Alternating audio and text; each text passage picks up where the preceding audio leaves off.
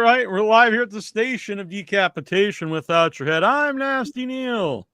This is Annabelle Lecter.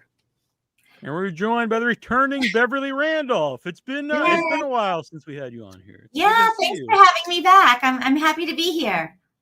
Yeah, we're happy to have you here. So tell us what you know or what you can about Linnea Quigley's Trash's Revenge, Return of the Living Dead universe. Yes, it's very exciting. This gentleman that she's known for a long time is the producer and director.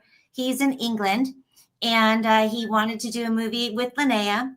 And so he came up with this idea of Trash's Revenge. And it's kind of a Norma Desmond goes back to Hollywood, and she's not accepted like she once was. And so she goes and gets her revenge. And so the whole cast is in it. Miguel and John Philbin, both of their parts have been expanded. So I'm really excited about that. Tom and I have a musical number where Tom will be. Wow. I know, right? I'm really excited. And then James Karen and Don Calfa will be coming back, which I know is a big controversial thing. People are very excited about it. But he's coming back in a good way. Or they're coming back in a good way. It is AI. But it's more of a tribute to them. It's not like they're going to be walking through the whole film as AI. It's not like that at all. There's going to be kind of a tribute thing with them. So the families have both signed off. I've heard about the idea. I think it's really special. It's going to be great. So everyone can just, chill on the AI. I can't stand AI. I don't like CGI, any of that. I like the real hardcore stuff. My husband's in the film business, and the CGI takes away from his work. So I don't care for it. So it's going to be great, though. It's really, it should be fantastic, the idea. I'm really excited. All of you, we've met all of you and had everyone on the show, and it's cool to see everyone back together to do this. Yeah, we're so busy right now with all of the conventions for our 40th anniversary. Yeah, that's crazy. Congratulations. Can you believe 40 years? We're all just like, oh my gosh, where'd the time go? But it's really, we've done 3 conventions in the past 2 months. So we've got another one next weekend. And it just keeps going. It'll be fun. It'll be a fun Where year. will you be? Or how can people find out where you will be? Because I'm sure you can't list off every single convention, but so people know to come out.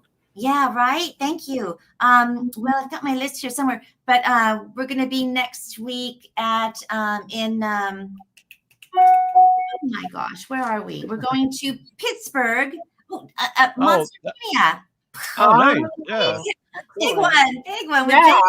Yeah, and then we go to do some Days of the Dead and CT HorrorCon, and they can go to Facebook. We have an account there, ROTLD Originals. They can go to my page. I'm usually posting it and tagging everybody. And Instagram, our ROTLD Originals on Instagram. That's where they can find out what we're doing and where we're at. Yeah. So I saw that it's produced by John Russo. For people who don't know, he wrote the original screenplay, which was changed a little bit for the movie. But had you had much interaction with him, before, I guess, like the conventions? You probably met him. I met him at a convention because we had he was never on our set. We never spoke to him, when we were filming. He was never anywhere around. I think it was kind of a back end deal for him on that to be a producer. Mm-hmm. But yeah, he's a kick. I like him. We talk on the phone every now and then and correspond with emails. And I saw him last weekend at the convention. Oh, nice. So yeah, really fun. Yeah. My very first. Oh, go ahead. Well, I was just saying, my very first convention, I met John Russo and like all the original Night Limited people. They're all super cool. What were you about to say? Sorry. Oh no, your entry. I love your entry because I think I saw him on that and all the people. It's so much fun. Yeah. It's like I saw most of them last weekend at the convention. Barbara Crampton and Michael Berryman, and it just goes on and on. It's great. I love it. Yeah, I'll have to switch people out so we get Beverly Randolph in there. Don't worry. Yeah, no, don't worry. I love it. It was fun intro. Yeah. So to get back into the film, so give people, what are they going to find? Is it going to be just the classic crazy zombie madness? As far as how big does this go? I hope so. I hope it's. I haven't read the whole script. I've read bits and pieces and seen bits and pieces because some of the stuff has already been filmed. Just little things. So I don't know. I think it's going to be a lot of fun, is what I'm hoping for. I'm hoping it's not going to be real serious and a lot of fun. I think there'll be lots of zombies, lots of. I know I get killed. I think I'm during the musical, so that should be fun. And to see Tom, who's going to be singing, I can't wait for that. That's going to be a hoot. So yeah, I don't know the whole premise yet. Just that I know she's coming back with revenge, and yeah, that's about all I know about it so far. And this, I think that's, original is definitely, that's the sale. Is it's fun. Like original Night of Living Dead. It's got its moments that are haha. But overall, it's wow, it's deep. It's very somber movie, especially the end, the original Night of Living Dead. Yeah, the political messages, all of the things, and then you guys are like, it's just crazy, and that's it's so beloved for all the characters and all this madness, and I have to imagine that is going to be what people are going to find with this new film. Yeah, that's what I'm hoping for. I'm hoping it has that same feel as our film. Has that same fun. The wardrobe is really fun. The music, I'm hopeful that it's going to be great. All of that, yeah. And that we're all together again. We've tried so long to be together again. And we were supposed to do part 2 all together, and that didn't happen. So this is going to be really great. Well, we get to see each other at the conventions all the time, but this would be fun to, put it on film again.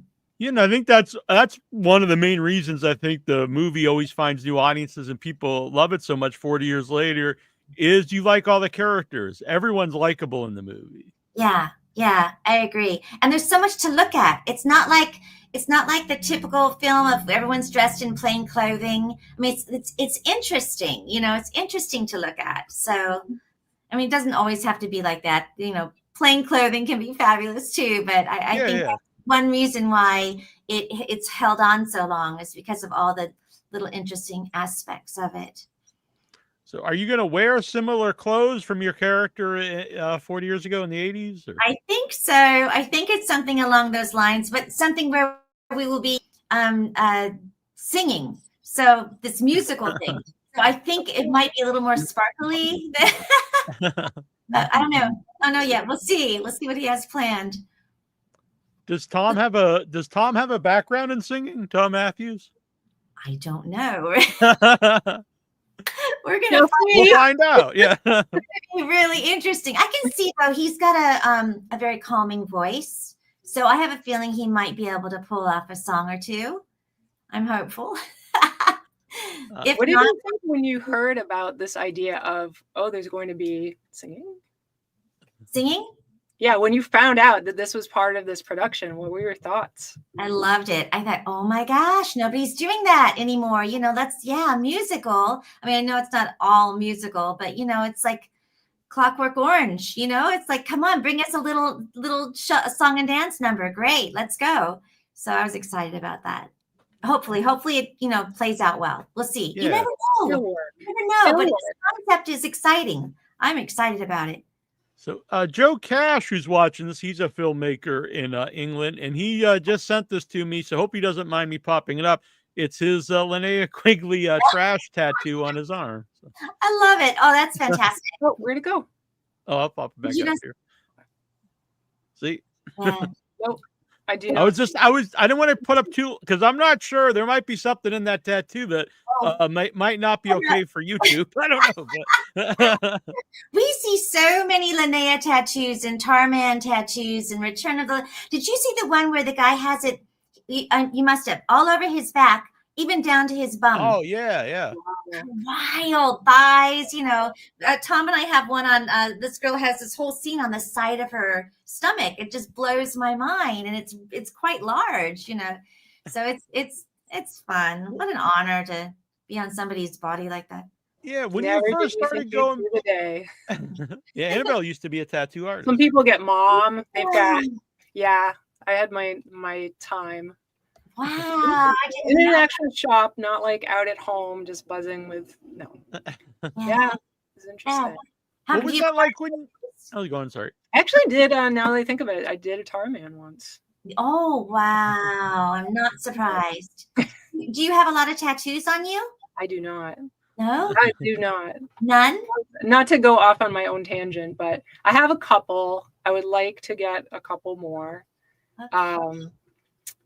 But that was one of the things that I remember. I had a person that was like, I don't see your tattoos. Who was getting a tattoo done, and I said, well, you don't need to have heart surgery to be a surgeon. That's right. Yes, perfect. Neal, do you have tattoos? I have none. I have no tattoos and no piercings. So I'm a very normal, boring person. Yeah. Well, I don't know about that, the normal part. Not but boring. Yeah, no tattoos. I just have my ears pierced, and that's it. That is plenty. We're all different. It's enough for me. Yeah, I'm good. Beverly Randolph. I'll take that. What was that like when you first started to go to conventions, and then now you've been to them for years, but when you first start going and people come up and they have the tattoos of your movie on them? Yeah, it's pretty wild. We had a little girl this past weekend who was dressed up like Tina, and she was just the cutest thing. It was just, it's on my Facebook and Instagram page, and just adorable. Yeah, but the tattoos are just like, nobody could believe it, And the things that we sign sometimes are just wild. In Atlanta or Vegas, I can't remember.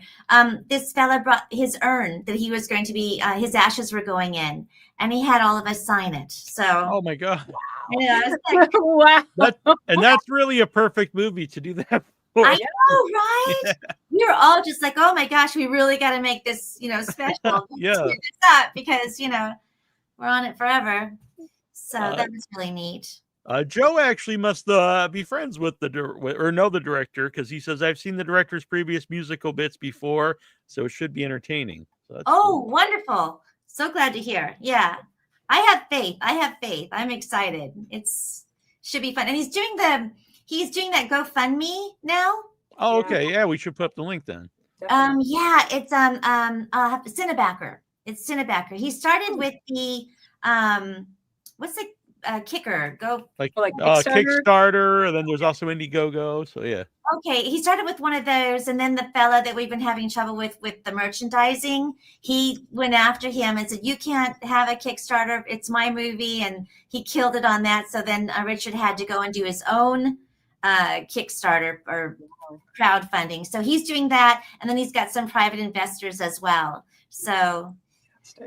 And he's got some, one of the perks is really cool. You don't even have to leave your house, and you can be in the movie. You do an interview as if you're interviewing for a part in the movie, and that's going to be in the movie.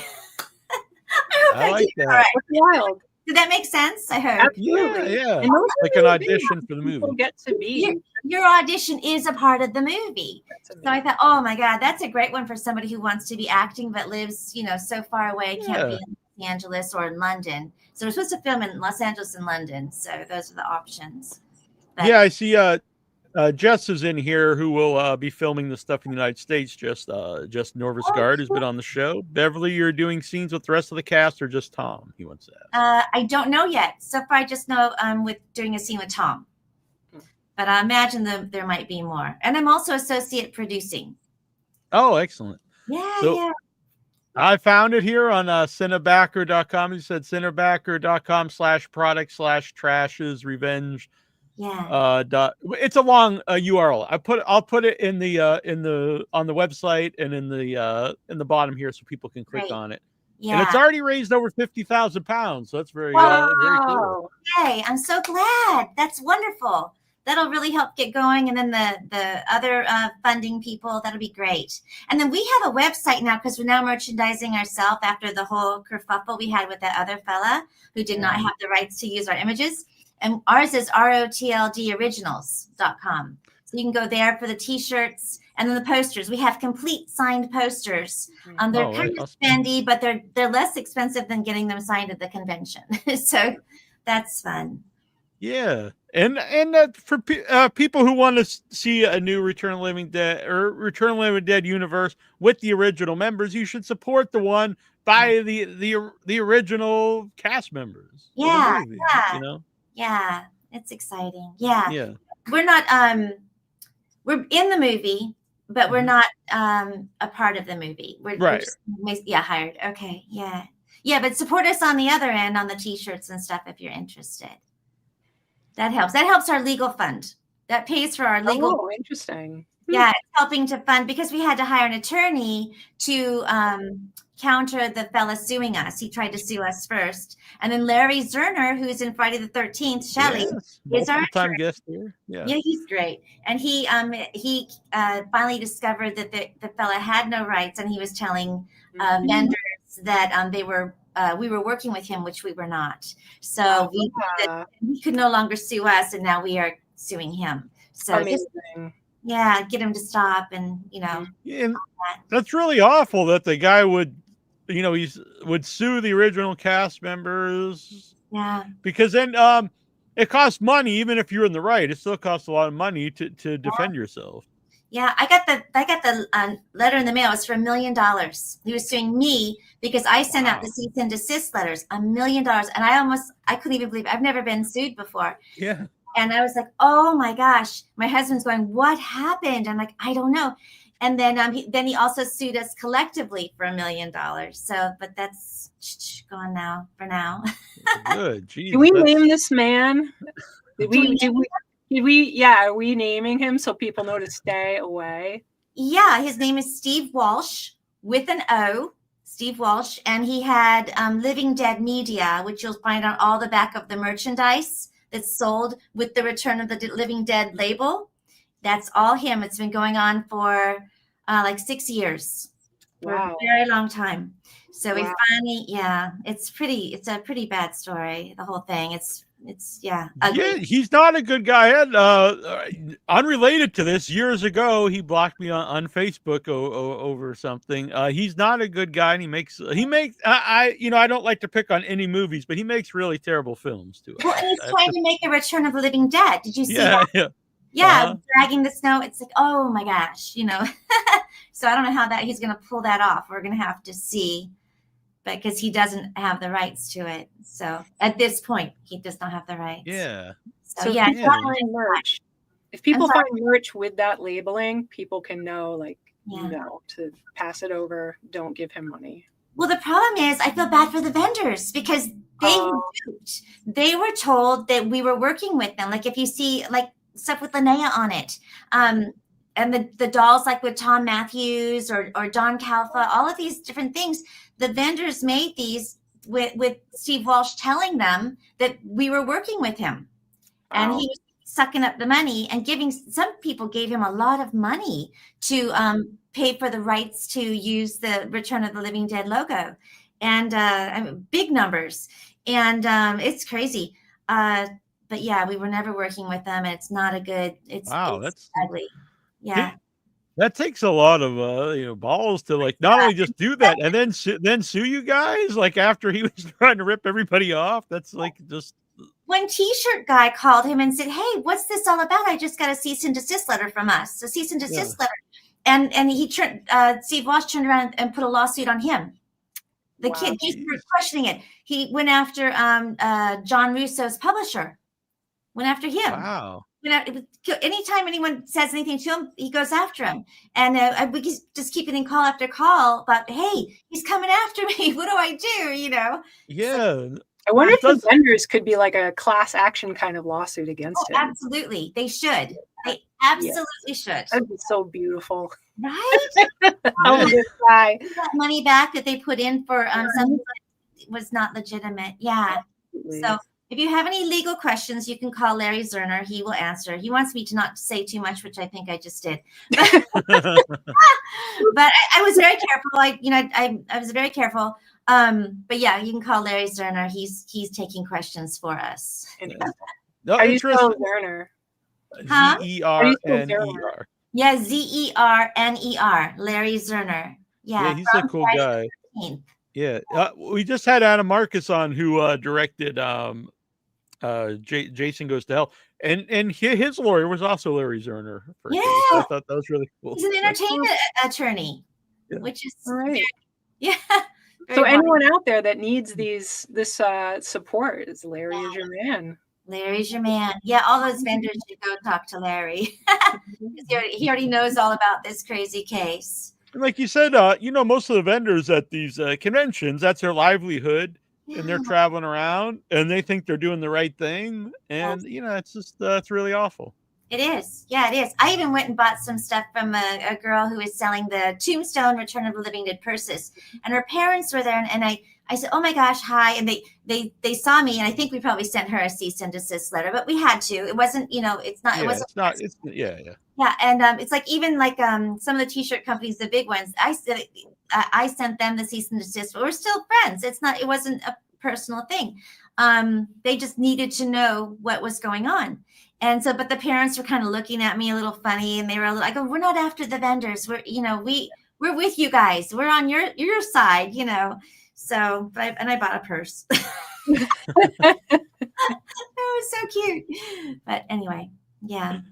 Yeah, and you would think if you were a decent person, maybe he could have just worked something out instead of Yeah, absolutely. There's some talking to that could have happened. Yeah, because we're all nice people. We're not, we're not nasty people, and we're understanding, and we could have worked something out. Absolutely, yeah. But no, he comes from a litigious family. I think his father's an attorney, his brother's an attorney, so it's in their blood, I guess. I don't know. Yeah, it also seems like it would be a bad idea because you get a bad reputation, for if this is something you want to continue doing, like making horror movies. You don't want people to be like, "Oh, we don't want to work with this guy." Sure. Yeah, no one is going to work with this guy. Yeah. No, right? Right. Yeah, and yeah, huh? Anyway. But Linnea Quigley's Trash's Revenge. This is very exciting, and I love that you guys are putting out new merchandise. You tried to put a shirt up in the background, but I know we can't quite see it. But it's really cool. Oh, there it is. Yeah, so it's the original, and it's the silhouette of the iconic shot of all the punks and the friends walking down the street. Yeah, and I have the other one is the 10 points, who's your party? And it's all the top guys in the top row, and then all the pictures. And for 10 points, you have to pick out who's going to be in your party. And someone who bought the shirt, he goes, "Oh my gosh," he says, "I'm going to take Miguel." Miguel was like for 2 points. And I'm taking Miguel 5 times because he is the party. It's it's really fun. It's a conversation starter t-shirt, and they're really soft. They're well made. So yeah. I hope to get more. We just have to get our business going and our money and our attorney fees paid off, and then we'll get some more stuff going. Yeah, then let me know. I'll put the links up on the website. We're happy to help out because we love everyone from Return of the Living Dead. Yeah, not just because you're here, but yeah. You're nice people. I know. Yeah, thank you. Yeah, you guys too. We haven't seen you in so long. It's what's the next convention you're at? Are you going to be at one? Geez, we haven't been to a lot of the. Well, we were just at one here in Worcester, in Massachusetts, dead of winter. Yeah, more film festivals now than it was conventions. But we need to get. We were itching to get out to a convention lately. Because you had a booth when I saw you, didn't you? Or a table without your head or something. I think we did that year. Yeah. We were gonna be at one in Atlanta this weekend, but it just didn't work out, unfortunately. But it would have been cool. Yeah, you could be doing live interviews at the whole convention. It was really fun. Yeah. They're fun. I love the conventions. They're exhausting, but they're fun. Yeah. So much, you just, even when you're not busy, you're sitting there, you're people watching. It is the best people watching. And the people in their costumes. And then when we were at Atlanta, that party was just great. The after party, Bill put on a great party. That was just really fun. And anyway, it's good. It's good to talk about people thinking about going to these conventions. It really is a lot of fun. It's not just about, yes, it's important you're going for your person and you maybe want something signed or to buy something, and it's an experience. Yeah. And you have great memories from being in them. Yeah. And the vending, the shopping is unbelievable. It is such a kick to do that. And even I go get autographs. It's like I go, Tom's scared. I got him in Vegas. I was and but yeah, I love getting autographs too. So fun stuff. And I think you can tell the people that really genuinely like being there And that's most people, honestly. The people who don't kind of get weeded out after fairly quickly. They're not friendly. Yeah. Yeah. I've seen a few of them there, and they're doing really well, but they're not very, like, well, I don't really do these. It's like, well, you're sitting right there doing it. Yeah. It's not for the right reason. Yeah. Yeah. When you started, did you have a friend who was already doing it?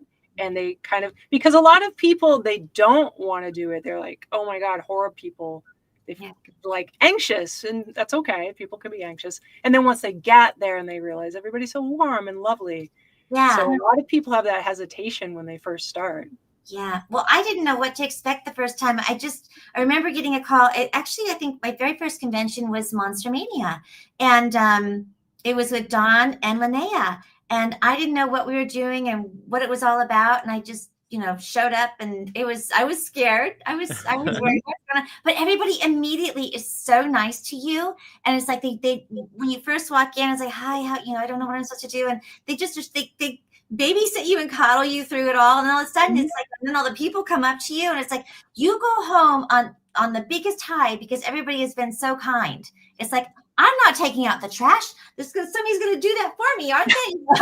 But I mean, it's like that. It's like, they're so nice and, take care of you so well. So, yeah. But yeah, nervous. First time I was very nervous, very scared. But I got over it quickly. Yeah. Yeah, so I hosted a panel with all of you. I think it was for the 30th anniversary, so it must have been 10 years ago. Wow. Was that at Monster Mania?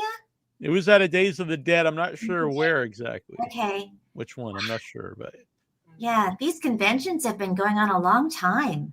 Yes. It's amazing. Just amazing. Wow. Yeah, and there's a lot of them. And no other genre of films have, conventions going on, at least not all the time. Maybe they have a couple or something, but there's horror conventions all the time. There's not rom-com conventions. No. I think this would be boring, but yeah. That's probably why they don't exist. Dress up and, yeah. I like the ones they have them in Burbank here. I'm in Burbank, California, kind of. And but across from the airport at the Marriott Hotel, they have some where all the old 80s celebrities will be there, nice. and back even. It's like Jane Wyman and Linda Evans and all kinds of. It's just and Lee Majors and yeah. Really, I know really cool. The Chiller one's sort of like that. They'll have a lot. They have horror people, but they also have a lot of like you're saying, people from older movies and TV series and stuff like that. It's cool. Yeah. Yeah. Very cool. I went to horror trivia when I was in Burbank. And I thought I knew a lot about horror, but not compared to the people there. I did. When were you here? That was 2019, I think. Okay, wow. Up on Magnolia at the best. Larry Zerner was actually there. So yeah. See, it's such a small community. What about Pat Jankowitz? Was he there? Yeah. Actually, he was going to come on the show. I never set that up. Maybe I should get back on that. But yeah, he wanted to come on the show because he's a big horror guy. Yeah, he's a fantastic interview. I got him on a movie, Sacred Grounds, I was producing, and hired him for that one. And yeah, he was great. He's wonderful. Love that guy. And then Annabelle and I were out in, I think was it 2023? We didn't get to horror trivia though, but we were in LA. Yeah. Okay. But what were you doing in LA? We were part of helping make Psycho-Ape 2. Wow, okay. Hey, you guys. Do you like LA or is it too much? How did you do with it? I like it, yeah. You did? I like to visit LA, I think. Yeah. Yes. Yeah. That's about, I get that. It's a lot. It's like traveling how we do and going to the conventions. And these towns are so peaceful. They're so lovely. And then we come home to, smog and dirt and traffic. Really I bad. remember the traffic is crazy, but being in LA, it's like everybody's on, everybody's hustling everywhere all the time. Everybody's like looking for their next thing, which is fine. And it's like, it's different. It's really different. Yeah. We're from, New England is old. Yeah. Buildings that are since the 1600s. Isn't that incredible? So it's a very different vibe for sure. So like Neal was saying, I really love visiting, and there's all kinds of wonderful people, and there's never enough time. The few times I've been, there's never enough time to see everybody. So it's great to be there. Yeah. I'm selling a house. I'm in real estate, and I'm selling a house. Actually, my grandmother's, but it's in Beverly Hills, and it was built in 1962. It's a mid-century modern, and everybody is just aghast because this home is still standing in beautiful shape. But as you're saying, like 1600s, 1962, you can't believe it's still. Oh my gosh! Look at it's like. Making it big. Or is this one going to be an architecturally preserved home? It's like, no. Our buildings are like leaning. There's floors that aren't level, doorways that are crooked. It's wild. Yeah, right. Character. Yeah, and history. I love history. It's like, yeah, you guys have it. We do not. 1962 doesn't cut it. I remember out to New England. Yeah, great place to be. Yeah. Good. Yeah, have you ever been to a convention in New England? No, I didn't know. Did they have them? I guess they have. We used to have a really nice one. It was called Rock and Shock, but it ended a few years ago, unfortunately. Now wait a minute. I did Rock and Shock. Okay, yeah, that's a really good. But we never see anything. We zoom in and we zoom. Yeah. We're doing Connecticut.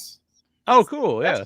Yeah. Maybe we'll see something interesting. That's why Annabelle and I, when we do, we try to if we possible, like come the day before and leave the day after, so you can also see the area. Yeah. But I know it's not always possible to do either. Yeah. Well, I can do it now. I don't have to race home anymore, so I can now leisurely take my time. And when I go to Monster Mania, I'm going to stay.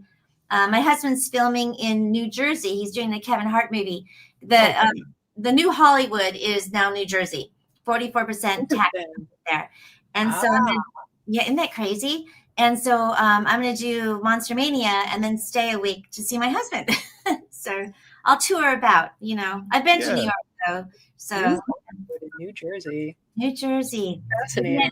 I know they're going to be filming some of it for Florida. So. Oh yeah, they look exactly the same. I know my husband. I think they're going to go to Florida for a week to get some of the stuff, but it's like, that's a hard go, to figure that one out, but he'll figure it out. But yeah. We had a good time in New Jersey. We went to New Jersey just not too long ago, Annabelle and I. We had a good time. Well, we were going to Brooklyn Horror Film Festival, but we stayed in New Jersey. And then you just you do the bridge over, or do you do the water, the taxi over? How do you get? I'm the driver. I am the chauffeur. Okay, so you drive, and you take the bridge around. Yeah, there's a bridge to get in there. Okay, cool. Neat. Brooklyn was really cool. How soon is your Connecticut convention again? I had on my notes here, but that's a little further down the road. I think it's like, I want to say October, maybe. Oh, further down the road is good. Yeah. I can't believe I had all my notes. Oh, here it is. September. Miguel was just asking, What's our schedule? September is Hartford, Connecticut. Very nice. And we've got Connecticut. Yeah, that's not far from us. Connecticut Horror Fest. We'll have to make it out there. How long of a drive would it be? For me, it'd probably be like 5 hours. For Neal, it would be 0 hours of driving. Oh, really? It'd be 3 hours of. But just think of the great company you'll have. Right?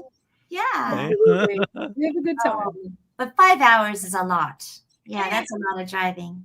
So I like driving, though. I've driven across the country, and I liked it. But yeah. We can live stream and be silly, and we'll figure it out. Oh, yeah. Thankfully, I do like driving. It's good. Do you guys do the Facebook Live? Do you guys do that?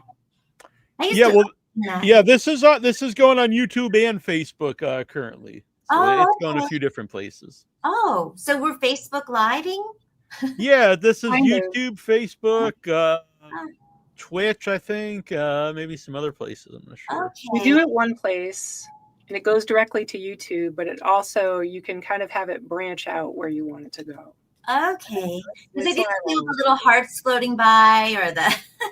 Yeah, I don't think that those pop up through the StreamYard. But it's on it's on my page. I think it's on Annabelle's page, and it's on the Facebook group. Fun. I should have had it on my page. That would have been cool.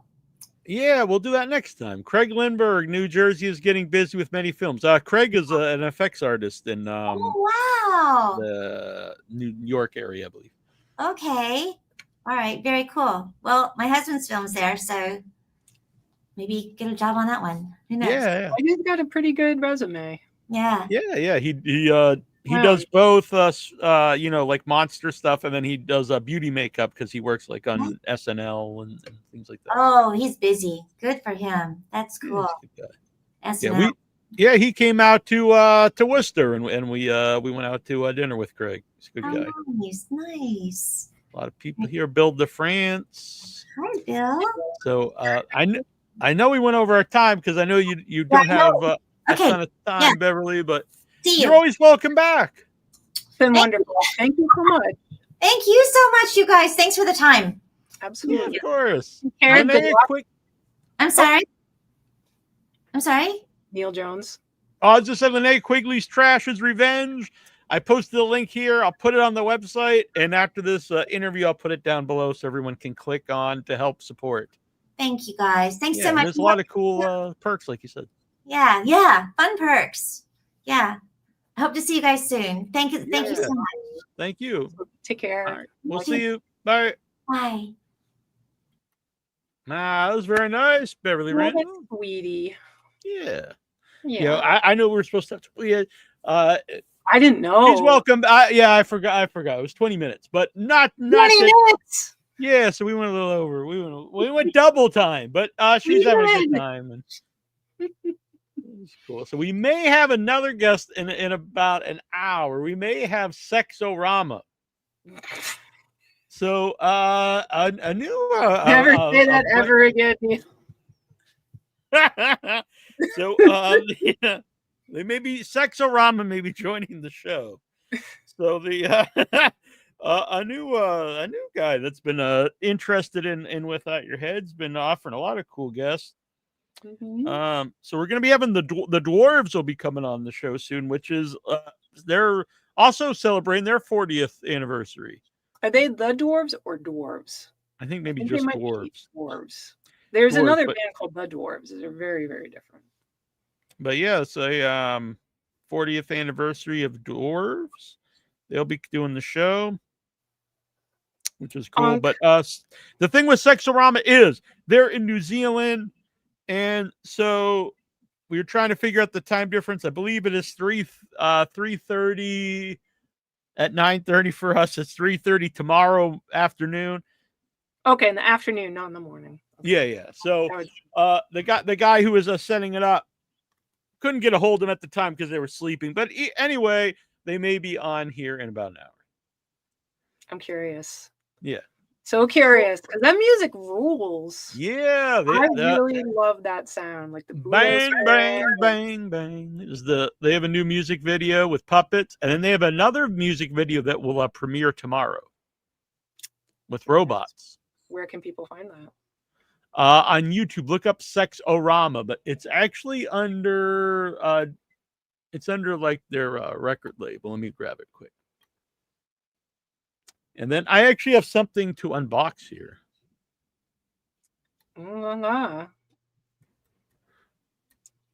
I got it in the mail, and I didn't realize what it was, or else I wouldn't have even opened it because I was like, I don't think I sent for anything.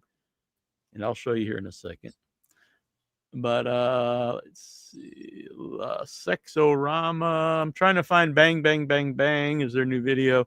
Yeah, Oglio, Oglio. Oglio. Yeah, or Oglio, and so they get all their stuff up there. So first of all, we got set tons of movies. We'll go through these a little bit later. We'll go through these in a bit, all from all different companies. Also, I need to try this. So I bought this today. I was like, I need to try this. It's the anniversary blend Starbucks. The anniversary Notes of cedary spice and black truffle. I was like, I don't know. Pretty good, in my opinion. I opened it up. It smells very strange. It smells like mushroom and earth. I've not tried it yet. Mushroom? What is a mushroom? Yeah, black truffle. It smells like mushroom. It smells like very earthy, like mushroom. Yeah, it smells like if you opened up mushrooms and you can smell the dirt and stuff. I like the smell of the dirt. It does not smell like coffee. I really want to know. Are you having it right now in this moment? Mm-hmm. Yeah. Oh, it does not. It tastes very good. Yeah. I highly recommend it. All right. I guess I'll have to go out. Smells a little whacked out. Wild. Yeah. So you can only buy it at Starbucks. I can handle it. All right. So I got this big box. Jesus Christmas. Very heavy. I was like, what the hell is this? Did someone? So open it up. There's a couple things in here. And then I was like, oh my God, it is the game. Shut up. A House of 1,000 Corpses. Wow. So I gave to the campaign for this last year, and they would send out like different updates, but they never sent out that it was sent.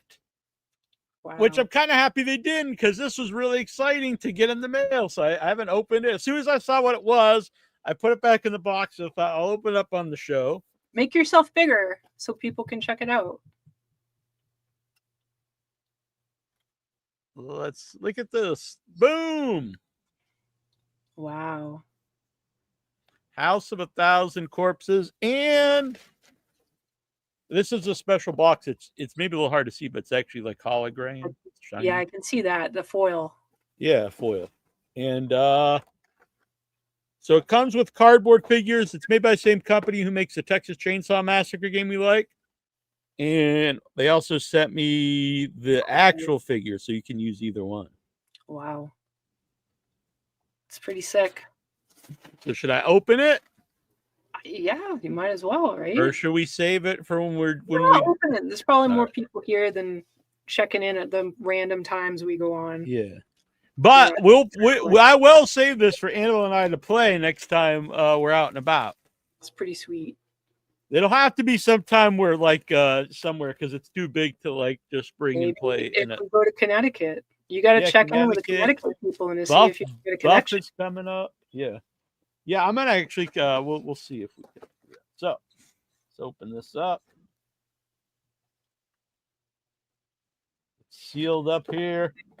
All right, so let's see here. We got the rule book. Mm-hmm. House of 1,000 Corpses. Looks like the rule book's probably about the same length as the Texas Chainsaw Massacre, which is cool because there's a lot to the Texas Chainsaw Massacre, but it's not like so complicated like some of the games, new games where like you have to take like a college course on the game itself to play it, to even set it up. Trouble in Little China. They're so sad. God. Yeah, maybe we're just dumb. No, but no, I don't think either of us. I can't remember her name, but she was like, "Oh yeah, this one of the games I really like. I should show you how to do it." And I felt really stupid. So we got tokens on here. Nice. The little cardboard tokens. We got there. Who's on there? So on the tokens, it's all the different family members. It's Can you hold them for us to see? Yeah, you want me to pop them out? Sure. Why not? Save us some time. All right. So we've got Baby, who is Sherry Moon Zombie. I have to say that one does not look much like her doll. Maybe they weren't allowed to use her likeness, maybe. Oh, maybe. Mother Firefly, who does look just like Karen Black. Try to put your hand up behind it and see if that works. No. Oh, wait, there we go. Yes. That one looks really good. Yeah. So let me try Baby. Baby looks cool, but I don't think it looks a lot like her. I would have to agree. But she's cool, so we'll go with that. And so these are all the different people you can play. So you can play Mother, Baby, Otis, and it's Otis from the first movie. Your hand that's behind it has to be closer. No, go forward. Now bring him back. There you are. He looks cool. It's very cool. Of course, Captain Spaulding. That's great. Yeah, that one's great. Yeah. We'll be fighting over who plays Captain Spaulding, probably. Mm. This is actually interesting. You can play as Tiny. Aw. The actor passed away. Yeah. Not a long time after the first movie. That's cool. You can It's also cool play. that he died. Damn. No, it's cool that he's in the game. Dr. Satan. Oh, God. That's a great. These are great images. Did they make a comic for this? These people. That's a good question. Yeah, their art is cool. Who is that? That's Earl. I think that's one of the guys down with Dr. Satan underground. Oh, the guy with the big hammer. Oh, okay. I can see That's that. pretty Yeah, cool. I think that's right. Oh my wow! They have Uncle Hugo. I forgot about him. Yeah. I'm glad someone didn't. Well, this is the sheriff. That's interesting because the sheriff's a good guy, Wydell. That's cool. Tom Tolles. Yeah, Tom Tolles, one of our original guests, and he had Troy's picture of a caricature of him up on his website. Is the symbol on his thing the Star of David? There's like a symbol on it. It does look like it, but I think it's supposed to be a sheriff star. Looks very Star of David. And then this is I don't know what this is used for. It must be something. It's probably like how. Oh, it's the ride. So it's that's cool because it's got the this guy passed away too. Shit. There we are. Yeah. Cool. That's really cool. I like that. Yeah. I assume that's probably similar to the truck. Oh, in Texas Chainsaw, where you've got a vehicle that can potentially squash the villains. So in this game, you actually play the family, and the object is to go around and kill the the victims, and avoid the law. Avoid the what? The law. The law. I thought you said the wall. I'm like, what the hell kind of wall? This is a double-sided board. Cool. So we've got this side. Wow. I don't know. I love that. That's also. It looks like it's foiled as well. Yeah. This is the limited edition one because we gave to the crowdfunder. The one you'll buy at the store will not be foiled. That's nice though to give people who helped it out. Yeah, definitely. Murder. I don't know if there's a difference. If there's different things on them. Baby, let's see here. Let's look on them. So, world famous murder ride. Nightmare 1314. I don't know what that means. So we got the basement, the bathroom, baby's room. I think they're the same, so I'm not really sure of the difference. Maybe one's foil, one isn't. I don't know. But either way, what's the company who made this fine? Trick or Treat Studios. Oh, look at this! Even the inside the box, it says thanks to our producer, to our Kickstarter backer. So I believe my name is in here somewhere. Yeah. There's many names. Pretty wild. I know you're gonna find it. Yeah, as soon as we're done with the podcast, you're gonna be searching that box. Here's to put the guys on, little standees for them. I don't know what these are. These are like little blood tokens of some kind. Blood dice or something. I don't know what these are either. These are black. They're probably just like chits to put on the thing. We got some cards. Another thing I know in the game, you can collect stuff like people's ears and stuff like that. Sweet. Well, the game. This is nice. Actually, gave a whole bunch of extra baggies. Do you think anybody has smelly ears? I don't know. It's like in life. That's some more. Yeah, because look, here's a card. That's a scalp. Sweet. So there's a whole bunch of cards here. I bet scalps smell. Probably. We got Joe some Cash is over there picking on your coffee. Stickers. Sounds like the most hipster coffee. You got some stickers. And hello to Jamie Hill. Hello, Jamie Hill. And then wow.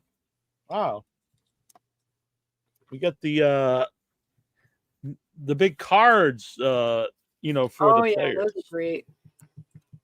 Oh wow, these are really nicely made. So look, the back is the character, Tiny Firefly, and then the front. So these look a little more oh wow, so these actually are indented where you put these little cool bludge things. Wow, they really did this right. Aren't you super excited that you invested? Yeah, I'm very excited. Let's see, Tiny Firefly, move adrenaline. Oh, they're adrenaline cubes. Special action once per round, remove a barrier from any space on the board, including one with a weapon. Interesting. This sounds so great. Dr. Satan. This art is incredible. Man, this looks really fun. Maybe the lives next door. Maybe he lives next door to you. What did Tiny say? He's a real lady killer. That's actually what Otis says about him. Mm-hmm. I think they are all quotes. Yeah, because a lot of these people don't speak. Grandpa Hugo. I said Uncle Hugo. Grandpa Hugo.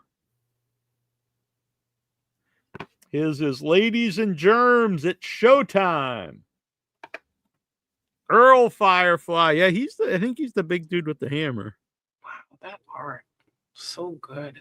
I'm just stunned. I need to know. He just up and went devil on us all. Captain Spaulding. Look at that. That's one of the coolest Spauldings. Bunny, look around. Would I be surprised? Mother Firefly. The Mother Firefly is really nice. And that was a little controversy for a while, but they actually got the permission from the Karen Black estate. Wait. I want to say goodbye. Baby Firefly.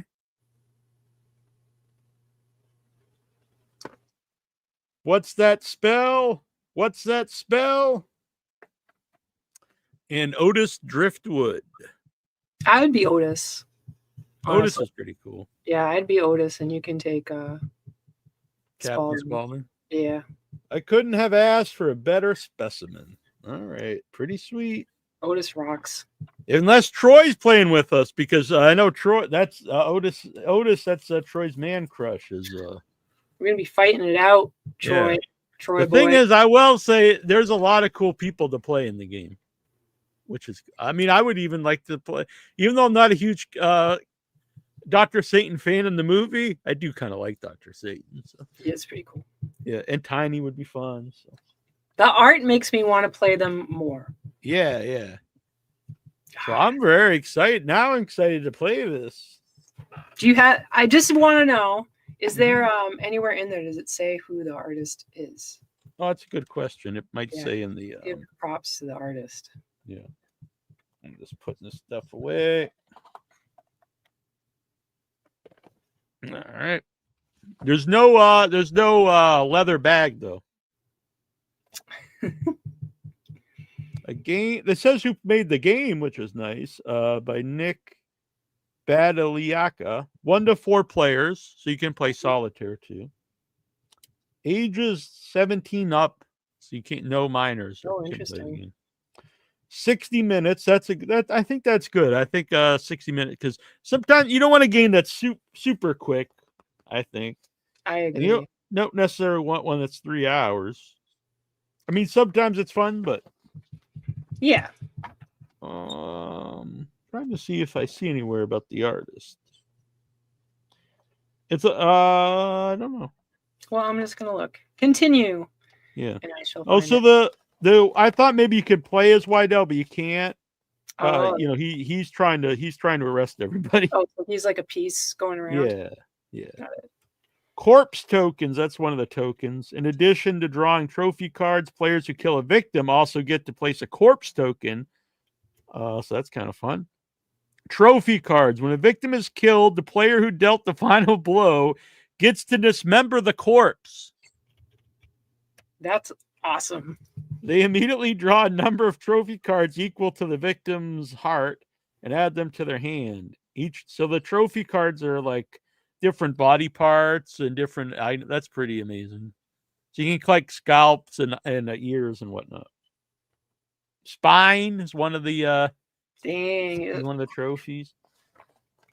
This sounds like our kind of game here. I agree.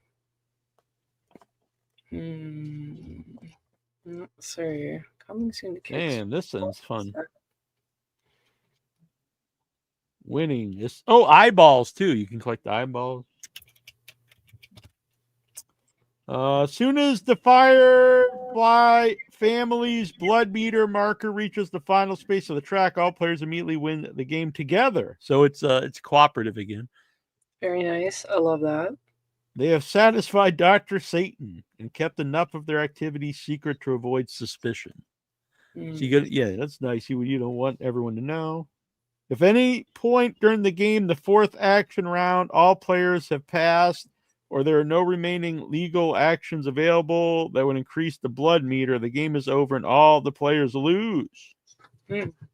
Police and reinforcements have arrived, and too much evidence in plain sight, and the family's days of freedom are numbered. You also lose immediately if a third victim escapes the game. All right. Sounds good. Credits. Oh, here we go. Yeah, it does. I'm sorry. So right on the back, it has credits. The game designer, illustrations by Doug Nation. Doug Nation. Yeah, it's Doug, D-U-G. I just found that over here on BoardGameGeek.com. Graphic design, Jody Henning. Doug Nation. She even lists all the playtesters. That's cool. That's cool that it's been tested as well. And then whoa, his art is freaking incredible. Go to Instagram, people. So awesome. Joe Cash, Haunted World of El Super Beasto is Rob Zombie's best film, hands down. You know what? I don't think it is, but I do actually really like the movie.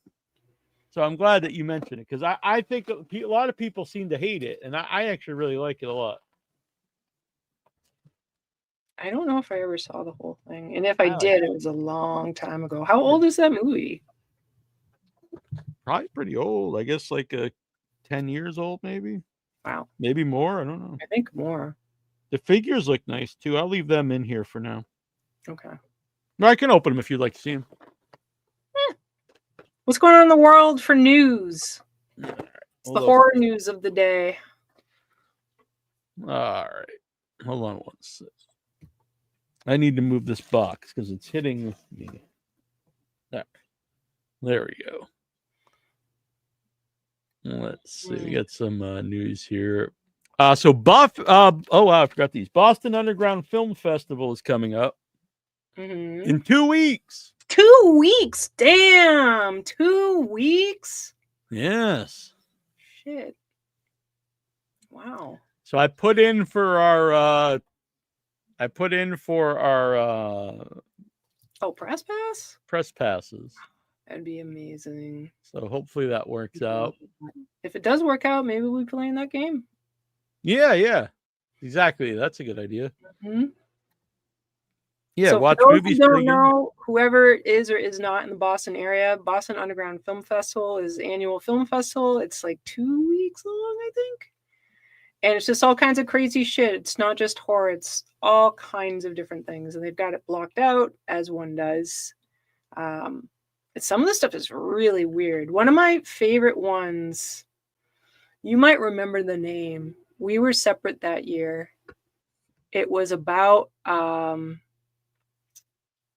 like porn dudes. Yeah, I had the filmmakers on. That was so good. Do you remember the name of it? It was some weird term for in that industry.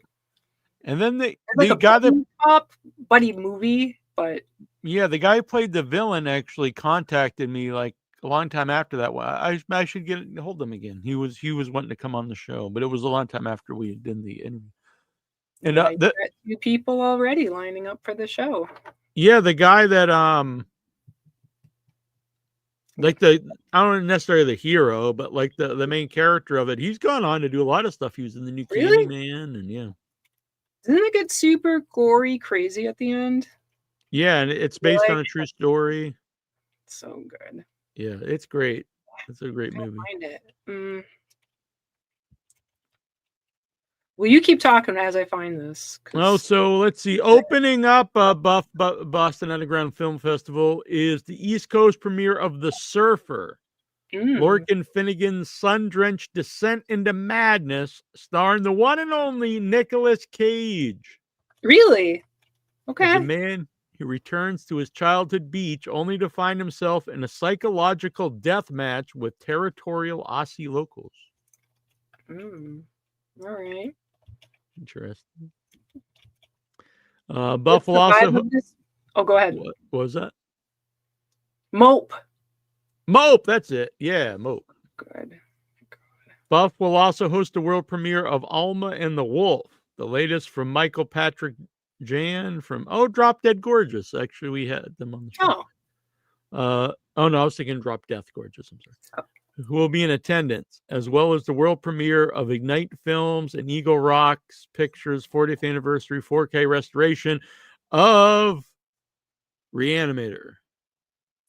Yeah. So what's the festivities for this? Well, Barbara Crampton will be there. Neal's girlfriend. Maybe we can get her back on. That'd be cool. I can't say she's your girlfriend, because I wouldn't want someone to say that kind of thing about me. She could be your dream girl, though. Is that okay? Yeah, all right. You think she'll put up with that? Maybe. Now she probably won't come on. I just got some creep or something. Buff's East Coast premieres include Fuck Toys. What? Anna Karina's 16mm tarot-fueled hallucinogenic Odyssey. What the What fuck? Fueled? Hallucinogenic. No, the before that you said tarot fuel. Tarot, like tarot cards. Yeah. Interesting. All right. With Cerium and actor Sadie Scott in attendance. And from Canada, Stefan McDonald LaBelle's Head Like a Hole. Oh, interesting. 9 Inch Nails song. I've been really putting in some time with 9 Inch Nails lately. Interesting. I do too, actually. Yeah. They're good walking music. I mentioned them to you recently, I think. On our I'm a fan. 9 Inch Nails. I mean, I was always a fan, but I don't know. I don't say I like them better now, but I've been listening to them more lately. And they does it. I don't want to go into this, but there are some music that I liked a lot in the 90s that kind of makes me depressed if I listen to it today, but that doesn't for some reason. With McDonald LaBelle in attendance, which delivers existential horror in the form of an ever-growing void that lurks in a basement. Ooh. That sounds good. Yeah. New England premieres include Yuta Shimotsu's J-Horror Best Wishes to All. Emily Blitchfield. J-Horror, I'm there for it. Emily Blitchfield's Stomach Churning the Ugly Stepsister. And Karen Kadari's Sister Midnight. That's exciting to think about. Geez, I don't know how I made it work last year. Yeah, I can't remember what we did. Like how many? I know we can't go the whole time because it's like Wednesday to Sunday. But I think we might have stayed Friday and Saturday. Perhaps. Or even Saturday would work. We'll figure it out. Hopefully we'll get press. Feature films. We did this. What weekend is that? I gotta check. Make sure. God, is that next weekend? Is it? Oh. Well, the people. No. The week after that, 19th to the 23rd. Okay, I'm gonna have to announce to this person that their hangout time is going away. Sorry. Then there's a lot of there's even other stuff that's listed here, other movies. Fuck Toys, we mentioned that. Fuck Toys, a lush 16mm fever dream that reimagines the fool's journey of the major arcana of the tarot through the story of AP, a rosy young woman seeking salvation from a curse. That has a lot of stuff going on there. Now, wait, I heard the word tarot again. Yeah, that's from when I think Fuck Toys, I don't think tarot, but it's a tarot movie. When you said 16mm, I was like, what? 16mm? Yeah, I shot a film in 16mm. Hopefully it comes out. Well, I wasn't thinking about films. Oh, what, like?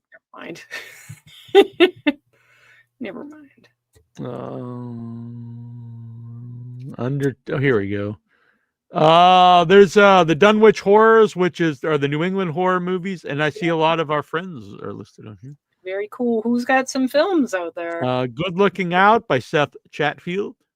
Mm-hmm. Ache by Mike Kennelly. I know that name. Yeah. Damn Handy by Peter Filardi. Followers by Miriam, who we're friends with Miriam.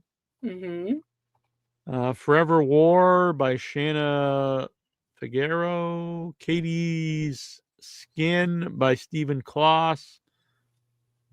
I'm not sure these other people, but they all look cool. Trigger Warning, that's the Midnight Block. That's like the used to be cool ones block or something. Yeah. Fun ones. Yeah. Brothers Beastly. Burnout. Fucker. Brothers Beastly. It doesn't say, it has no it doesn't tell me anything about it. One called Fucker.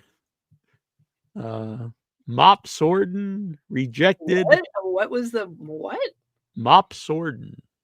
How do you spell Mopsorden. One word. Terminal Emulator.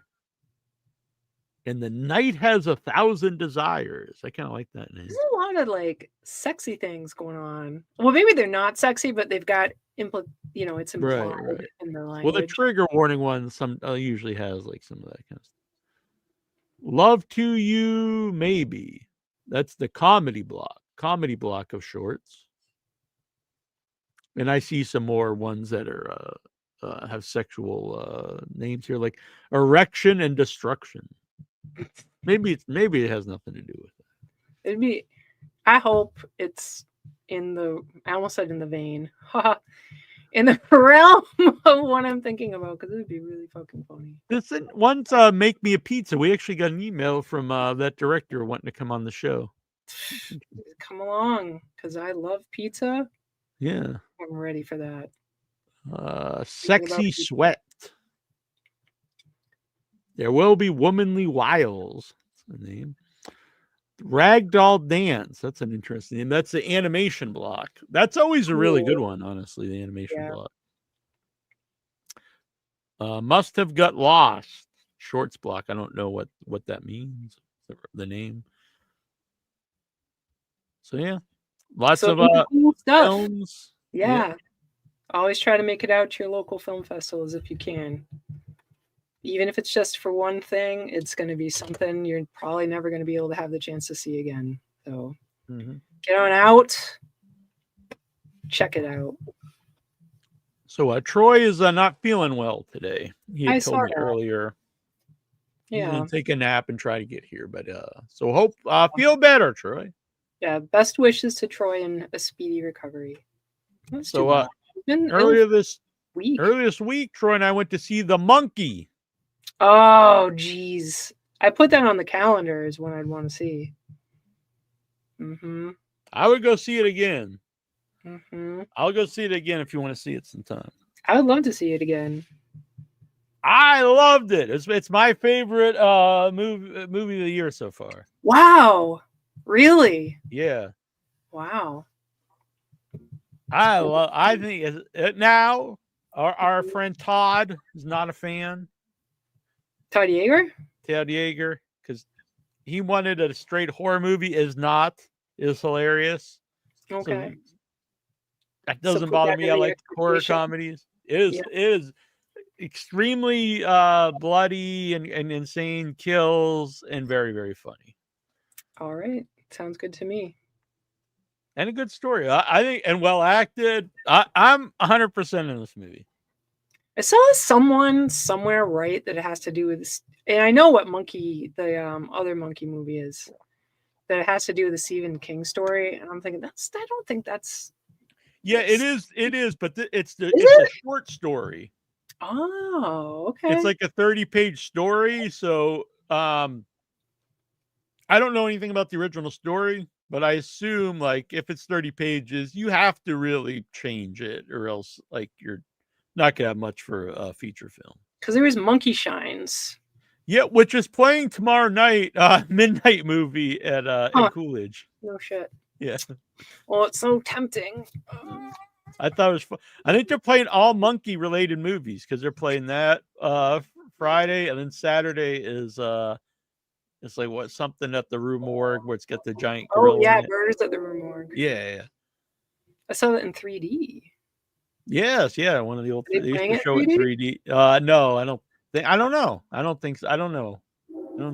But when I was a kid, that was one that they used to show in 3D. They would, and then you have to go get your 3D glasses at like we didn't have 7-Eleven, but like at your local convenience store. You'd go buy a Slurpee and you'd get a pair of 3D glasses. I would love that today. We're in a different world. Yeah, Monkey Shines. I thought, wow, that's a fun. So yeah, well, they're also playing the Monkey earlier that day, so you can go see Monkey the Monkey Shine. Oh Lord, it's tempting. So was that? I was. Oh yeah, Joe Cash. Joe's gonna come on too. Joe Cash. Yeah, sweet. Yeah. Cool. Okay. Yes. Yeah, we'll work this out, Joe. I'm sorry. We have been really busy. We're trying to put together a movie, and a lot of people went on, which is not a bad problem. It's good to have the people really like to come on the show. And yeah, Joe. I don't know if he wants me to say too much, but Joe is now free to do interviews. So this he can comment on it. I don't think he minds, but I don't want to say. He can always say whether or not he minds. Yeah. You can wait the less than 5 minutes. But for people who Joe had some great shorts at some many severed limbs. Ones that are very naughty, but were very, very fun. Speaking of naughty.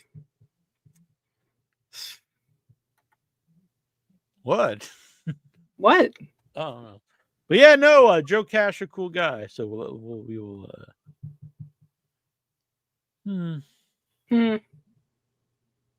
Joe Cash, yeah, that'll be fun.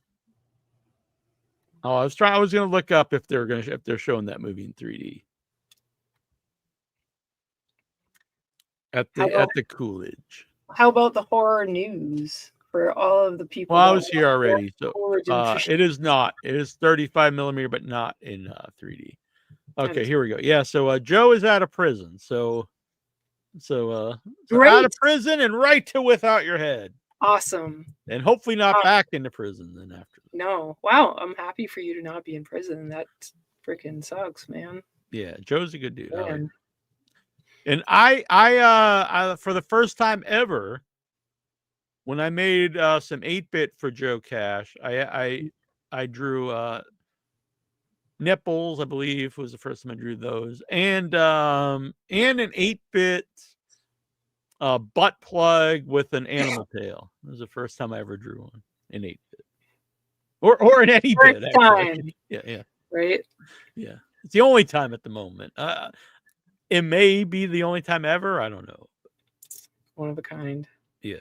Special moment in Neal's. Yeah, and then Joe and some of the cast were wearing them at the movie premiere in London or in England somewhere, so that was cool. Here's a bunch of movies. So yeah, Flesh and Blood on Blu-ray. Tell me more. Let's see here. You know what? I'm going to ask a question. Right. Would you be open to taking a break so I can refresh? Yeah, let's do it. Cool. So all right. So actually, I've got some cool trailers here to play. So we're gonna go with the with another friend of ours, Ty Chayman, who has a he's trying to get his movie The Lady of Castle de la Mort made, and here is the the Indiegogo campaign video for that. Hi, I'm Ty Chayman, and I'm here to welcome you to my Indiegogo campaign for my next feature film, The Lady of Castle de la Mort.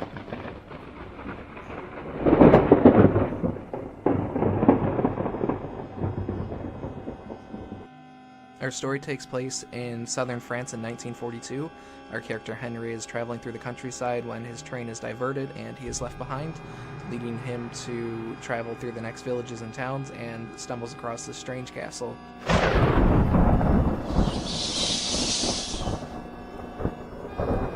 I was very inspired by the works of Mel Brooks when writing this film. Young Frankenstein has always been a favorite of mine since I was a kid, and I always wanted to do a black and white horror comedy film, and now we have the chance to do it.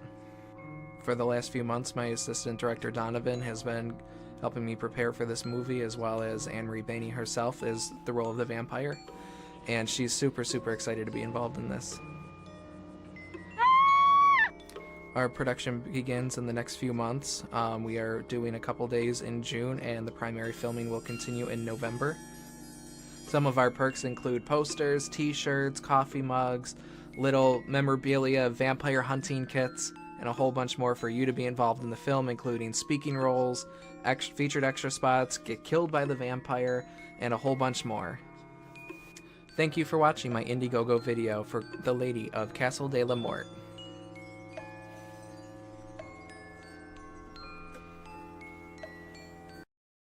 Hey, camera marker.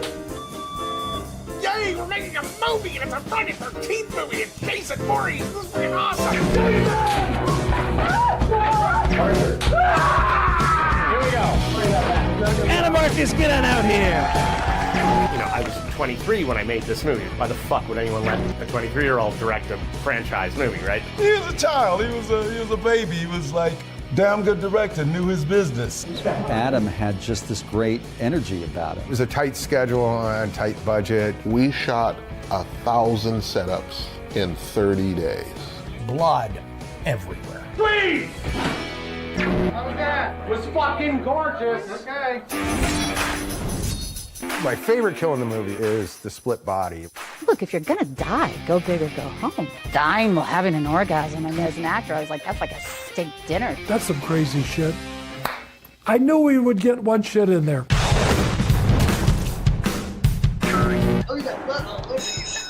That makes me think of a little girl in a pink dress sticking a hot dog to her donut. What does this line mean? What the hell am I saying? To this day, I have no fucking clue. And action! It wasn't even a discussion. It was, Kane Hodder's gonna do the movie. Well, yeah, he is Jason. The guy has kill tattooed on the inside of his lip. There it is. That's Kane. People probably roll their eyes and stuff, but I honestly feel like I was born to play Jason. Now get out of the shot before I fucking kill you. Action!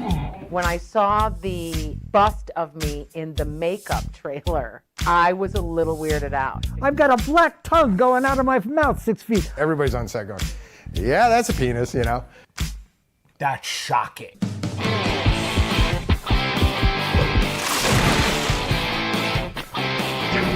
The initial reaction was not great. It was not loved. It was the worst garbage in the world. I was actually disappointed. I've had 3 people wish me ass cancer. Wow, man, why is it always about my ass? Whether the fans liked it or not, here we are, all these years later, still talking about it. If you don't like it, you can go to hell.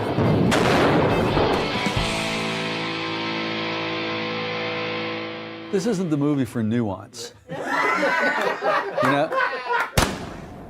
Cut!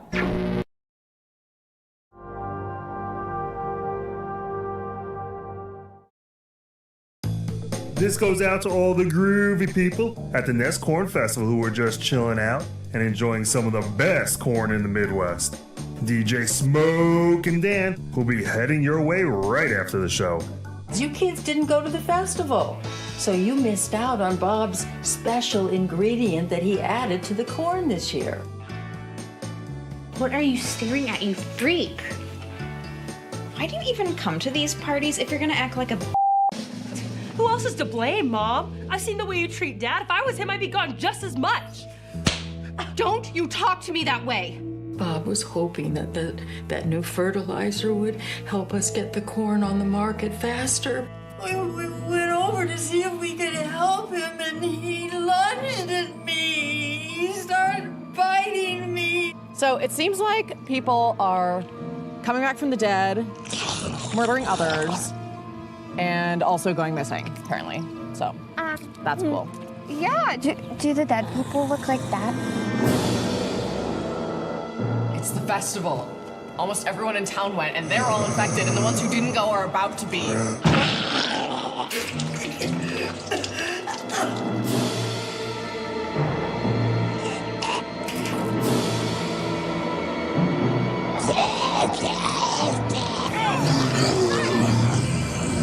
You almost got us killed back there.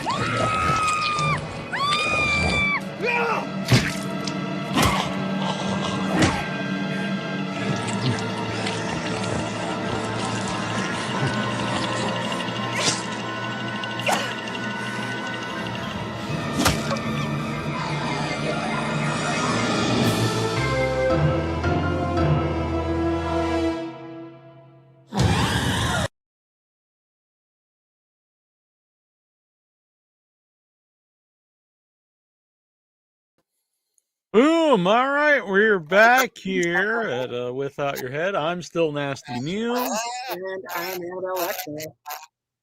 And we're joined by Carvin Knowles of Sex-O-Rama. Hey, guys. Pretty sweet. How's it going? I hear something. I don't know who it is. What's that? I hear something in the background. I don't know who it is. Which one of it? It's not here. It's actually a really quiet day here. I'm for those of you who don't know, I'm in Auckland, New Zealand, and so yeah, it's just a sunny early autumn day, and here we are. Beautiful. I think it's me. What's that? I think the sound is me. Oh, okay. Oh, it could be. It's your inner demons. It could be. So for people not aware, which they all should be, can you give them an idea of what Sex-O-Rama is? Okay. So we describe Sex-O-Rama, the guys are the original masters of porn funk. If you've ever heard someone describe music as porn funk, these guys were the first. And they create the soundtrack to your dirty mind.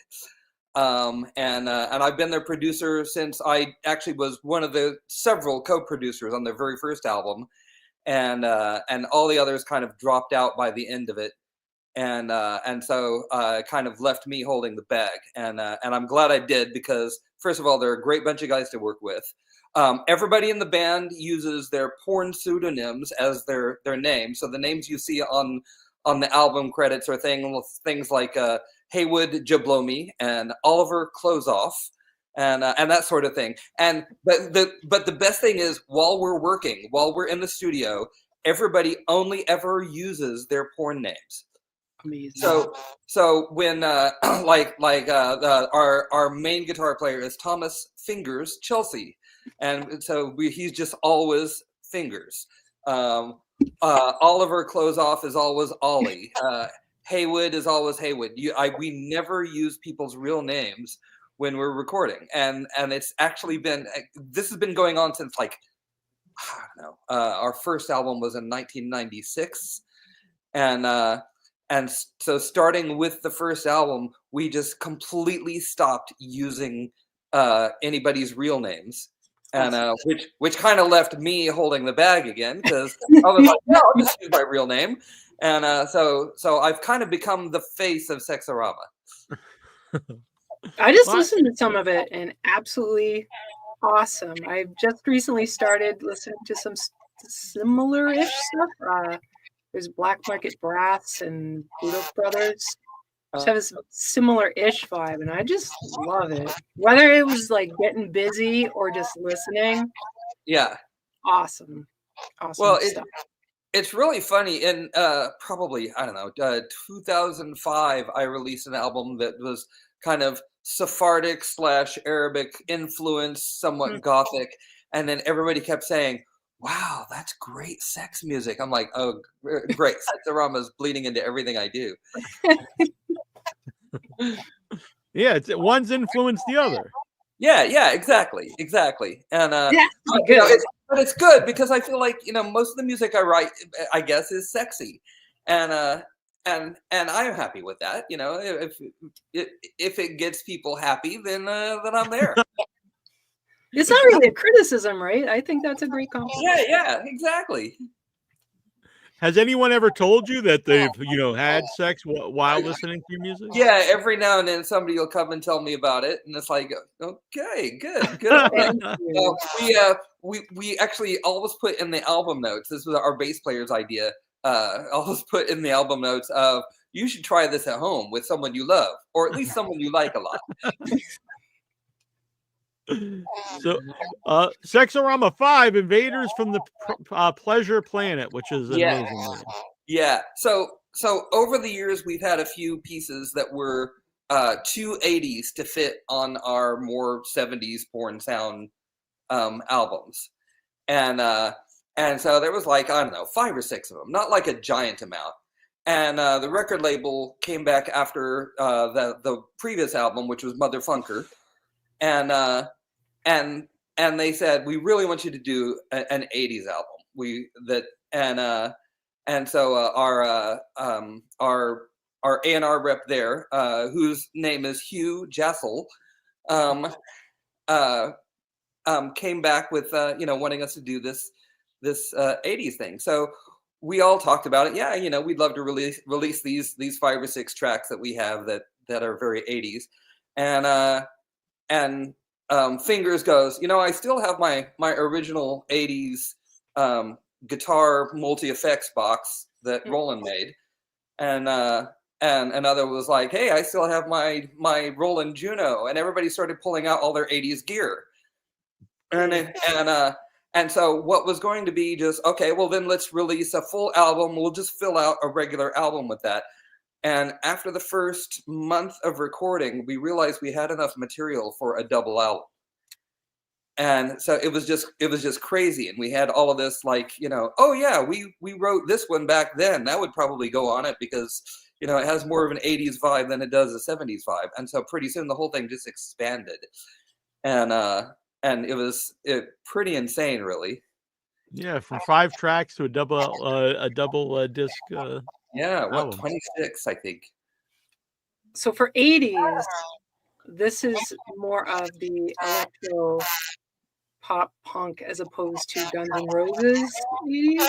Well, okay. So most of it is the very synthy sound, very, there's little influences from the Police. There's influences from new wave. There's one track in particular where I think Oliver had been listening to Major Tom, and so it has a little bit of that same vibe to it. So you have all these just like pan 80s synthy sounding stuff. There is one that sounds like Poison or Rat or one of those hair metal bands, and most of the band played on that. Mostly the guitar players just went nuts on it, and in fact, on the day of the recording, Oliver showed up in spandex pants with his hair like that, and to play his solos, and honestly, it was just nuts. So there is like one metal piece, there's two 80s blues pieces, because there was like some new blues that arrived in the 80s, in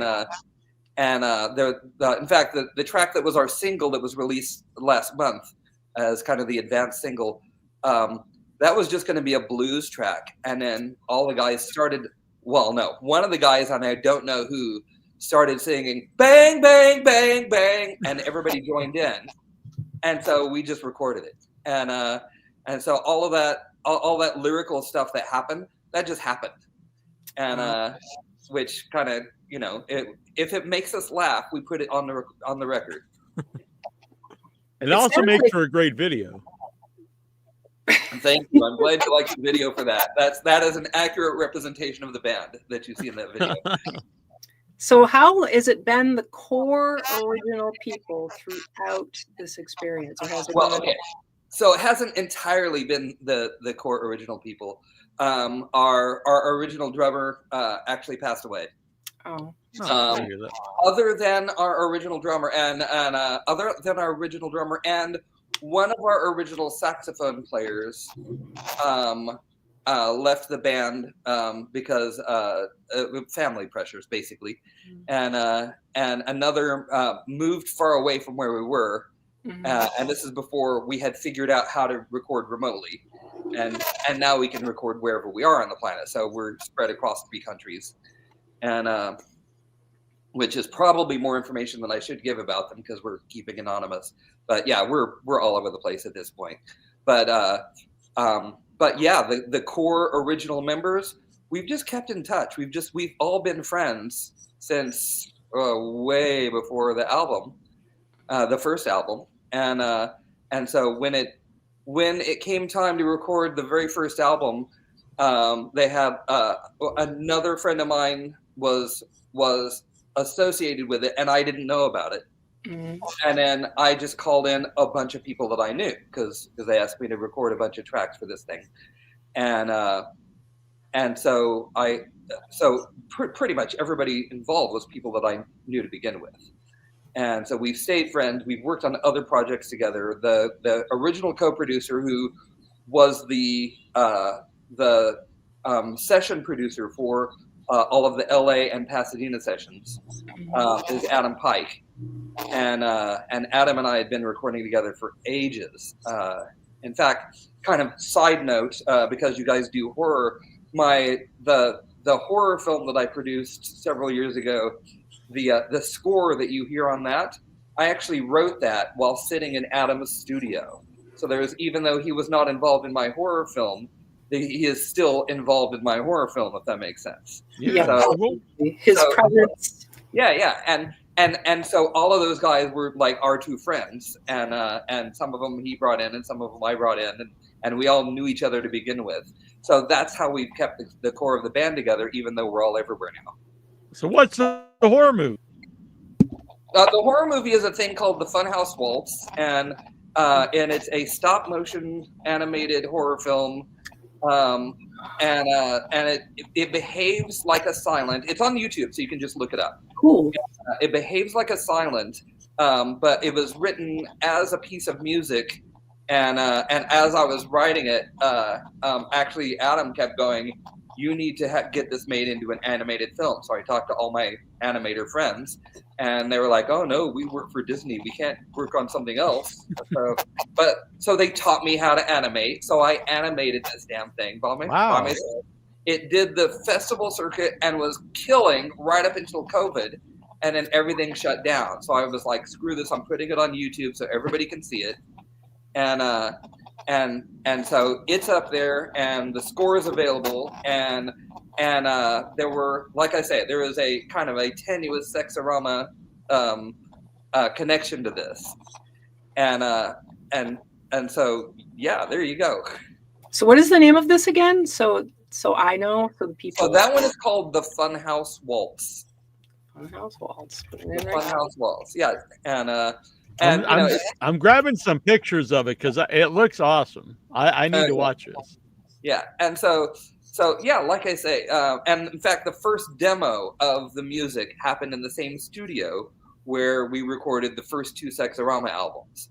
So there is a Sex-O-Rama connection to that, and it's just like, you know, it was kind of this, you know, this oddball collection.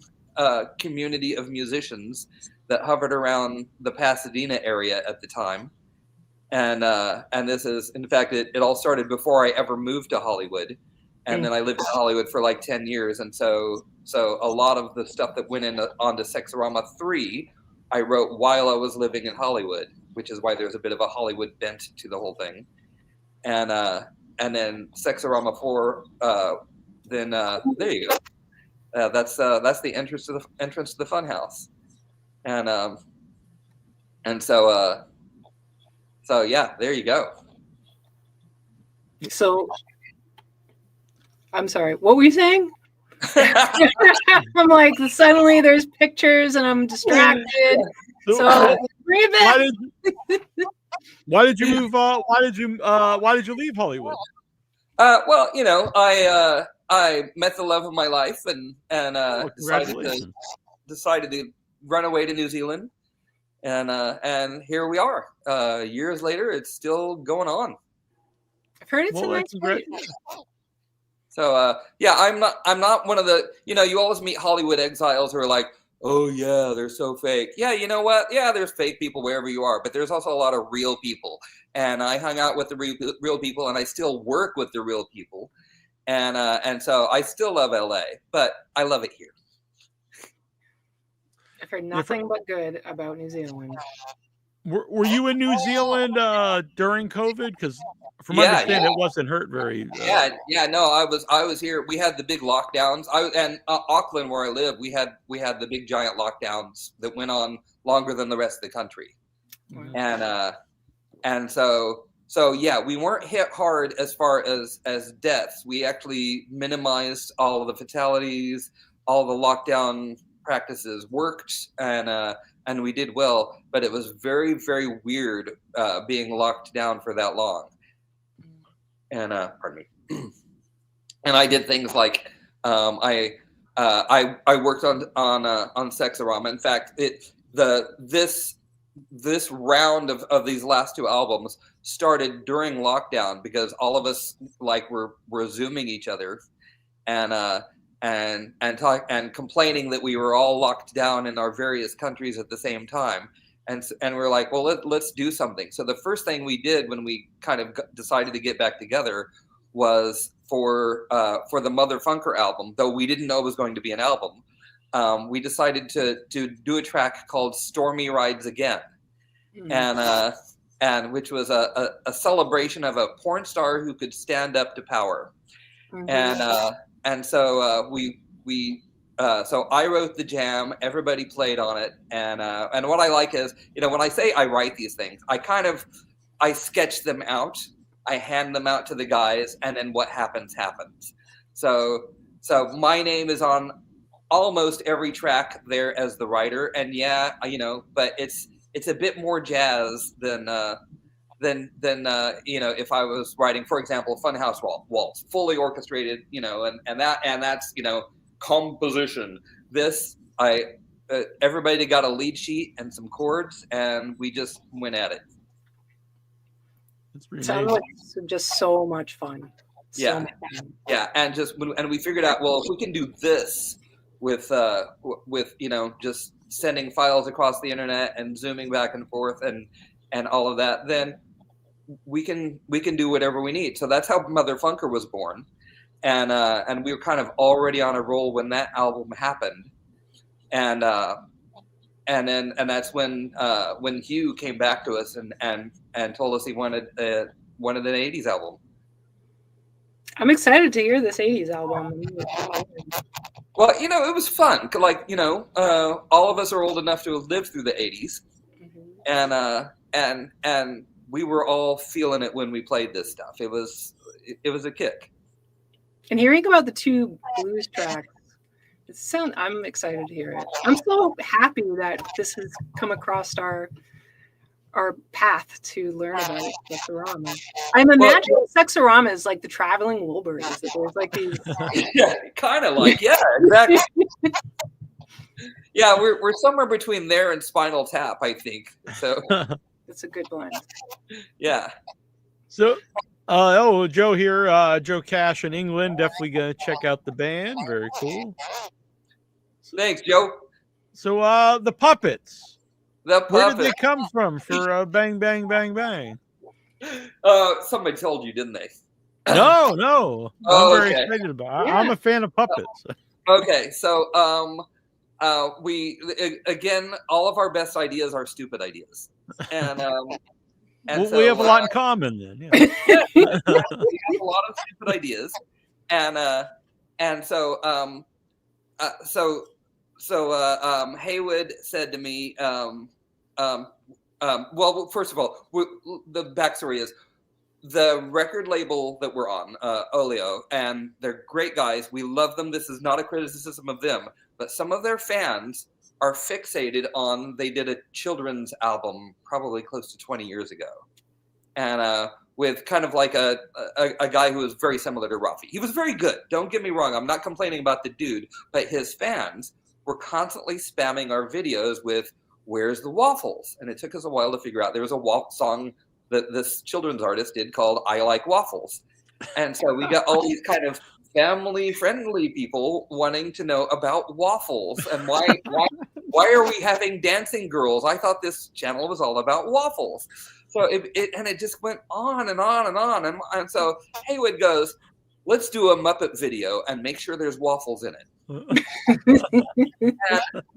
and I was like, that is the stupidest thing I've ever heard. Let's do it. Yes. And, so where the Muppets came from is I got on eBay, and there were Christian groups in Texas who had these Bible Muppets, and they couldn't perform anymore because with COVID restrictions going on, so they were just selling off all of their Bible Muppets. So if you look, the Muppet playing guitar, that's Jesus.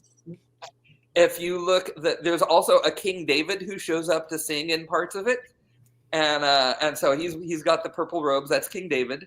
The bald black dude who represents Haywood was the prophet Elijah, who famously had a bald head, and then the red monster. I just saw the red monster, and I was just like, we have to have red monster. Exactly. And so I think that's in the Bible too. The red monster. Yeah. There's got to be a red monster in the Bible, and I think famously Abraham had a red monster, and that's why he was the father of many nations. That could be a song on the next album. You never know.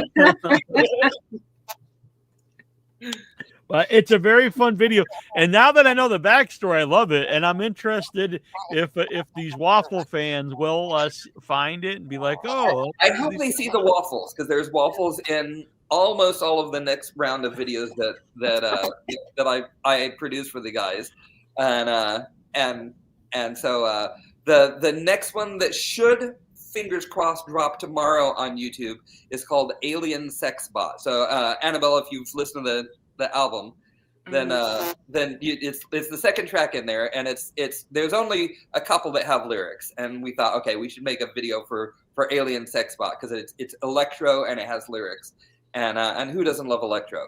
So there you go, and that is almost all animations. Some of it are very primitive computer animations, which I'm very pleased with, because in the 80s you didn't have AI or a lot of fancy shit. You had whatever your Commodore 64. Max Headroom. Yeah.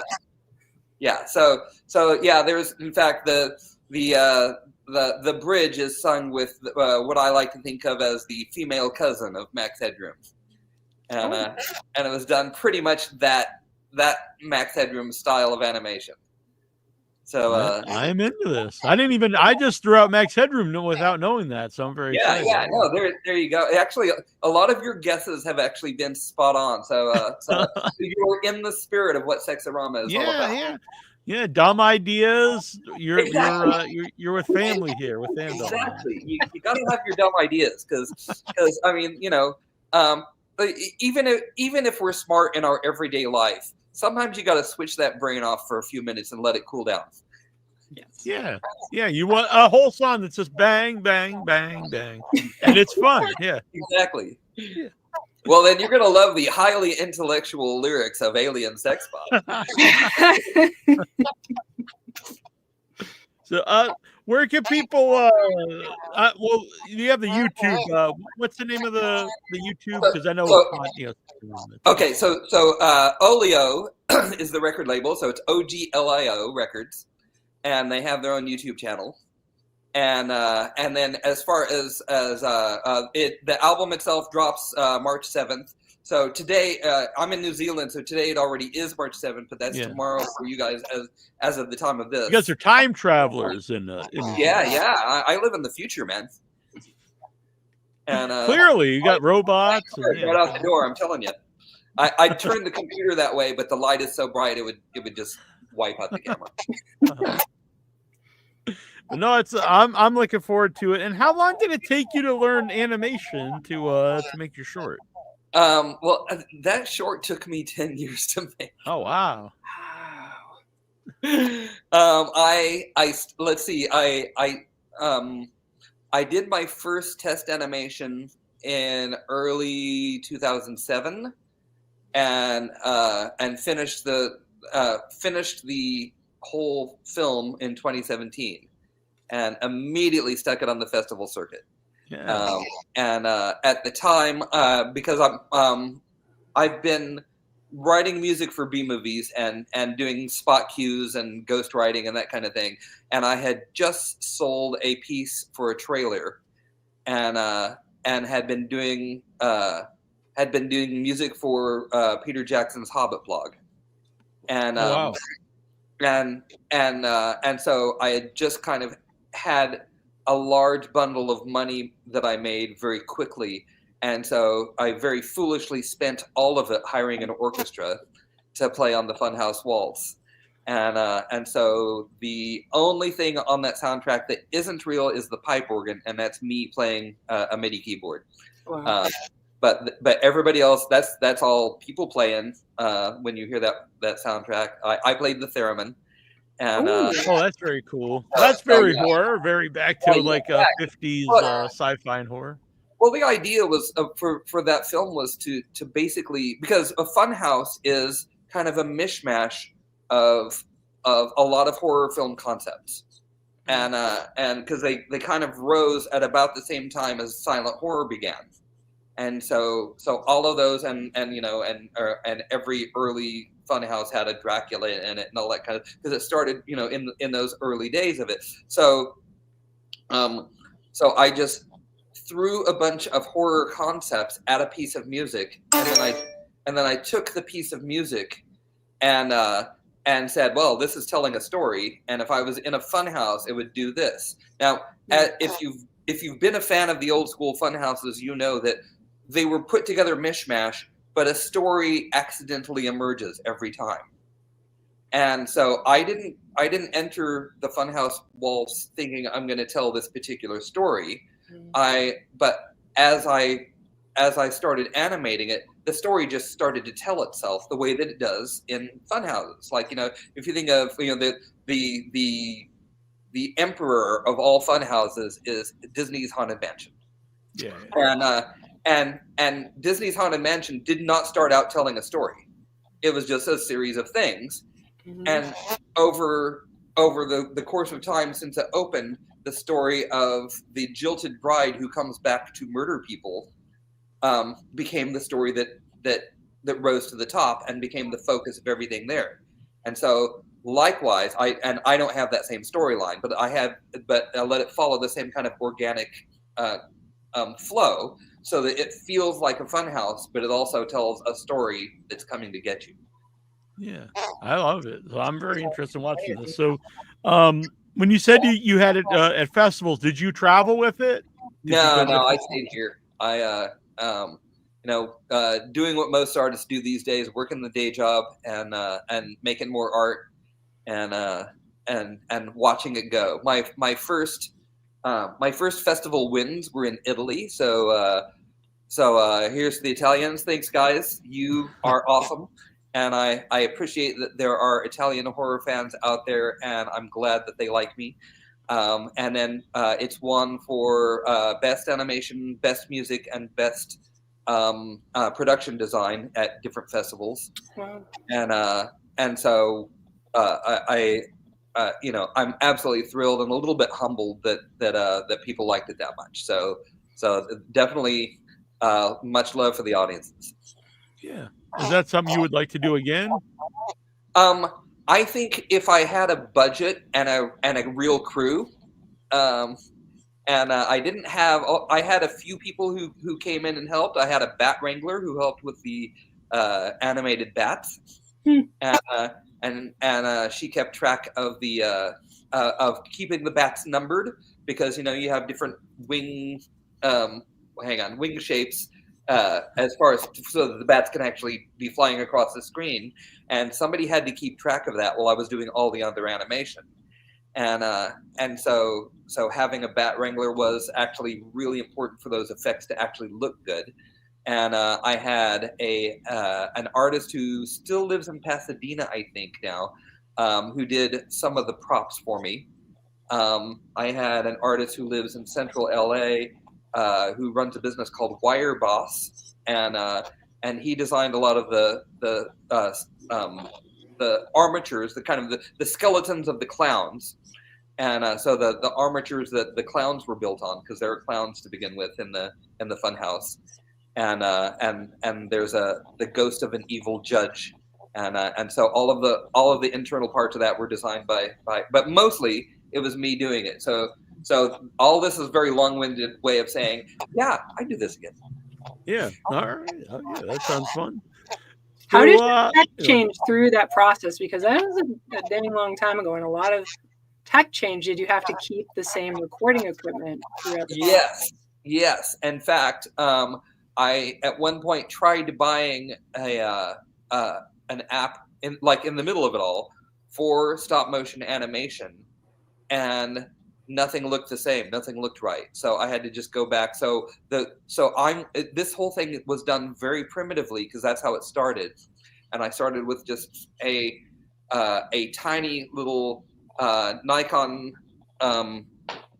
like that big, about the size of a GoPro camera, that I built little platforms for. And then at about the time there's a scene change where you leave the main funhouse, the funhouse entrance that's a funhouse, and start moving into the more haunted house scenes.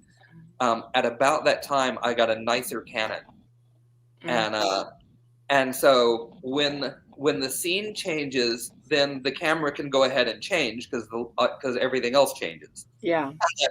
And that's the only real tech change in the middle of production. But otherwise, I had to save individual shots and then animate them using the old version of QuickTime, which allows you to open things as an image. I don't think you can even use QuickTime anymore, can you? You can't even use that anymore. Yeah. And so I had to use my old computer and have a separate hard drive loaded up with the operating system for the old thing in order to run all of that stuff.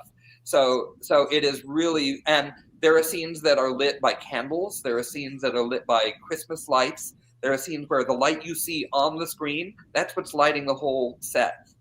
And so I did it a really stupid way, but that stupid way is what gave it its look.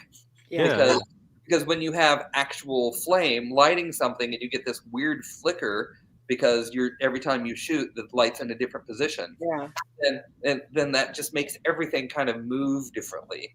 And the opening, well, not almost opening scenes, when you first enter into the funhouse proper, and there's all these rows of lights and that are on sequence. I literally was turning things off and on as I went to switch the lights so that they chase around and that kind of thing. So yeah, the whole thing was very, very primitively done, but that's also why it looks like it does. Yeah. How often would you work on this? Because so it was this many years. How often would you dip into that and say, I gotta get in that? So usually it was 3 or 4 nights a week. It always had to be done at night, because no matter how hard you try, there's always light going to leak in from the outside.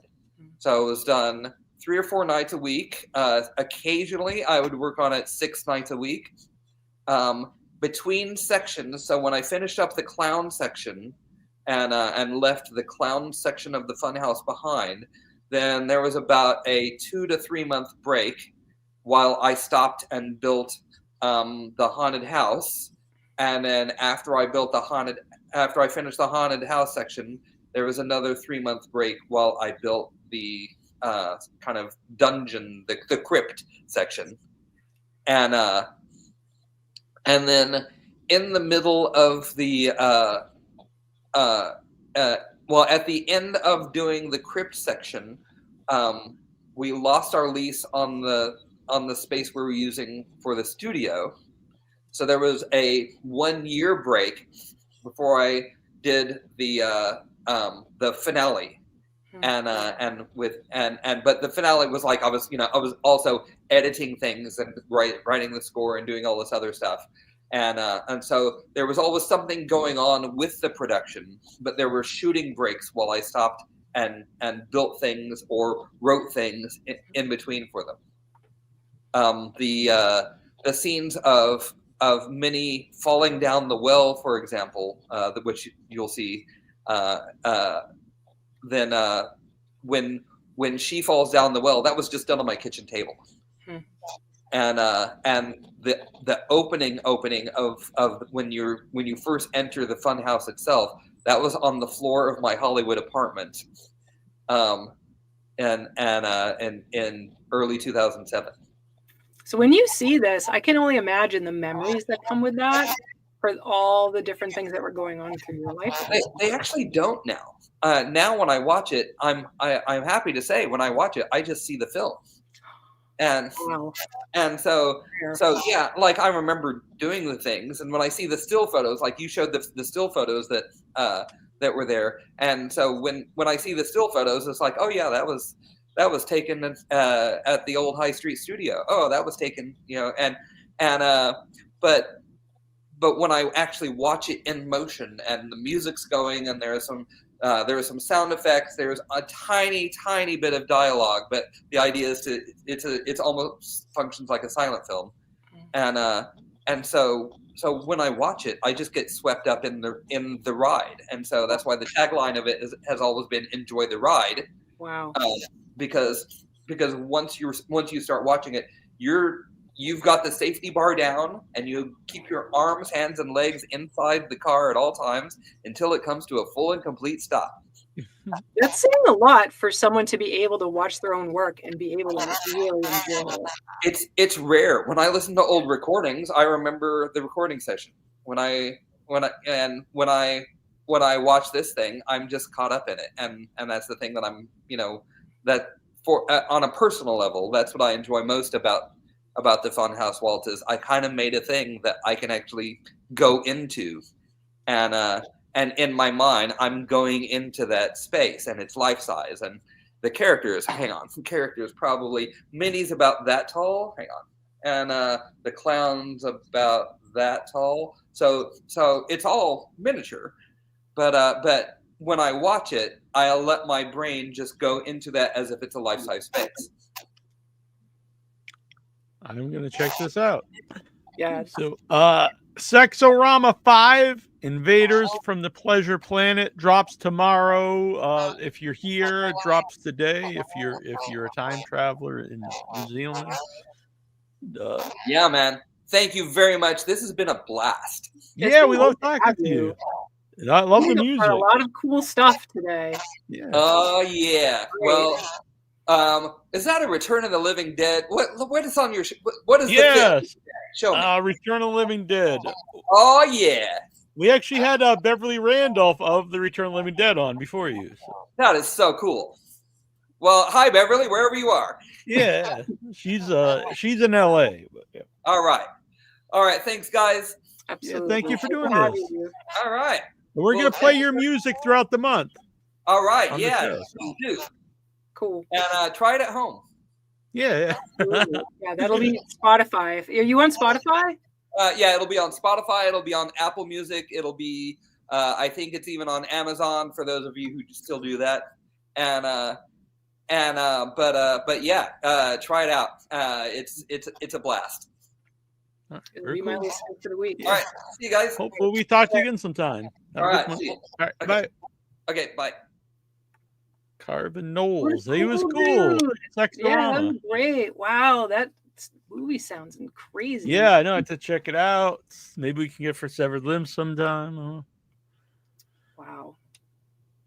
That was sweet. Yeah, the music's great. Oglio, that's actually the people that's been contacting us about doing these different interviews. So that's cool. Yeah, they've been offering a lot of interesting guests. I know not all of them fit the show necessarily, but whatever. Yeah. We have music of the month, so yeah. Well, what you've told me, it sounds awesome. Yeah. It was, I noticed they've been they offer. I'll have to go through all the emails. It'll be too many to have on the show, but it's cool to. I like doing interviews too, so whatever. Yeah, pop them up here. Mm-hmm. So here's, you want to check out a couple of these movies here? Yeah. So let's see. This is Flesh and Blood, a medieval epic of gruesome power. That sounds good. I'll be honest. My lighting here is not ideal for reading the back of this. Do you want to pull up any IMDb's? I'm going to pull out my flashlight. Dude, what's the name of the damn... Flesh and Blood. A mirror of our time. Okay. This is a special edition Blu-ray. Not a miniseries. No. No, that's definitely not it. Horror. All right, we got it.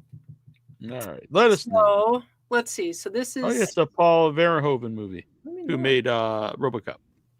And what year has this come out? It's an older movie by the looks of it. Okay. How old is old? Probably from the 80s, it looks like to me. Oh, okay. 1985. Aha. Critical piece of this. Okay, cool. IMDb, Flesh and Blood. Flesh plus Blood. So, we've put in all this time. In medieval Europe, a young girl from a noble family is obsessed with her captors, commoners. That's what I got. Who is that? Is that Rutger Hauer? It sure is. That's crazy. Wow, and Jennifer Jason Leigh. Yeah. This is all-star. Damn, I've not seen this movie. I'm really excited. Yeah, that's really... Wow. Okay, we've got another one. It's a little bit longer here. All right. A band of medieval mercenaries take revenge on a noble lord who decides not to pay them by kidnapping the betrothed of the noble's son. As plague and warfare cut a swath of destruction throughout the land, the mercenaries hole up in a castle and await their fate.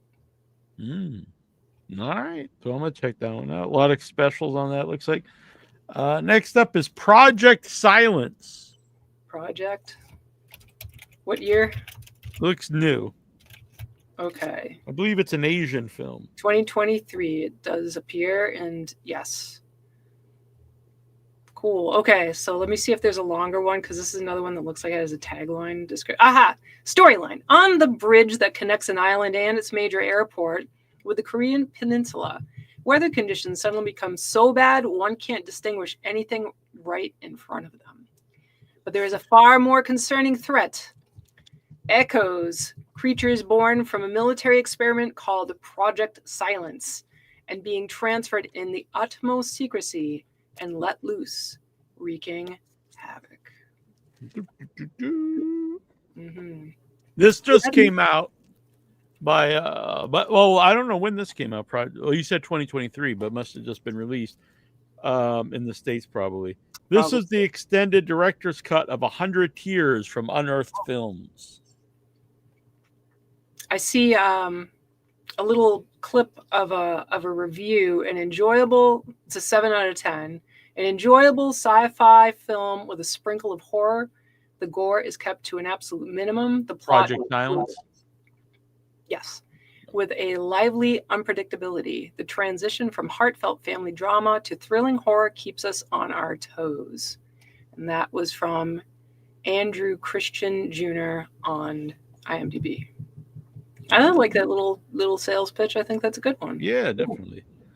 So we got 100 Tears. This is the director's cut, extended director's cut.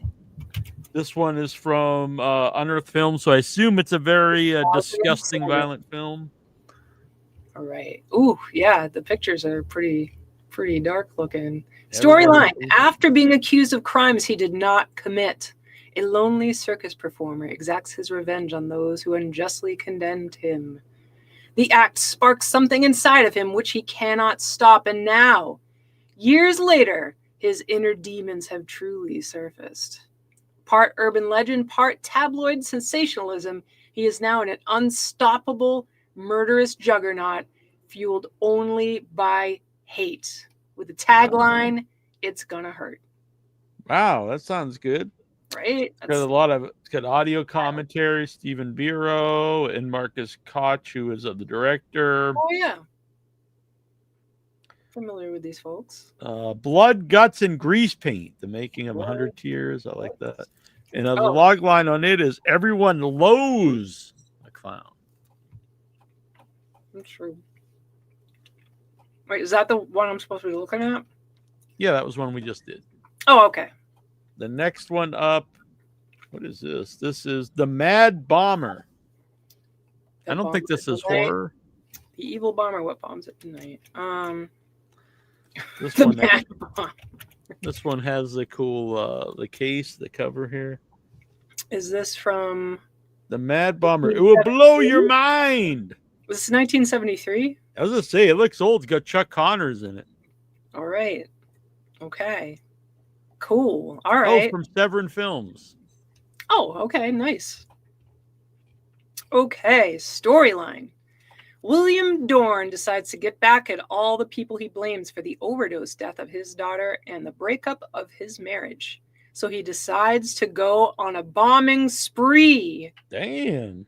His first target is his daughter's old high school, which he all but destroys. His next, this kind of like giving a little away over here. His next target is the mental hospital where his daughter was when she died. And his final target is the feminist organization his ex-wife was a member of. However, during his attack on the hospital, there are two people who witness this action. A creepy rapist named George Fromley and his victim, a young mute girl. So weird. When police detective Geronimo Minelli is assigned to the case, he must find Fromley, not only to keep him from striking again, but to keep him alive before the Dorn makes him his next victim. That's strange. This has audio commentary by former guest on the show, Cyril Janice, who who put out the produced the all this the Haunts Beyond. Oh, Haunts, nice. Yeah. Very cool. House of Psychotic Women author. Oh man, that sounds fucking amazing. Yeah. All right. So next up is another. This is an old. This looks very old. This looks like 50s or something. We got Night of the Blood Beast. What happened to House of Psychotic Women? Oh no, that's what she wrote. Oh, got it. So, but we have this is a newly 4K restoration of Night of the Blood Beast. 58. Night. I love the poster. Okay, here. All right. An astronaut returns from space dead. The base that recovered him is then cut off. Hang on a second. Okay. A little cheese stuck in my throat. An astronaut returns from space dead. The base that recovered him is cut off from the outside world by an alien. The revival of the dead astronaut, the death of the scientist, and the discovery of alien embryos inside the resurrected astronaut's body bodes ill for the survival of those trapped at the base and the rest of humanity. Sounds a little alien-y to me. Yeah. And it was way before Alien, I assume. Yeah. 1958. Yeah, 58. It also includes a new HD print of Attack of the Giant Leeches. That sounds fucking great. Look at those eyes. Very sweet. Looks very Arbor Day. I was thinking the same. Attack of the Giant Leeches of 1959. Hell yeah. Let's see over here. This is my kind of movie. It's silly as hell. In a community near a swamp, a local dweller sees a couple of giant monsters, but nobody believes him. Later, this word is really getting around. Later, the cuckold Dave Walker finds his slut. Did they use it back then? That was like,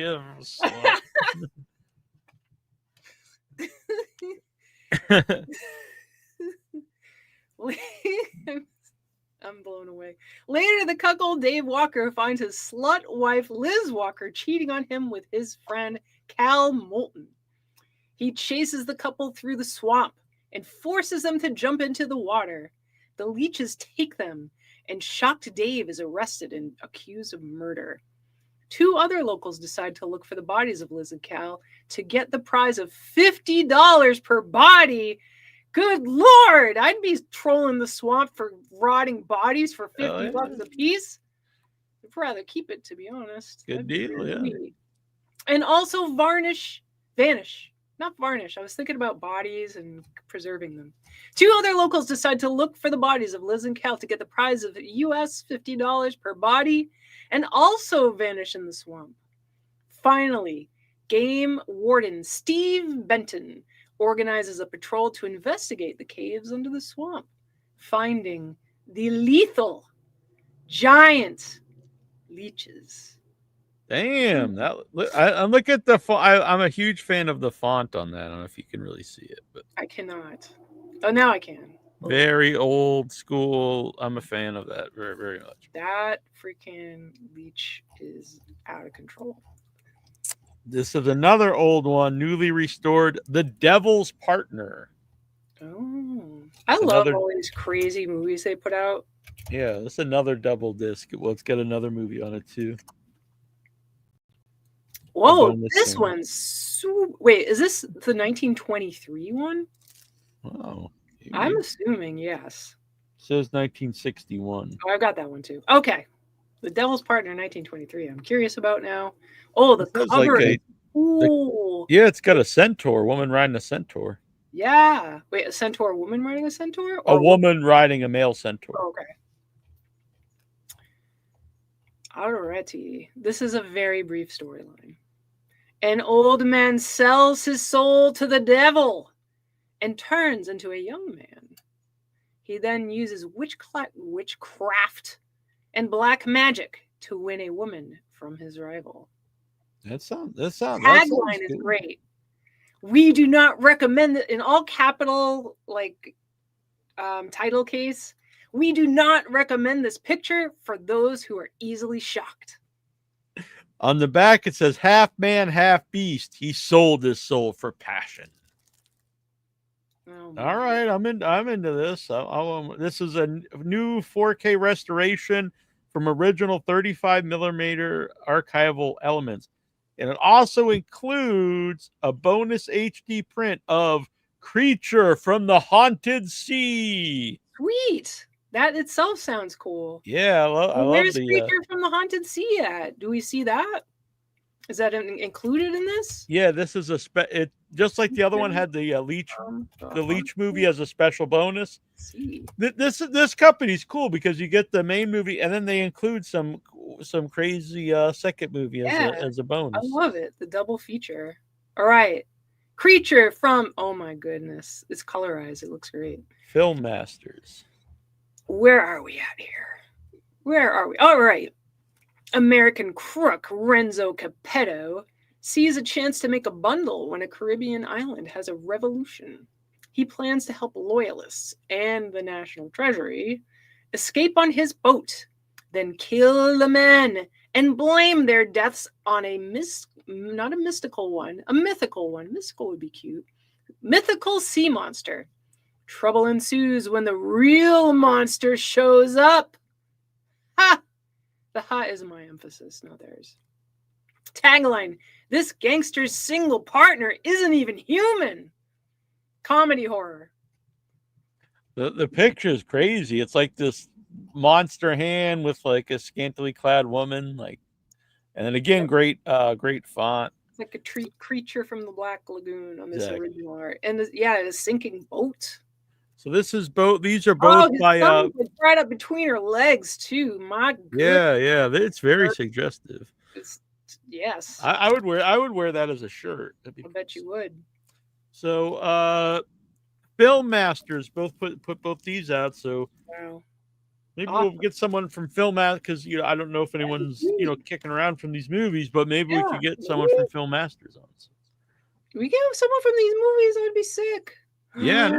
Oh, get the fuck out. There's like a trailer playing in the background, a Creature from the Haunted Sea. Now, there used to be, these old VHS compilations where they would take like our youth.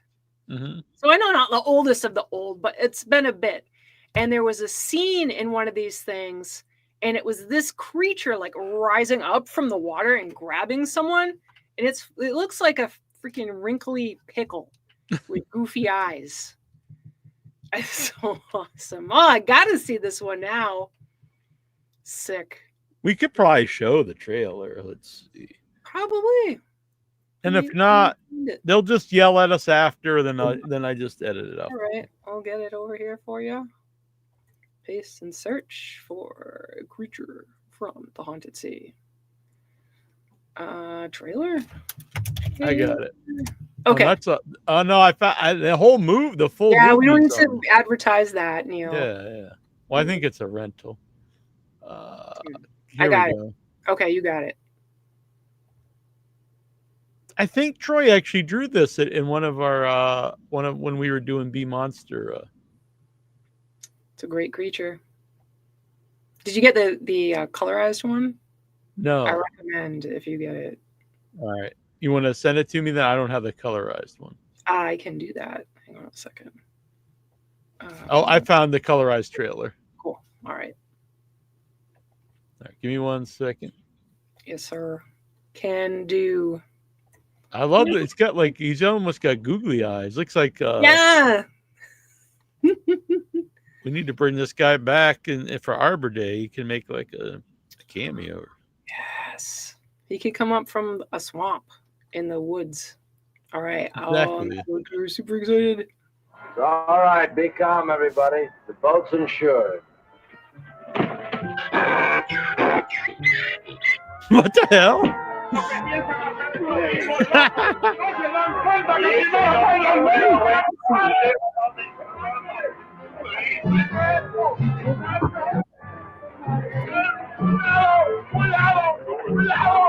This is a really critical part of the movie, apparently. I want to see the script. It's just like everything. Is this a trailer or a clip? Oh yeah! Yes! Look at that. That would have been pretty hard to do, though, because you got the guy in the full suit and he's really swimming under there. Row your boat gently up the creek. Merrily, merrily, merrily, merrily, I'm going to be sick.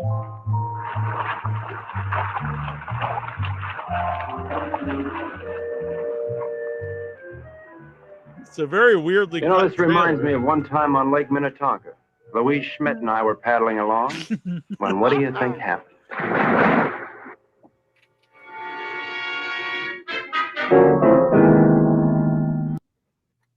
Let me. I'm gonna grab the trailer. I'm gonna grab the black and white trailer because I think it's more of a trailer. I don't know what the hell that was. More cheese and wine, sir. But I'll be here. All right. Watching and listening. Let me grab it here. 1 second. Yeah, this next one looks like a trailer. It's kind of like old school. We got cool fonts. I'm a fan of cool fonts. Creature from the Haunted Sea.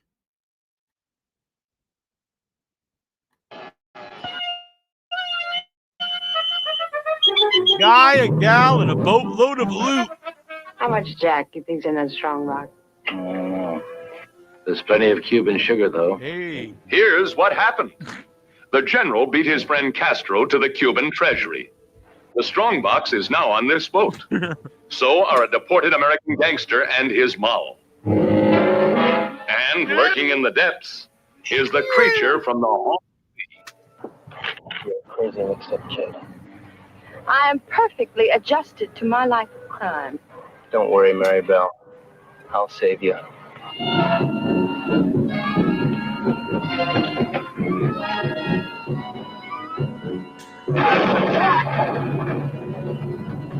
It's all right. Be calm, everybody. The boat's insured. Humans hunt gold. Killers hunt humans. Look at that. Yeah! Oh my god, this monster is fucking the greatest monster like them both. Yeah!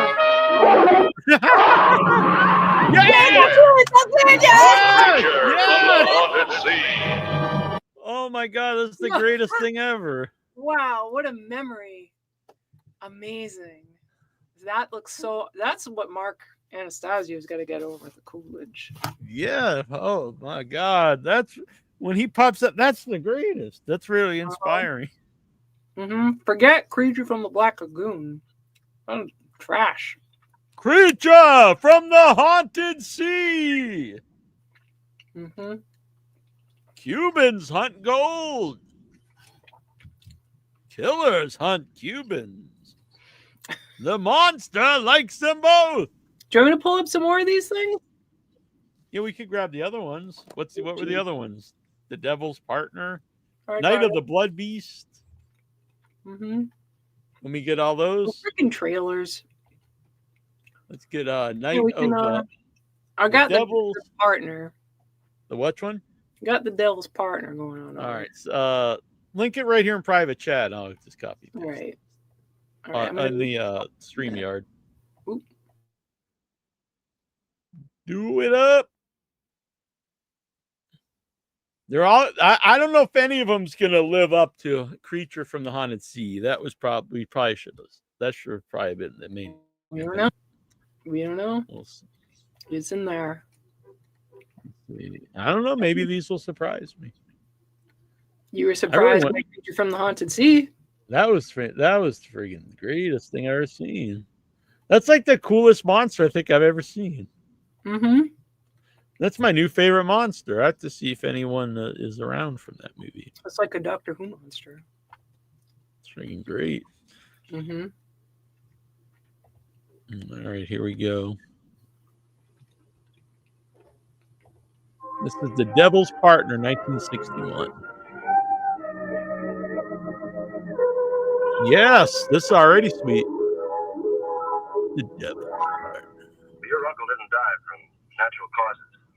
In fact, he may have been murdered. Murdered? A town terrorized by an unknown killer. And the killer hunt is on. Is it the village belle? Or her sweetheart? Is it the beloved doctor? Yeah, that's somebody. Or the town drunk? Could it be the accommodating waitress? Or the stranger? What's your secret? Promise not to tell anyone? Sure. No, I'm really the devil. But whoever the stranger is, he's raising the devil. Whoa. The devil's partner is busy too. It's better.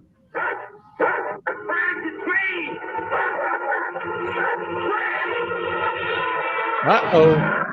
A blood-marked trail will take you into shocking terror.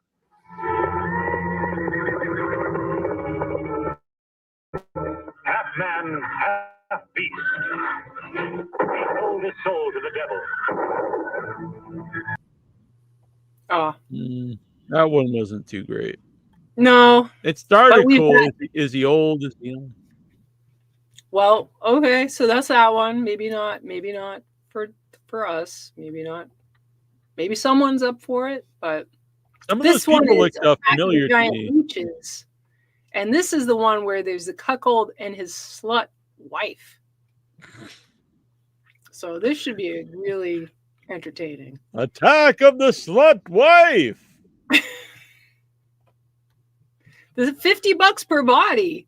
I hope this is amazing because that write-up is something else. All right, here we go. This one is Attack of the Giant Leeches. The murky underwater cavern. Ooh, smaller. This is already my kind of movie.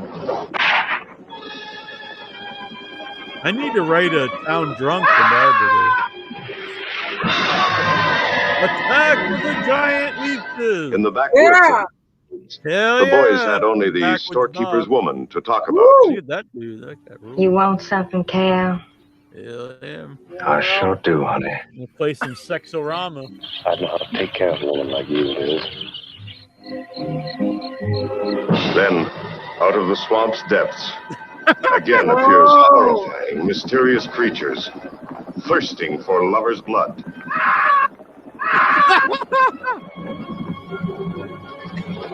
What are these giant mutations whose attack on people sends the whole countryside on an endless search? Whatever killed those people is still in that lake, and it's going to take more than dynamite to get it out. And then Oh my God. brings them back to life Oh. to gratify their You're like distorted desires. You're like the lead guy from He-Man.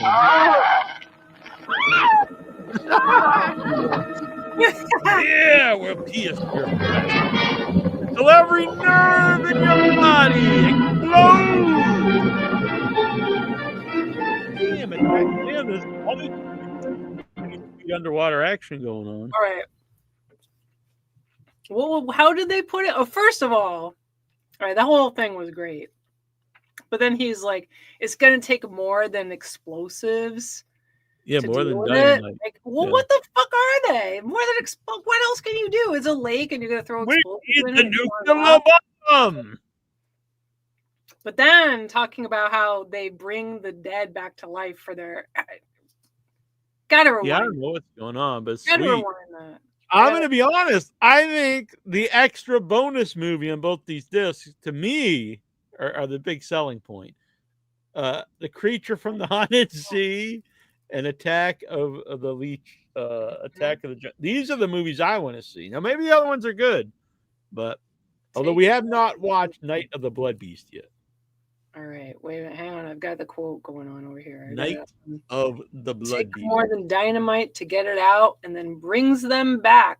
This is about the bodies. Brings them back to life to gratify their distorted desires. I wanted to make sure I got the words right because it is so fantastic.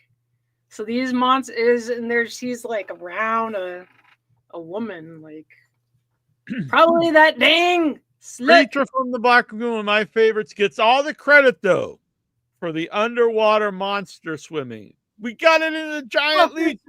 For the swimming, okay. For the swimming. I gotta say that's not my favorite. The monster is cool, but the movie itself is weak. It's a great movie. It's ahead of its time. For the effects. For everything. There's a lot of stuff in there about pollution, about things, going into this. There's a lot of stuff going on. I ain't there. watching my horror to have a social statement, ma'am. Whoa. 7 hours and his blood is still alive. Night of the Blood Beast! Night of the Blood Beast brings you the first creature on Earth bullets cannot kill. It's fantastic. It's unbelievable. That was in one of the other movies. Things like this just don't happen. A blood beast that makes a dead man live.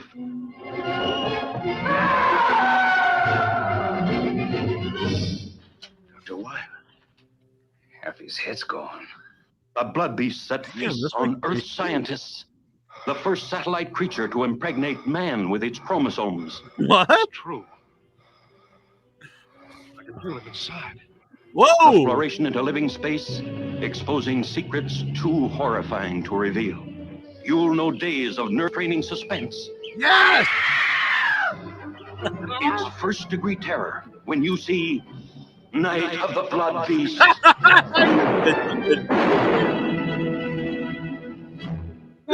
Oh my God! Best. Oh, I gotta watch these movies. I got the. Let's see. I'm loving this. Honestly, I think this is Night of the Blood favorite Beast segments of the show. We should do these. Like 50s horror. I shouldn't say shitty. They're fucking phenomenal. I love them. I can't be hating on such creative genius. And they all have amazing fonts. We got Charm. We need to make an Arbor Day trailer like these. Yeah. We gotta step it up, Neil Jones. We need the big, and it's gonna pop out. You've got the Mad Bomber in queue. Los Angeles detectives Minnelli and Blake must track down a serial rapist who may know the identity of a mentally disturbed bomber. I still think the creature from the haunted lake or whatever it was. Mm-hmm. It might be my favorite monster I've ever seen in a movie. Nice. That was freaking great. Well-deserved accolades. All right, here we go.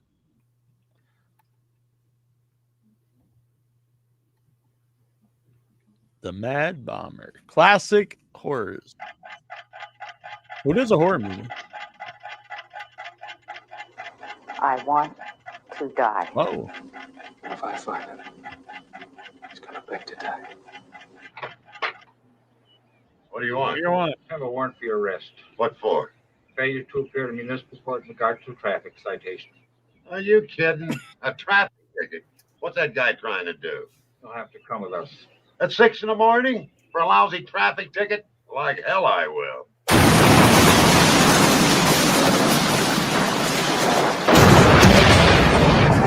Shit. Wow. Wow, got a big explosion. That's all over me. Hey! Hey, I don't think living that much.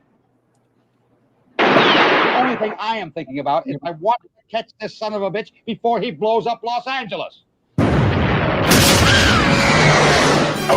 Women have been used and abused long enough. We are free at last. Well, unfortunately, I just saw in the chat that says nothing showing. And it's showing for us. So I went and looked because I thought maybe because Joe was in England. Oh, but no, it just shows absolutely nothing. Well, I hope everybody enjoyed our stupidity. What the hell? Imagine it in your mind. I wonder if they stopped this or something on. Well, you know, earlier you were playing something with Beverly, and I didn't see it, but I didn't go there because I thought I'm not gonna. Well, that's really sad. Oh, when I popped up the oh, that was screen share too. Screen share must not be working. Oh, that blows. But you know what? We can watch these again. So next time we'll have it figured out because these are amazing. Yeah. Mm-hmm. That's unfortunate. So is that? I'm trying to do something. Just give me 1 second. I'm trying to do a little something different because they added something weird now. It's like go to StreamYard. Yeah, it's like add scene. Oh. Mm-hmm. Now, let us know, Joe, before I even hit play if this is working. I'll check on my end. I'll edit this whole segment out, I guess. That's unfortunate. But I wouldn't mind watching them again, honestly. Well, while you're doing that, I'm going to put away this fine mozzarella cheese because I have to stop eating it. I'm just going to... Yeah, I don't know. I'm just checking here to see if this is working. I never saw anything when you held up stuff before. Weird. Very strange. I don't understand. Oh, I think this is working now. All right, so this is working. What are we going to go back and show all the old videos? I legitimately would do that. All right. They're phenomenal. All right. Should we start with this one, the Mad Bomber? Sure. All right, here we go.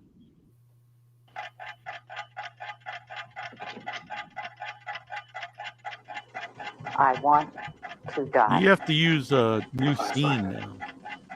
He's got a big to die. What do you want? I have a warrant for your arrest. What for? Failure to appear in municipal court in regard to traffic citation. Are you kidding? A traffic ticket? What's that guy trying to do? You'll have to come with us. At 6 in the morning? For a lousy traffic ticket? Like hell I will. This is very loud. Whoa! Wow, it looks like it's very close to those people, too. The police.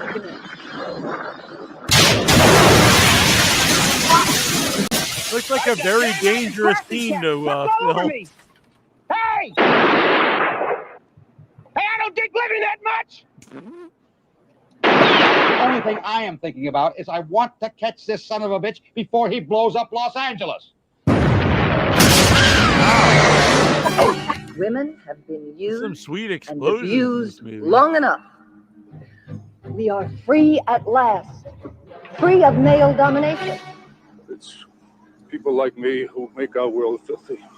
I'm a pig. The day of the male Chuck Connors, chauvinist he's what, the is rifleman? gone.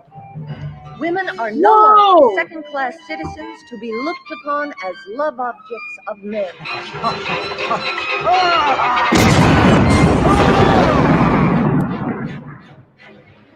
Now, because of what you have done, This looks pretty it good, is too. necessary for me Completely to punish different than the all of Leecher. society. Yeah, that's him. That is him. You are going to do nothing, understand? Because you have a nice car and I have to walk, that means you own the sidewalk?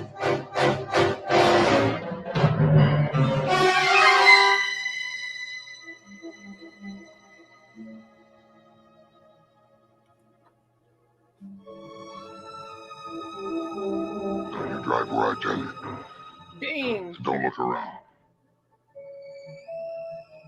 It was like out of Manhunter at that moment. Yeah. Chuck Connors plays a good crazy man here. The Police Connection. Oh, that must have been the original name, huh? It's forgotten these days. I'll have a cheese sandwich and a cup of coffee.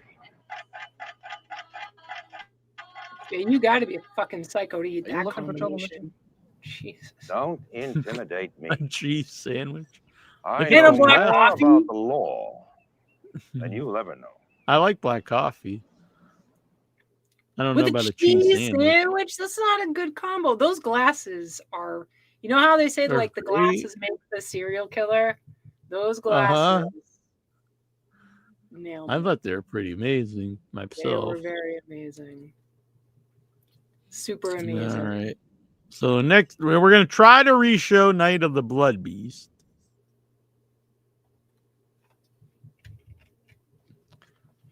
Is this up, folks? Because right now, all I see is darkness. Yeah, well, I didn't play yet. I'm just seeing if it's here. I think this is working. I'm trying to check. I just heard you. Yeah. I was watching my own video here. Oh.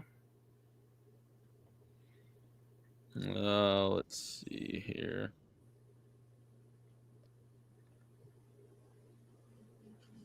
No, I think it's not working again. Really? Yeah. What the heck?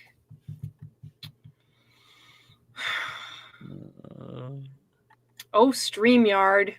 Disappointing. Very disappointing, StreamYard.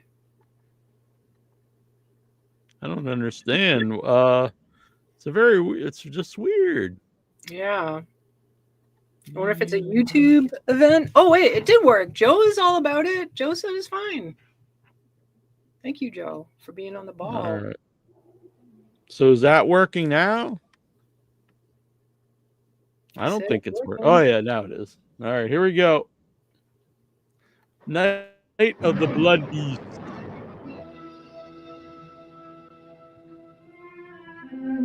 "7 hours and his blood is still alive."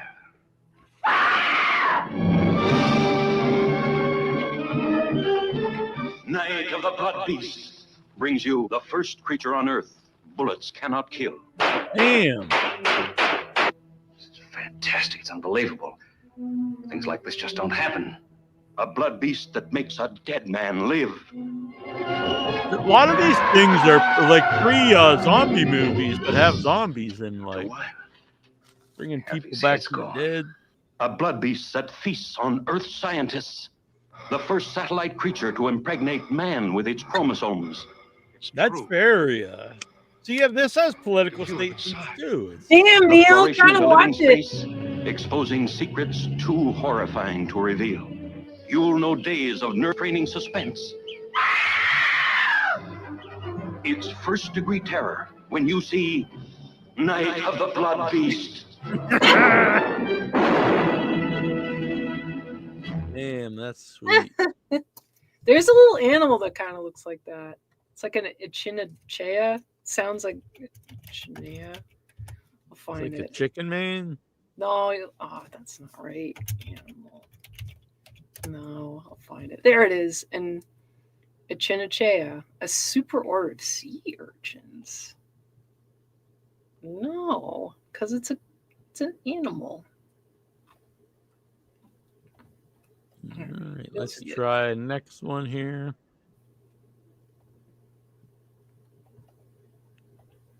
I'm gonna send this to you. If you have a chance to put this up before the video, so people will know. The last link I just sent, the very last one, .jpeg. Okay.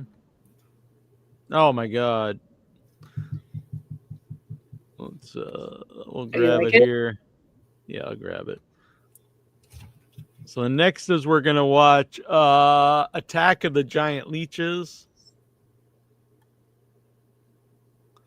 I don't know if they thought they were making a StreamYard better, but this is a much more complicated system, StreamYard. Especially when it worked for us, and we know that's how we're supposed to know. Does that not look kind of like that creature? Definitely. Yeah, there's a cutie. Weirdo. I'm not sure. That's the Blood Beast. It's the Blood Beast. Look at how big a leaf is next to it. It's like this big. All right, Blood Beast. All right, so this one's working. I've got a little cheat system. All right, here we go. This is Attack of the Giant Leeches.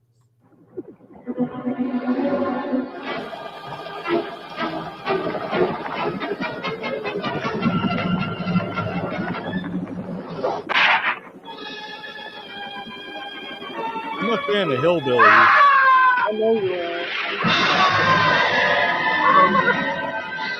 In the backwoods of the Everglades, the boys had only the storekeeper's woman to talk about.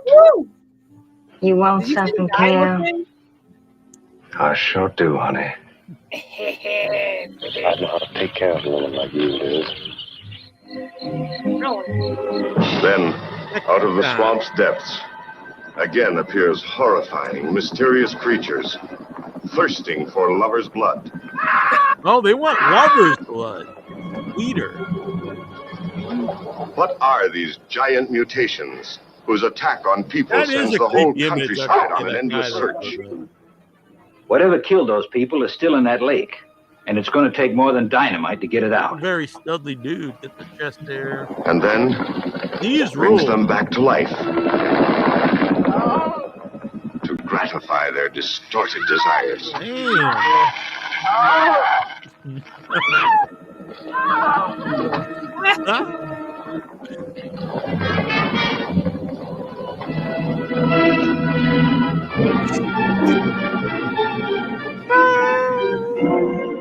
don't know if we could ever pull off an underwater movie, but it's freaking sweet. what was it? It pierces your flesh and every nerve makes you explode. Yeah, so he had that. The other movie was like creepy leech creatures. The monster's inside me. What kind of person paired these films? Someone right up my alley. I know how to, what do you say? Satisfy a girl like you. That's why they said, like, oh, this nasty Neal guy, he'll love these. They totally added these to the films to appeal to nasty Neal. Aren't you supposed to be some other Neal now? Neal with appeal. Neal with appeal. A guy and a girl. Right, Is this is the this best one? working? Yes. Yeah, all right, this one's the best one. All right, this is the greatest monster ever on film. You got Alien, you got Godzilla, you've got I don't know, the Graboids, Creature from the Black Lagoon. All are cool, but nothing compares to this.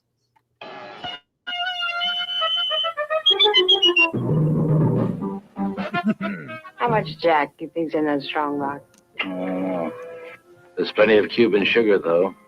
Here's what happened. The general beat his friend Castro to the Cuban treasury. The strongbox is now on this boat. So are a deported American gangster and his moll. And lurking in the depths is the creature from the haunted sea. The greatest. Look at that rule. I am perfectly adjusted to my life of crime. Don't worry, Mary Belle. I'll save you. Save her, dude.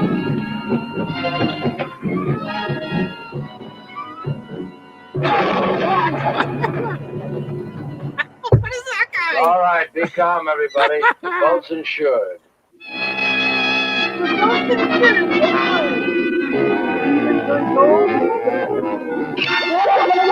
Hello, son, Cuban. Come on, I like them both. Look at that. The guy's fucking.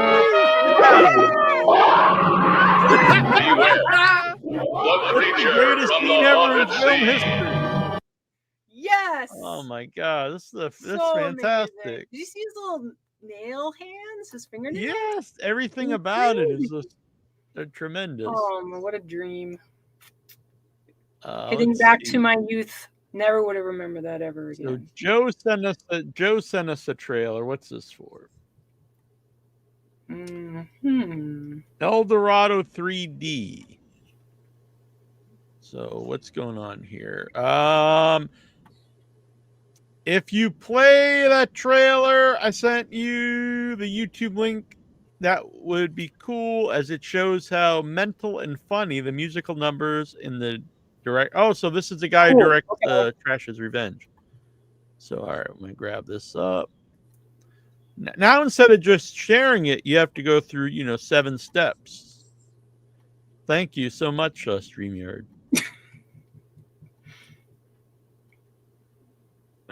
All right, here we go. All right, here we go. El Dorado 3D. Where you have to seek this movie out, and maybe we'll get Richard on. That's sick.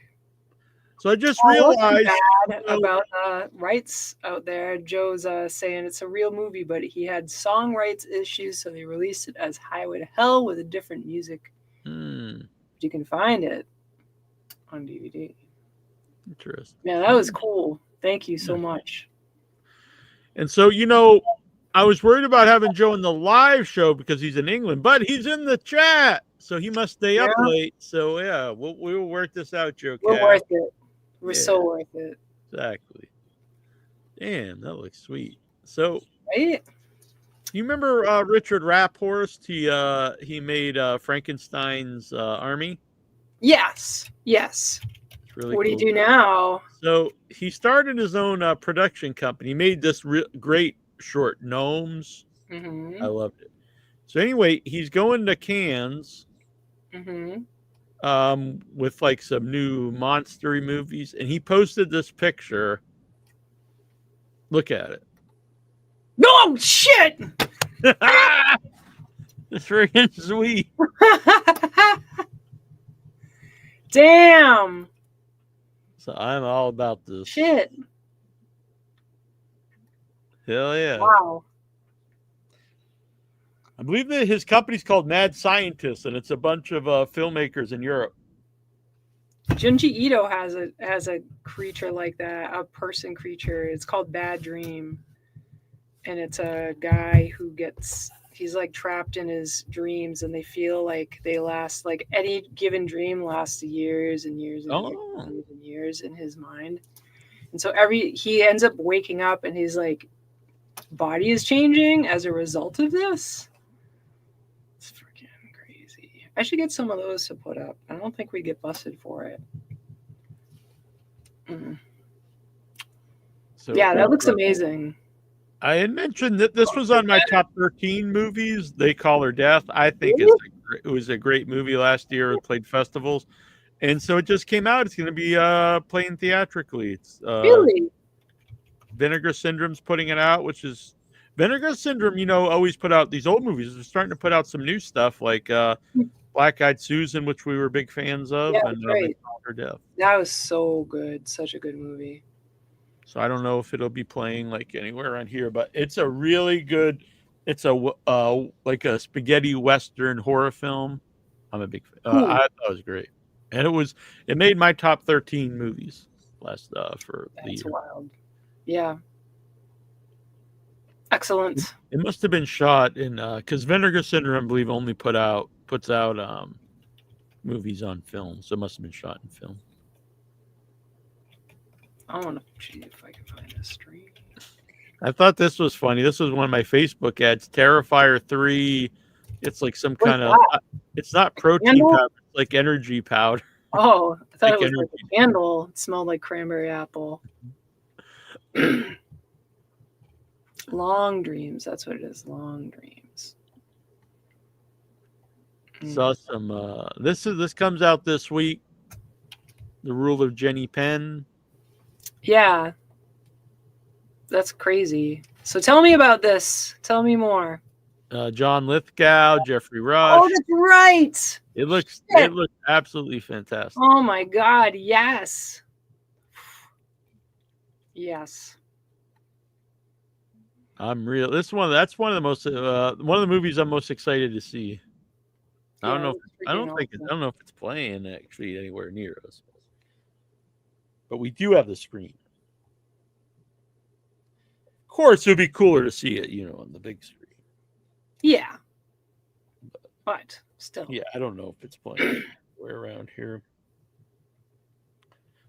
I probably should have looked before we went live. Well. Let's see here. Mickey 17. What the hell is that? Last Breath. Paddington in Peru. The monkey still bear? Playing. I guess so. Oh, it is playing. It's playing at AMC in Boston. Oh, cool. Very nice. Sweet. So people out there, it seems to not be playing a lot, but it is playing at theaters. So go and see The Rule of Jenny Penn. I think it looks great. Amazing. Absolutely amazing. Playing at 3:30 every day at the AMC in Boston. Really? Yeah. Dang. How much does it cost to just go to a regular movie now that I cancel my fucking Oh, yeah, I don't know. Probably like $12. Yeah. Cost me over it's playing Friday, Saturday, and Sunday if you want to go. I mean, it's tempting. Saturday I actually have a training. Oh, okay. A work training.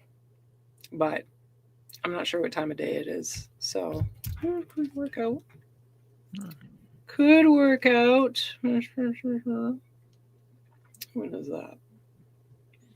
Oh, it's in the afternoon. We could see that in Monkey. Although I don't know if you want to see two. I mean, we'll see it. We'll figure it out. We'll figure it out. We'll figure this off air if it works out. Yeah. Yeah, it's fine. There's a couple new. I have the trailers for these if you want to watch more trailers. But I have Bambi the Reckoning. Okay.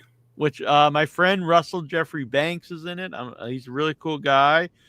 He did a great serial killer movie several years ago that I thought was awesome. And then he came out for our premiere of the Once and Future Smash in London. Cool. So I've not watched this yet. So hopefully it's cool because I like Russell a lot. He's in it. Ready for it. All right. And as I said before, I'm pro these kind of movies. I know not everyone is, but here we go.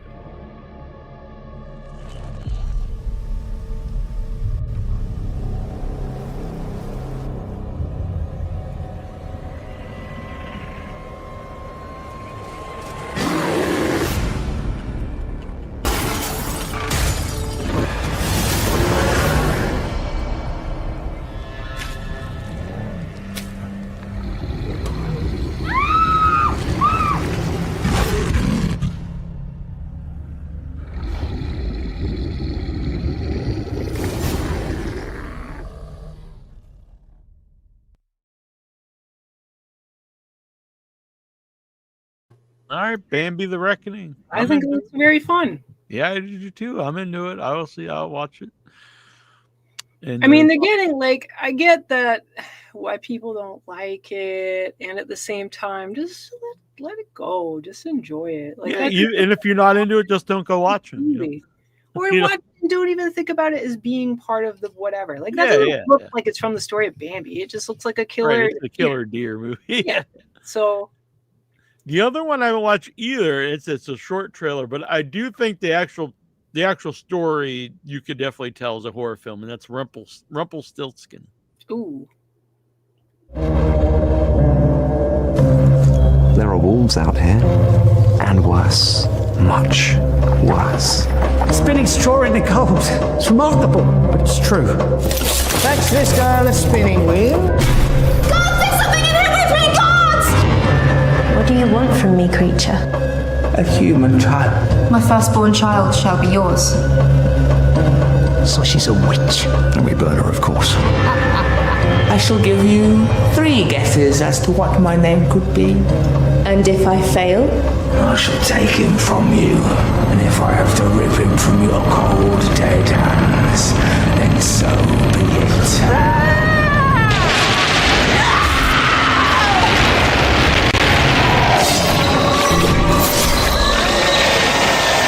Rumpelstiltskin. Holy shit, that looks awesome. I am totally into that. Yeah, that's like an actual legit film. Yeah, that looks sweet. Fairy tale. Yeah, that's not like a Winnie the Pooh. Yeah, shit. No, they're not just taking the thing and then running making their own deal. In our little I'm trying to get it ready, but it's what it is it's a clip out of a Junji Ito story. You have to read it right to left. It's in English, but you have to read it right to left. It's just you'll see it. Yeah, but it just keeps playing automatically. It's making it very hard for me to because you have it set at a certain place. Let me put it at the beginning then, because it's real. I got cool. it. Okay, awesome. Is it going to start from the right point? It's probably going to start about a second off. Oh, that's fine. All right, here we go. All right, so let's see here. Stop it you'll see when it's time to stop. It's about a little after 9 minutes. All right, you can just tell me, yell at me, go stop it. All right, here we go. It was as if 50 years had passed overnight. After a month, he would wake up every day speaking with a different intonation than he had before. It was like he was trying to talk to someone from another century. His brain showed signs of actually having experienced such lengths of time. He seemed lost in a different time and space to our own. Recently, things have gotten even worse. Even his body itself is physically changing. It looks as if he has evolved over an extended time. Physically? That's right. Which brings us to now. It's this one. Mr. Mukada, are you awake? Oh damn! Yeah, he is from that. Right, the other one that's looked like it. The other one looked like a kid. I think this is him all grown up. Yeah, isn't that creepy? Now Yeah. that's it, the one I was looking for didn't have the voice, but it was better to have it read. But isn't that awesome? Yeah, that's creepy as hell. Stuff. Good. I wonder shit. if that's his inspiration. I don't know. That's what I saw, and I was like, "Oh, that reminds me of this story." Jandito. Sweet. We should get him on the show. Holy shit! If he would, maybe I mean, he's a pretty big deal, but that would be sweet. He seems like a really nice guy. Craig needs to hook us up with a translator. Yeah, I saw Craig was actually replying on the Facebook page, so it wouldn't show up here. I appreciate people watching wherever they watch, however they watch, but if you're going to chat, it is best if you chat on the YouTube page. Yeah, the actual YouTube. Sweet. Oh yeah, nice to see you, Joe. Thanks for being here. Thanks, Joe, for coming by, and we'll work that out and get you on the show. You're a trooper. Thanks. Yeah. Coolio. Yeah. Very cool. Dang, man. I want to go see Monster Why Mania. is it as soon as I forsake my AMC, there's so many kick-ass movies. That's always the way. Yeah. Always I the way. I didn't realize it was actually that's pretty exciting that it's actually playing. Yeah. So we had Adam Marcus on the other night. Yes. Because they're playing his documentary is making its premiere in Glasgow. Cool. All right. And it's also going to be playing at Texas Frightmare Weekend. So they're going to play it and in a special edition of Jason Goes to Hell. And so he'll be there along with Kane Hodder in costume. Wow. Wow. How will anybody know it's actually? Well, he'll be there signing autographs, but then he'll also do special photo ops in costumes. That's really cool. Yeah. Damn, Texas Frightmare. Yeah. It's too bad we didn't go the year that everybody from the thing, including Jared Carpenter, was there. Someone didn't want to do conventions. But Adam's a cool guy. Check that interview out. I thought it would be kind of short, but it's almost 3 hours. So check it out. It's really cool. Adam is like the most awesome person in Smash. Yes, he is so good. No shade or dislike or anything to anybody else that was involved, but he was really good. He had an amazing delivery. Yeah, he really got the movie. He's a funny guy. He's a good guy too. And so in the interview, because I don't know if you know this, he's also the script writer for Texas Chainsaw 3D. Interesting. But he's not a fan of the movie. He actually wanted to take the name off the movie. Whoa, no shit. Wow. It's not the script that he wrote. Interesting. I'm so curious. Did he share what the differences are? Yeah, well, first of all, his script takes place in the 90s because and they still have the girl 20, even though they have it take place in like the 2000 teens or something, which would make her like 50 or almost 50. And it also, which I was happy about, his script had the whole family. Oh, okay. And I told him that I always think that the movies that really fixate on Leatherface, there's a missed opportunity. Not that because like it's not the most interesting character, and he agreed 100%. So I'm happy with that. And we both agreed that Dan Yeager is does a great job as Leatherface, and as Adam pointed out, he said like Kane, they both love horror and love the character, unlike some people who play these roles. And he didn't say who, but the person who replaced Kane later on, like, had never even seen a Jason movie, never seen a Friday 13th. That's crazy. And Adam had said that he was around a lot of these people that, you know, these producers of some of those movies, and they would just call the fans idiots. Like, and Jesus Christ, just like, you know, had no reason. And he was like, I'm one of those idiots because I grew up, you know, as a fan of these movies. And so it is weird to think someone would even want to make these movies if you like hated them.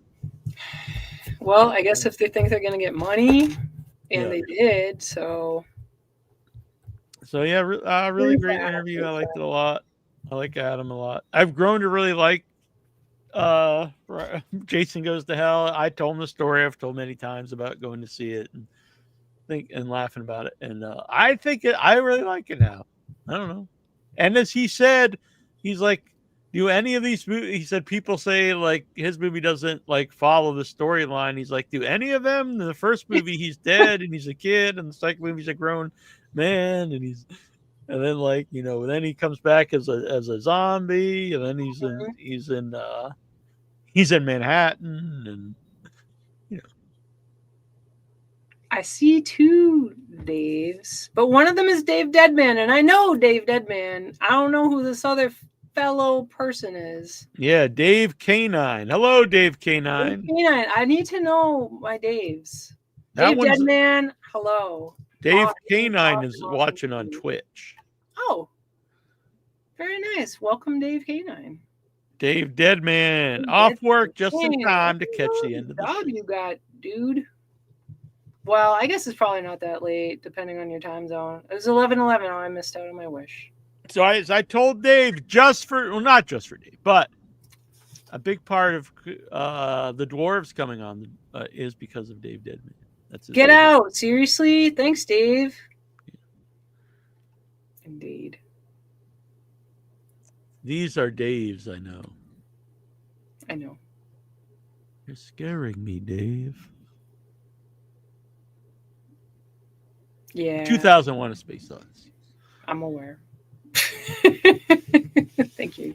I don't know if I probably told you this, but it was during our break, and I went to see 2001: A Space Odyssey. It was the 50th. I think it was the 50th anniversary screening at the Coolidge, and I sat up front like I like to do, and a much older man was there, and he had told me he was there with his grandson. And he went to see the premiere of 2001 in the same theater. He went at the Coolidge, and now he was watching the 50th anniversary. I was like, this is pretty wild. Wild. What a great moment for him. And probably will be a great moment for that kid. Yeah. Wow, that's incredible. Yeah, went to see that, and it wasn't the same time, but that and I can't think of the name of it. The horror. It's a. Oh yeah, Apocalypse Now. Apocalypse Now, yeah. Which I don't think the super long Apocalypse Now. I think the theatrical. 2 hours anyways? Yeah, it's a long movie anyway, but I think a lot of the stuff they cut out it makes for a better movie with it not in it. But you can sell more tickets and DVDs and stuff as soon as you add on like the director's cut. Right. What is the movie? Is it Eyes Wide Shut?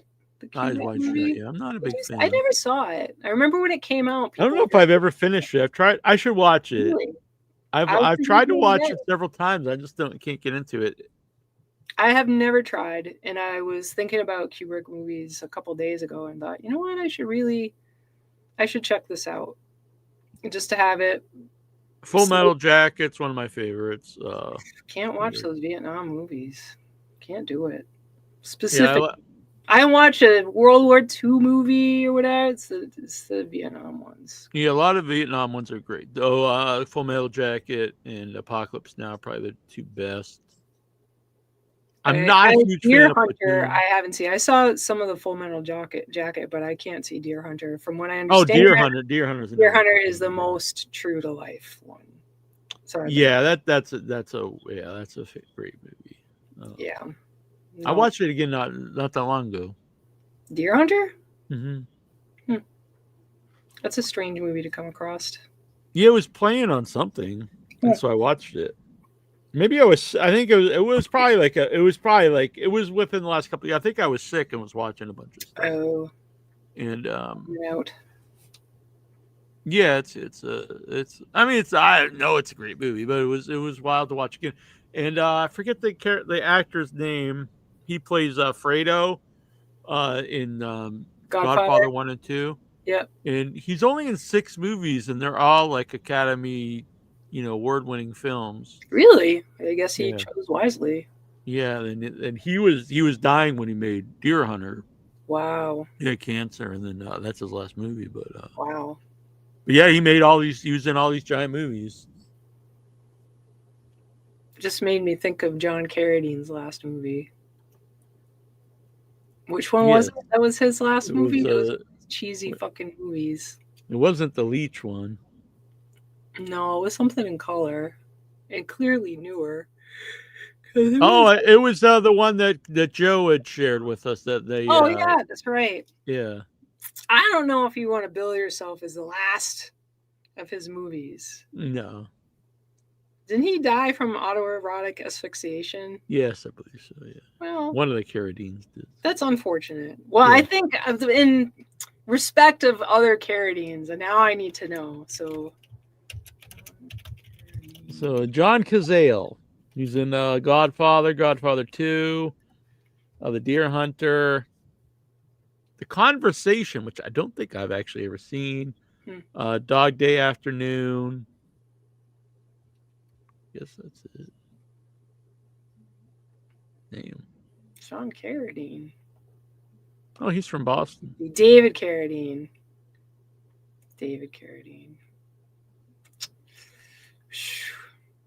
Yikes. Poor John. Poor David. I mean, if John's his dad, then. Damn. John Reddy says he gets all choked up over it.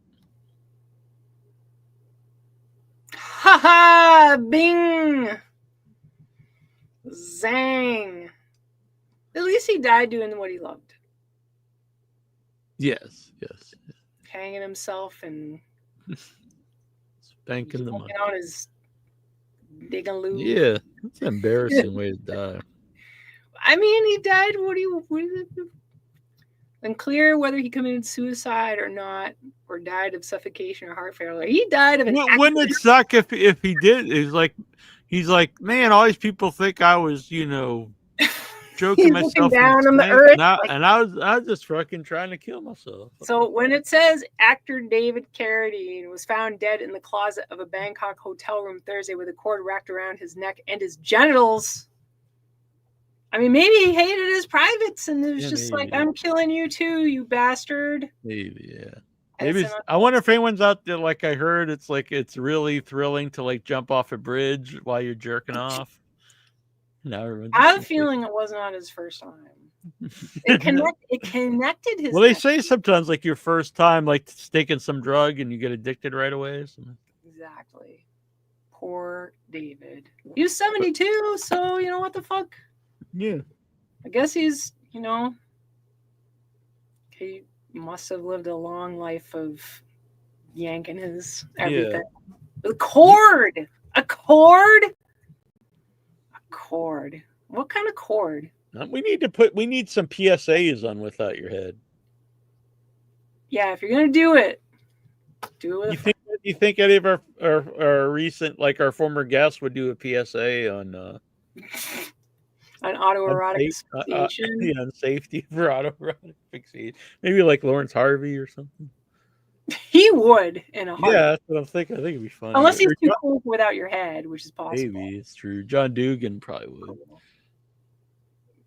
John would be too busy cackling. We should recruit some people for some weird fucking PSAs. Yeah, this is. I love the idea. Maybe they can all be sex accidents. Exactly. Yeah, there are a lot out there. Or possibly. I can invent some ideas, like electricity and all kinds of crazy shit. People do those things. Yeah, we'll just ask Vic Schiavone because he's into some weird stuff. The seedy side of Vic Schiavone. What about the sweater people? What if the sweater people suffocate? Oh, yeah. Yeah. The woolies. Yeah, woolies. And it's not exactly John Reddy a spotter. Just like at the gym. So you don't crush yourself. You need that. It doesn't mean to be someone you know, just like at the gym. You guys are just aware of your own, like. That's a good short film. It's like The Spotter for autoerotic fixate. And like they're that just would be a job and a half. They're just sitting there like completely mundane, like because they've seen it like all the time. So they don't give a fuck. Yeah. It can be for like all kinds of like possibly fatal sex acts. I think this would be a great short, and someone out there is going to steal it, and it's going to be sad. I think this would be great. I think this would be a very, very funny short or movie. Yeah. Agreed. I like it. I like it. So we are also doing, I don't know. So I know we also we have meetings this tomorrow and this weekend for Arbor Day. So we also want to do that, but maybe we could still see a movie. We'll figure it. We will figure it out. No. Dave, right there, Spotter for Hire. It sounds like the title of the film. It's all coming together right now in this moment. Y'all are part of. Wasn't that what Luke Cage works? Wasn't that what Power Man Luke Cage was? Spotter? Oh no, he's Hero for Hire. Hero for Hire. Yeah. Who? Luke Cage, Power Man. Luke Cage.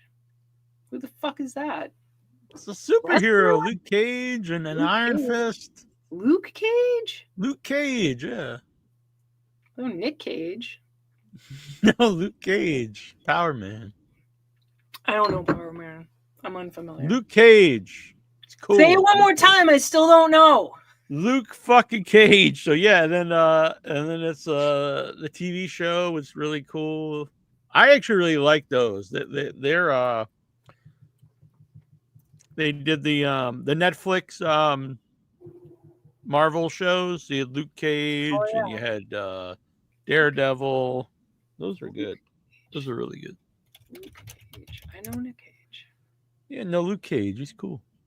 That was a really good series. Luke Cage, Power Man.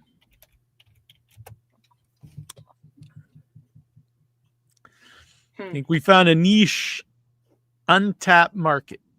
Booyah! Agreed, Dave. Booyah! Dave Deadman. Agreed. I wonder how much you get paid for that. As long as, you know what, honestly, as long as no one wanted me to participate, I wouldn't care. Go do your jam. Pay me a lot of money to do it and don't actually include me in your weird fetish shit. Be the babysitter. That'd be so fucking awesomely fun. As a student of the human mind, I think that would be a fascinating experience. Could do an interview. Oh, man, this is all developing. This is going to be my new career. The spotter interviewer. The splatter doesn't matter. The spotter, you got her. No splatter, please. Thank you. Pass on the splat. No splat. Splat free zone. Yeah, you have to wear like a beekeeper suit or something, or like a hazmat That like suit. thing that we wore at Evil Yeah, Dead that's yeah. musical. This is like a poncho. Yeah. That came up last month because of my birthday because we went last year for my birthday. Oh yeah, it was a very nice thing for me to do. So it's very so it's both exciting, it's nerve-wracking, the idea of doing the movie, but I have to say, so many people are very supportive, like Annabelle here. First of all, Annabelle and Troy. Without those two, it probably wouldn't have ever been anything besides the stuff in my head. So that's honestly, I mean, I came up with the idea of talking to Annabelle. We were pitching like crazy movie ideas. This was before we even met. We were talking about like movie ideas. So I went and found the original message and it was like, dude, how? You're crazy, man. All you gotta do This is like 14 years. All you do is you go to messages and you search for certain words, and then I found Arbor Day. So it was. So then I went to the first one, and so there was like 4 movie ideas. Mm-hmm. Arbor Day, a necrophilia movie, yes, a chef movie. All 3 I'm still into. The chef movie has changed a little bit, but still I'm into it. And the 4th one we probably shouldn't talk about on the show because maybe it's not, it's a new era, and it's probably maybe now a new era. It's probably great, I guess. But at the it was it's probably we can throw that one away. But the 3 are Tell me off air. All right. Tell me in the private chat. I'm so curious about this. Yeah, I mean, I don't even think it's a particularly good idea. I don't even know what the hell we were thinking, but. Dave over here, I feel like it would need to be a flat rate hourly, wouldn't pan out. Fair enough. I remember that. That was so fun to brainstorm. It was. I was so with the tunnels. Yeah. Oh my god, dude! I wish we could do that. Well, we could still. It was like a Boston. Yes, yeah. It was like it was related to the Celtics somehow and stuff.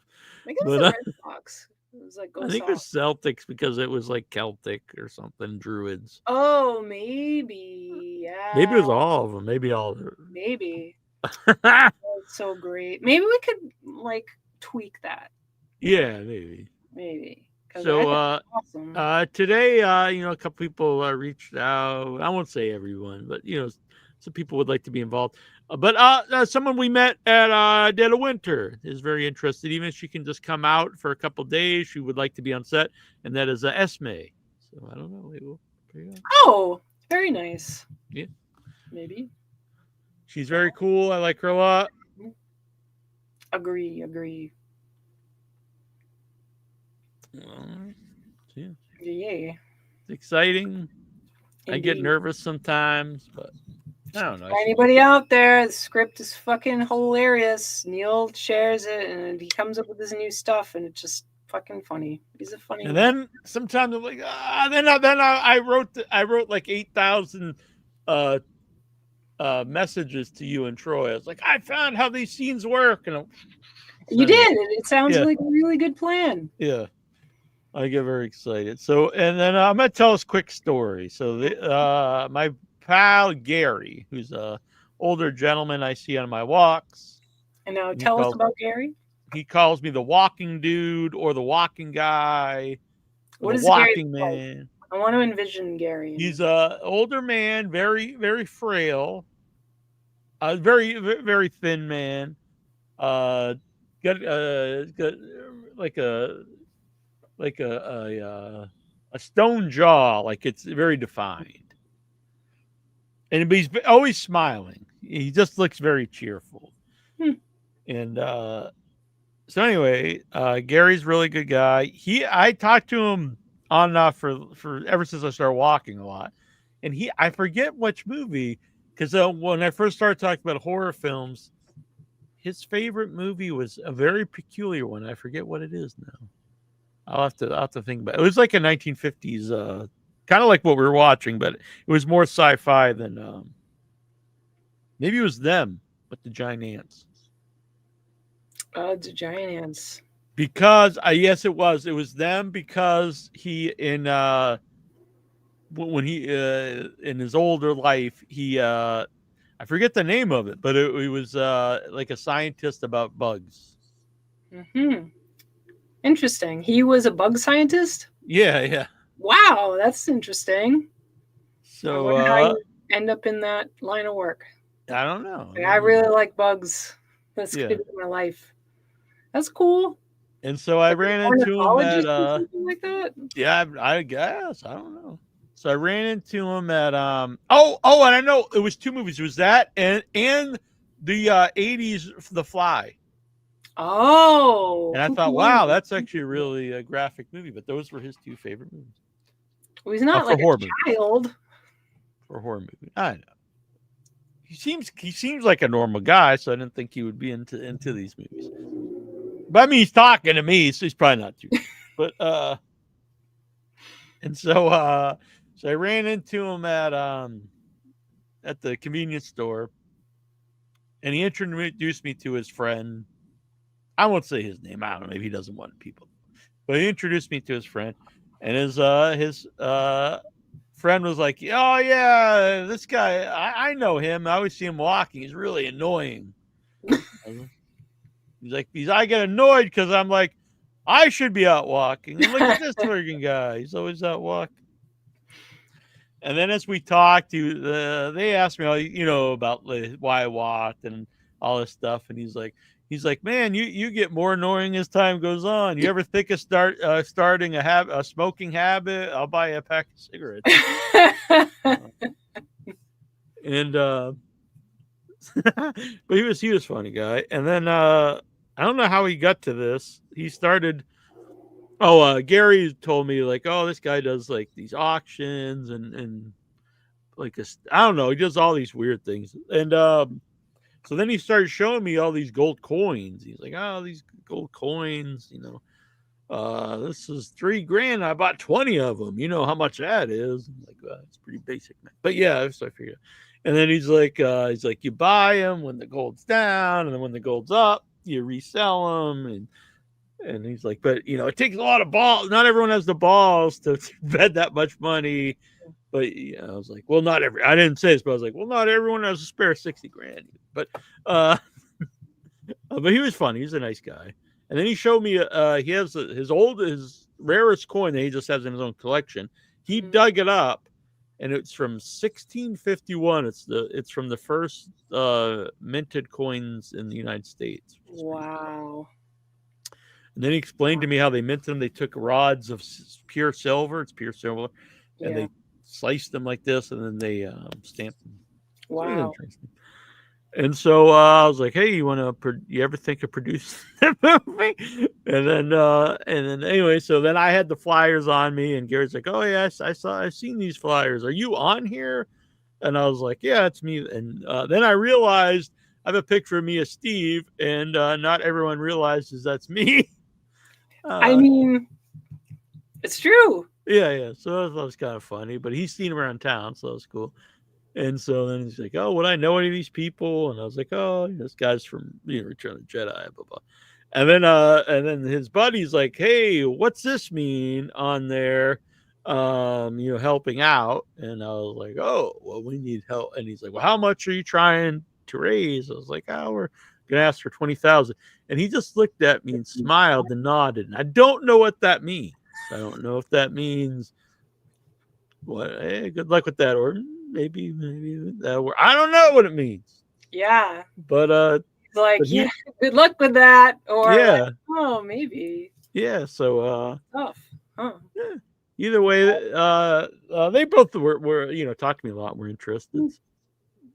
Interesting. That would be fucking awesome. Yeah. Wow. I try to be charming. You don't have to try, Neal. No, he was a funny guy. And I just thought it was cool. So yeah. And so Captain Scott's, now it's just called Captain's.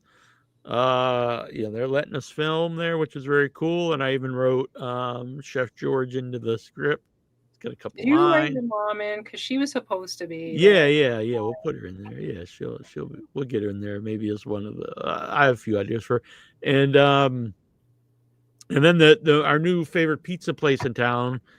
It's been here 9 months. It was their 9 months anniversary. They just came into town. Brooklyn Heights. Great pizza place. It's owned by this married couple. Really heavy Brooklyn accent. They're from Brooklyn. They moved here. Best pizza in town, and we have a few good pizza places, but this is really Brooklyn. Good. Yeah, and I knew they were cool because in Halloween they decked the place out. It was just all kinds of horror stuff. They had the ring in the window and. Cool. The girl with the hair and stuff, and all kinds of stuff. It was really cool. And they have a King Kong climbing the Empire State Building in the store and stuff. It's cool. And so I put up a flyer, and then I gave him a flyer, and they're like, hey, what's this? And he's like, wait a minute. And he went and talked to his wife, and he comes like, yeah, why don't you guys can come in and film here if you want. Whatever you want, just let us know. And I was like, okay. Just give us pizza, man. Yeah.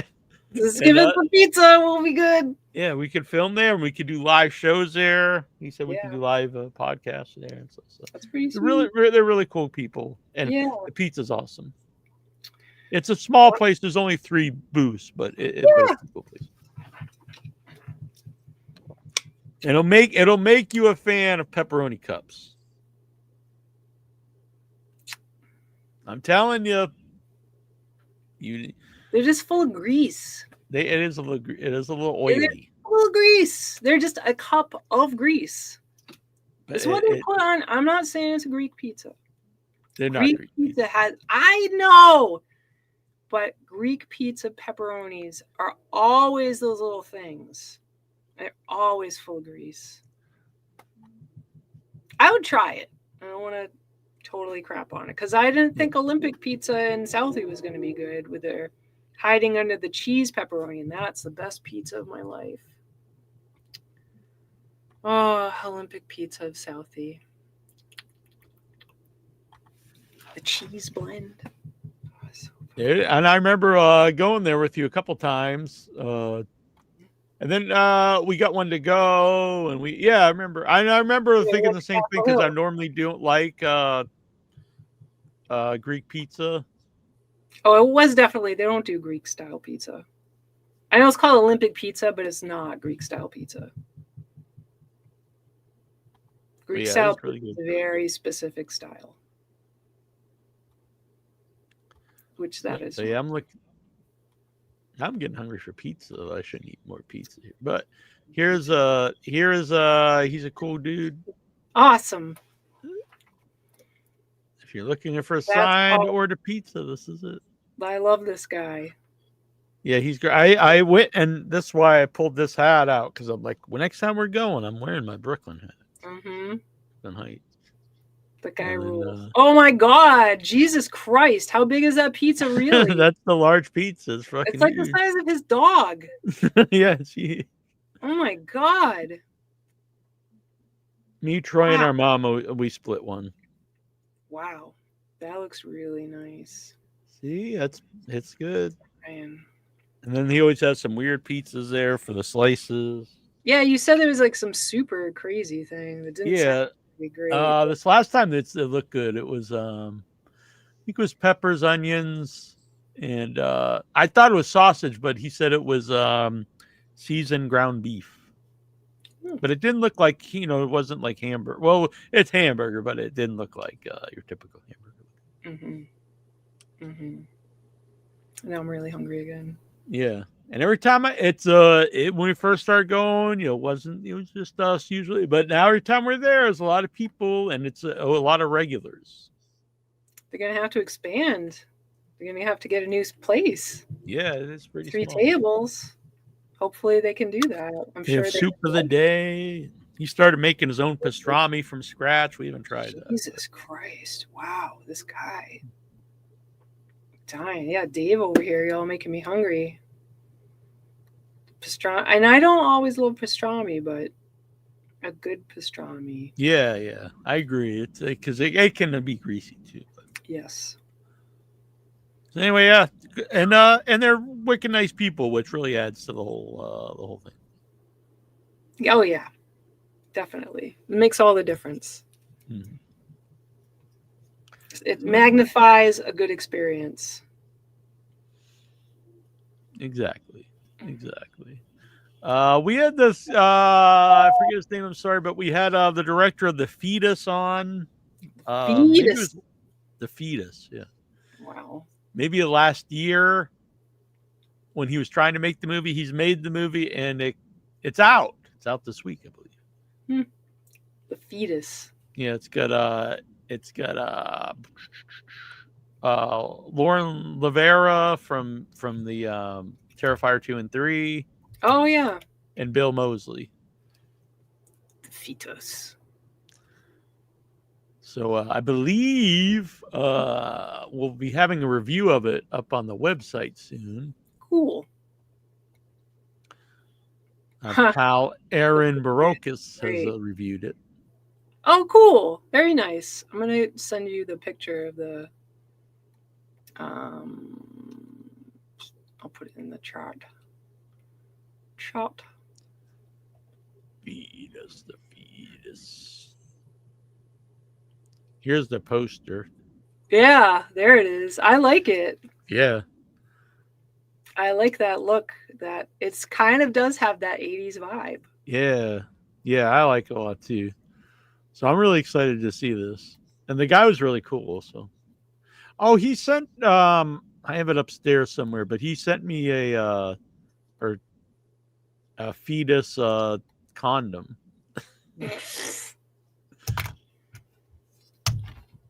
I guess to avoid having these monstrous fetus. Yeah, no one wants a monstrous fetus.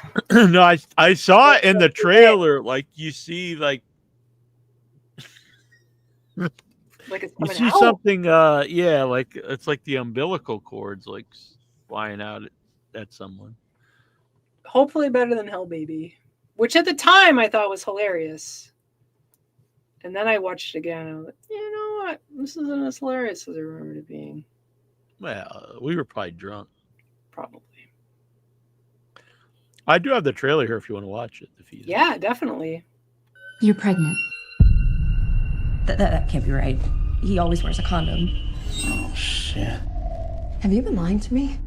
Whoa, wait a second. Do you remember when I told you that my body doesn't work the same as everyone else's?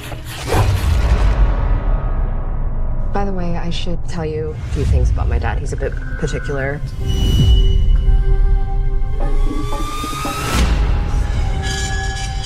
I was more of a cat person. Are you gay? Well, I think your dad and I see eye to eye. He doesn't really like anyone. Hey! It's time. Dad! No, Dad! If we don't feed it, it will start sucking on her blood to survive. You can't give birth to this thing. Of course not! I've been freaking out since this morning. I really thought you would grow up normal. You ain't family! You are the turd in the way.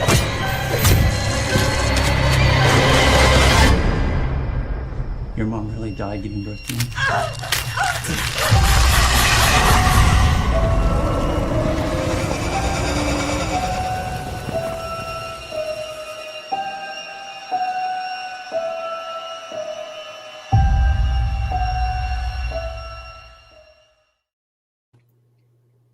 I gotta say, the big selling point was that rocket shot. That's what I'm saying. Yeah. That was sick. They chose wisely. You could say it's a spoiler, but it was a sales pitch in my mind. Yeah. I like Bill Mosley's delivery in the movie, too. Yes. That's That fun. comment about the cat. There's nothing wrong with a man loving a cat. I'm a cat guy. Cats are cool. I'm a cat. I like all animals. I like cats and small dogs the best. No big dogs for Neil Jones. I don't mind. It's not that I dislike them, but I would prefer a dog that I can have in my lap. Oh, you can have a giant dog in your lap too. I guess. They try. Troy's dogs are good size, so they're not giant. Oh, I love those. And I news. remember when he had was it a boxer? Boxers really scratch my skin up.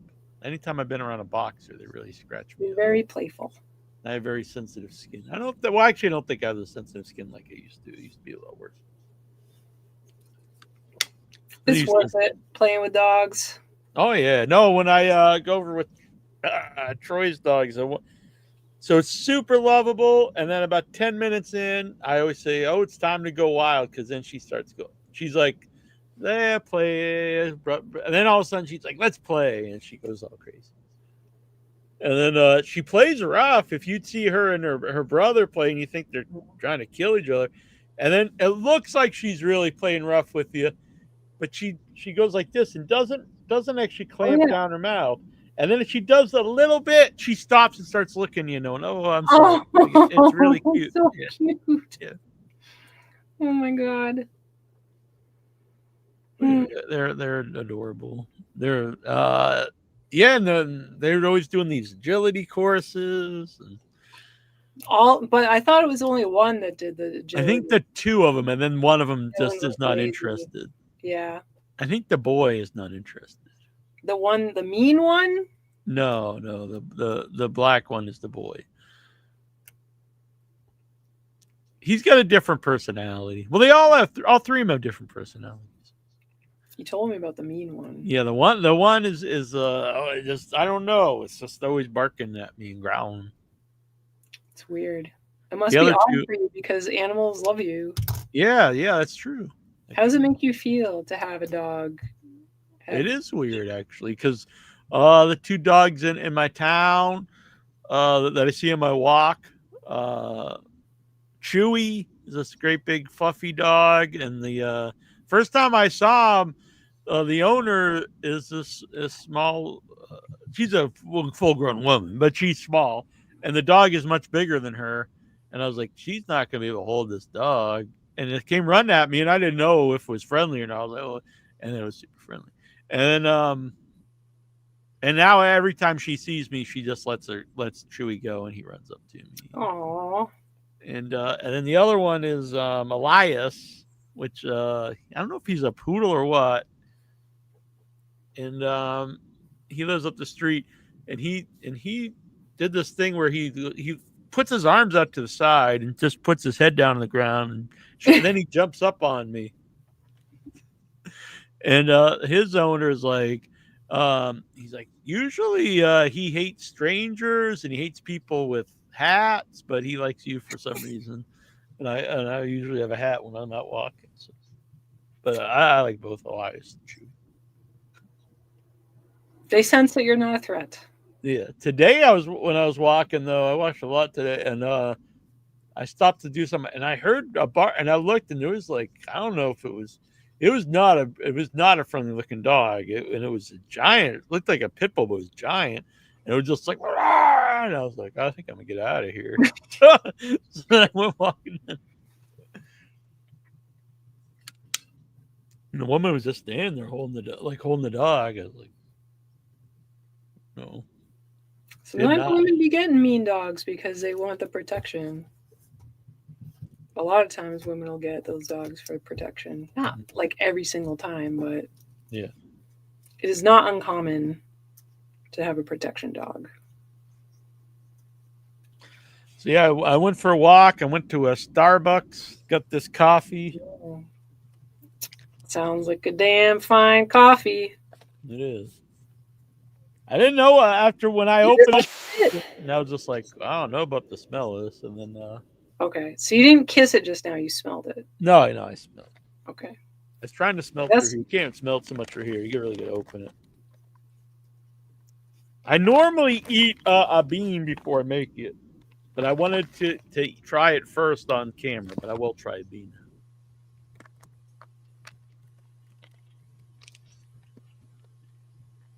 It's pretty mild.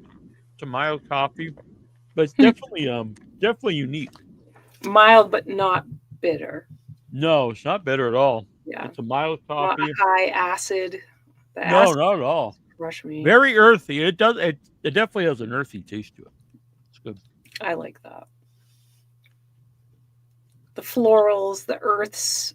I take that over chocolate notes anytime. Yeah, I used to think that was all bullshit until I started drinking black coffee, and I was like, oh yeah, I can tell these. And now I'm kind of a coffee snob. I only buy whole bean coffee, and I grind it per cup. Mm-hmm. And if you have it with different foods, that food will taste better or worse, depending on the coffee. I should look what goes with what. When I worked at the Bucks, it was a brand new store, and so the guy who ran it was like uber enthusiastic to get everything like go team. And they had these books called passports, and it was like a index card book. It would have all the different places that the coffees were from. So it was like Sumatra and Kenya and Ethiopian and all these different things. And you had to order to like get to the next level of Baristaville, you had to complete your passport. So you'd have to try all the different coffees and you would pair it with the particular different foods so you could see which ones pair best. So you could recommend them. Which maybe is like snobby at the time. I was like, this is pretty cool. And I didn't like coffee before I worked there. I did not drink coffee before Starbucks. They're like, what do you like about coffee? On the paper application. It smells good. It does. I could not tell a lie. And then what's not to like about coffee, I say? Well, now I think it's great, unless it's a shit coffee. Sometimes coffee is shit. Yeah, I'm very snobbish about my coffee. So rude. Oh, Unspeakable, Beyond the Wall of Sleep comes out this week. Oh, where will it be? The Chad Farron movie, yeah. So this is the new. They were using a poster that I made, which was cool. They used that at festivals, but this is the new one. It's cool. I like it. It's gross. Yeah, it's super gross. So it's streaming, but if you folks out there, if you wait and buy the Blu-ray, one of the specials on the Blu-ray, is us. Really? Yeah. So our interview with Chad and Joe Castro is a special. Oh my God, that's amazing! Wow, how cool is that? Yeah. Chad asked if he could use it, and I was like, "He didn't ask me." I know. Now it's my likeness too, Neil Jones. Now you're gonna send in a cease and desist. I will. I'm gonna sue.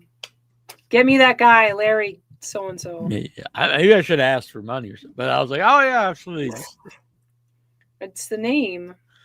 Yeah. Getting out there. That's what we do with everything. I think pretty much well, I don't know what you do behind the scenes. I'm like, well, we do so much for free. Neil's like in there raking in the big bucks. No. I don't ever think of that, honestly. I probably should on some level, but I'd rather have. It would be really nice to help out, with like. Oh yeah. Fees and yeah. And things like that. I could do a lot more things if we had that money. Yeah, I understand. But as far as something like this, though, I think having the name out there is more valuable. Agree.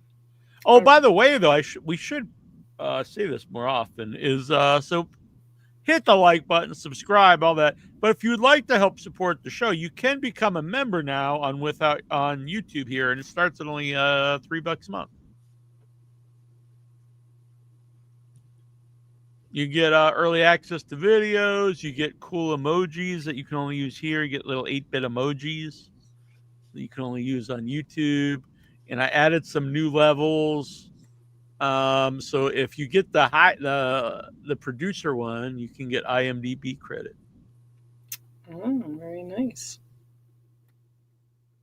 But really, it's to help. So look, here is oh, you won't be able to see it on here. You'd have to be on YouTube to see it.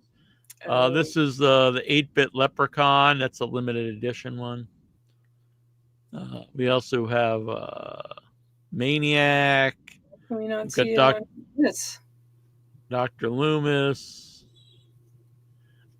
Smash Mouth. In a Violent Nature. And Hatchet are the current. I see what you're saying. Yeah, they'll just come up as the code up here instead of the. I see you. Yeah. So yeah, but I did put up some new 8-bit T-shirts I thought looked pretty wild. Very nice. Andrew's all about this. What? This is what this is what he wants for payment for doing Arbor Day. Nice. It's pretty sweet. So don't tell him. I'm thinking about doing one with him in the arm. Well, you better ask him. No, I mean just for him to send it to give him. Oh, that would be so cute. Yeah. So tomorrow is his last day at his current work. What are you gonna do without him at Dunks? Probably not go there anymore. You just start hanging out at the nuke plant. Yeah. You just stalk him outside. He works at night, so like I'd be have to go to the middle of the night. You do it. I did check out the rules because they posted all kinds of rules at the campsite because we were thinking about renting a night for to do a scene in Arbor Day.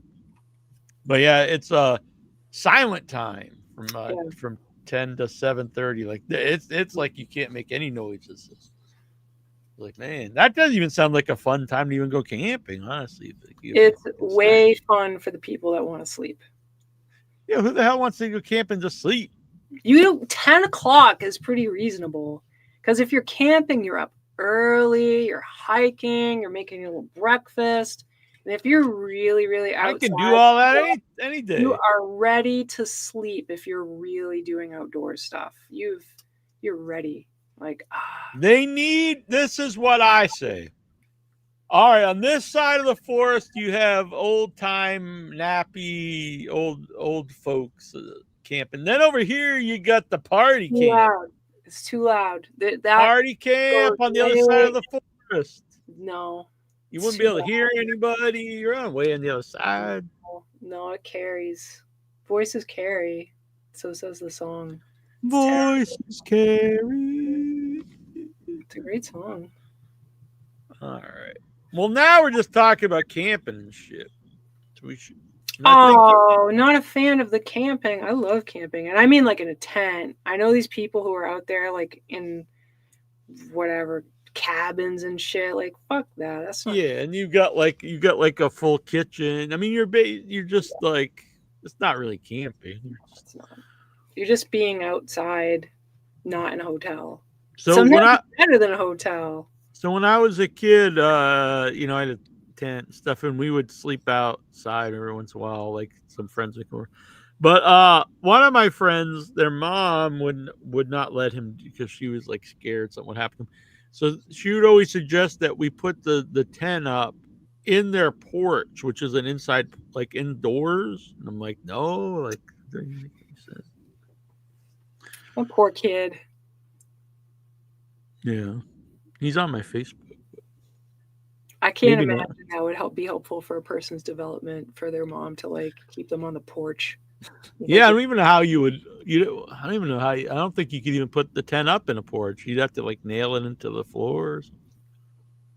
You can have a tent up. I think our tent, though, I think you had to post it in the ground for it to stay it up. I think it's usually if you just stake it, it's for the so it doesn't move around. Yeah, I can't remember, but that's probably true. I don't know. Yeah. It's almost midnight over here. Mm-hmm. I think I'm feeling ready to wind down the campground. Yeah, so we're gonna play us out with our return of music of the month here, and it is what? Sex-O-Rama. Dave's comment is quite an end note. I didn't mind it when I was younger, but nowadays I'd rather gnaw my own dick off. I love this. Now we found Dave Deadman's fetish. So you need a spotter for that, Dave? You have to be very limber to do that, I think, to begin with. Or I don't know, maybe really very well endowed. Yeah. Yes. Probably a combination of the two, maybe. I don't know. But it's also known as the Poffo to some people. Because so Lanny Poffo, Randy Savage's brother, was known for years. It was always rumored that he could suck his own penis, and that he would do this like in front of the other wrestlers and stuff. And so I started calling it the Poffo because it was like a story out there. And then one day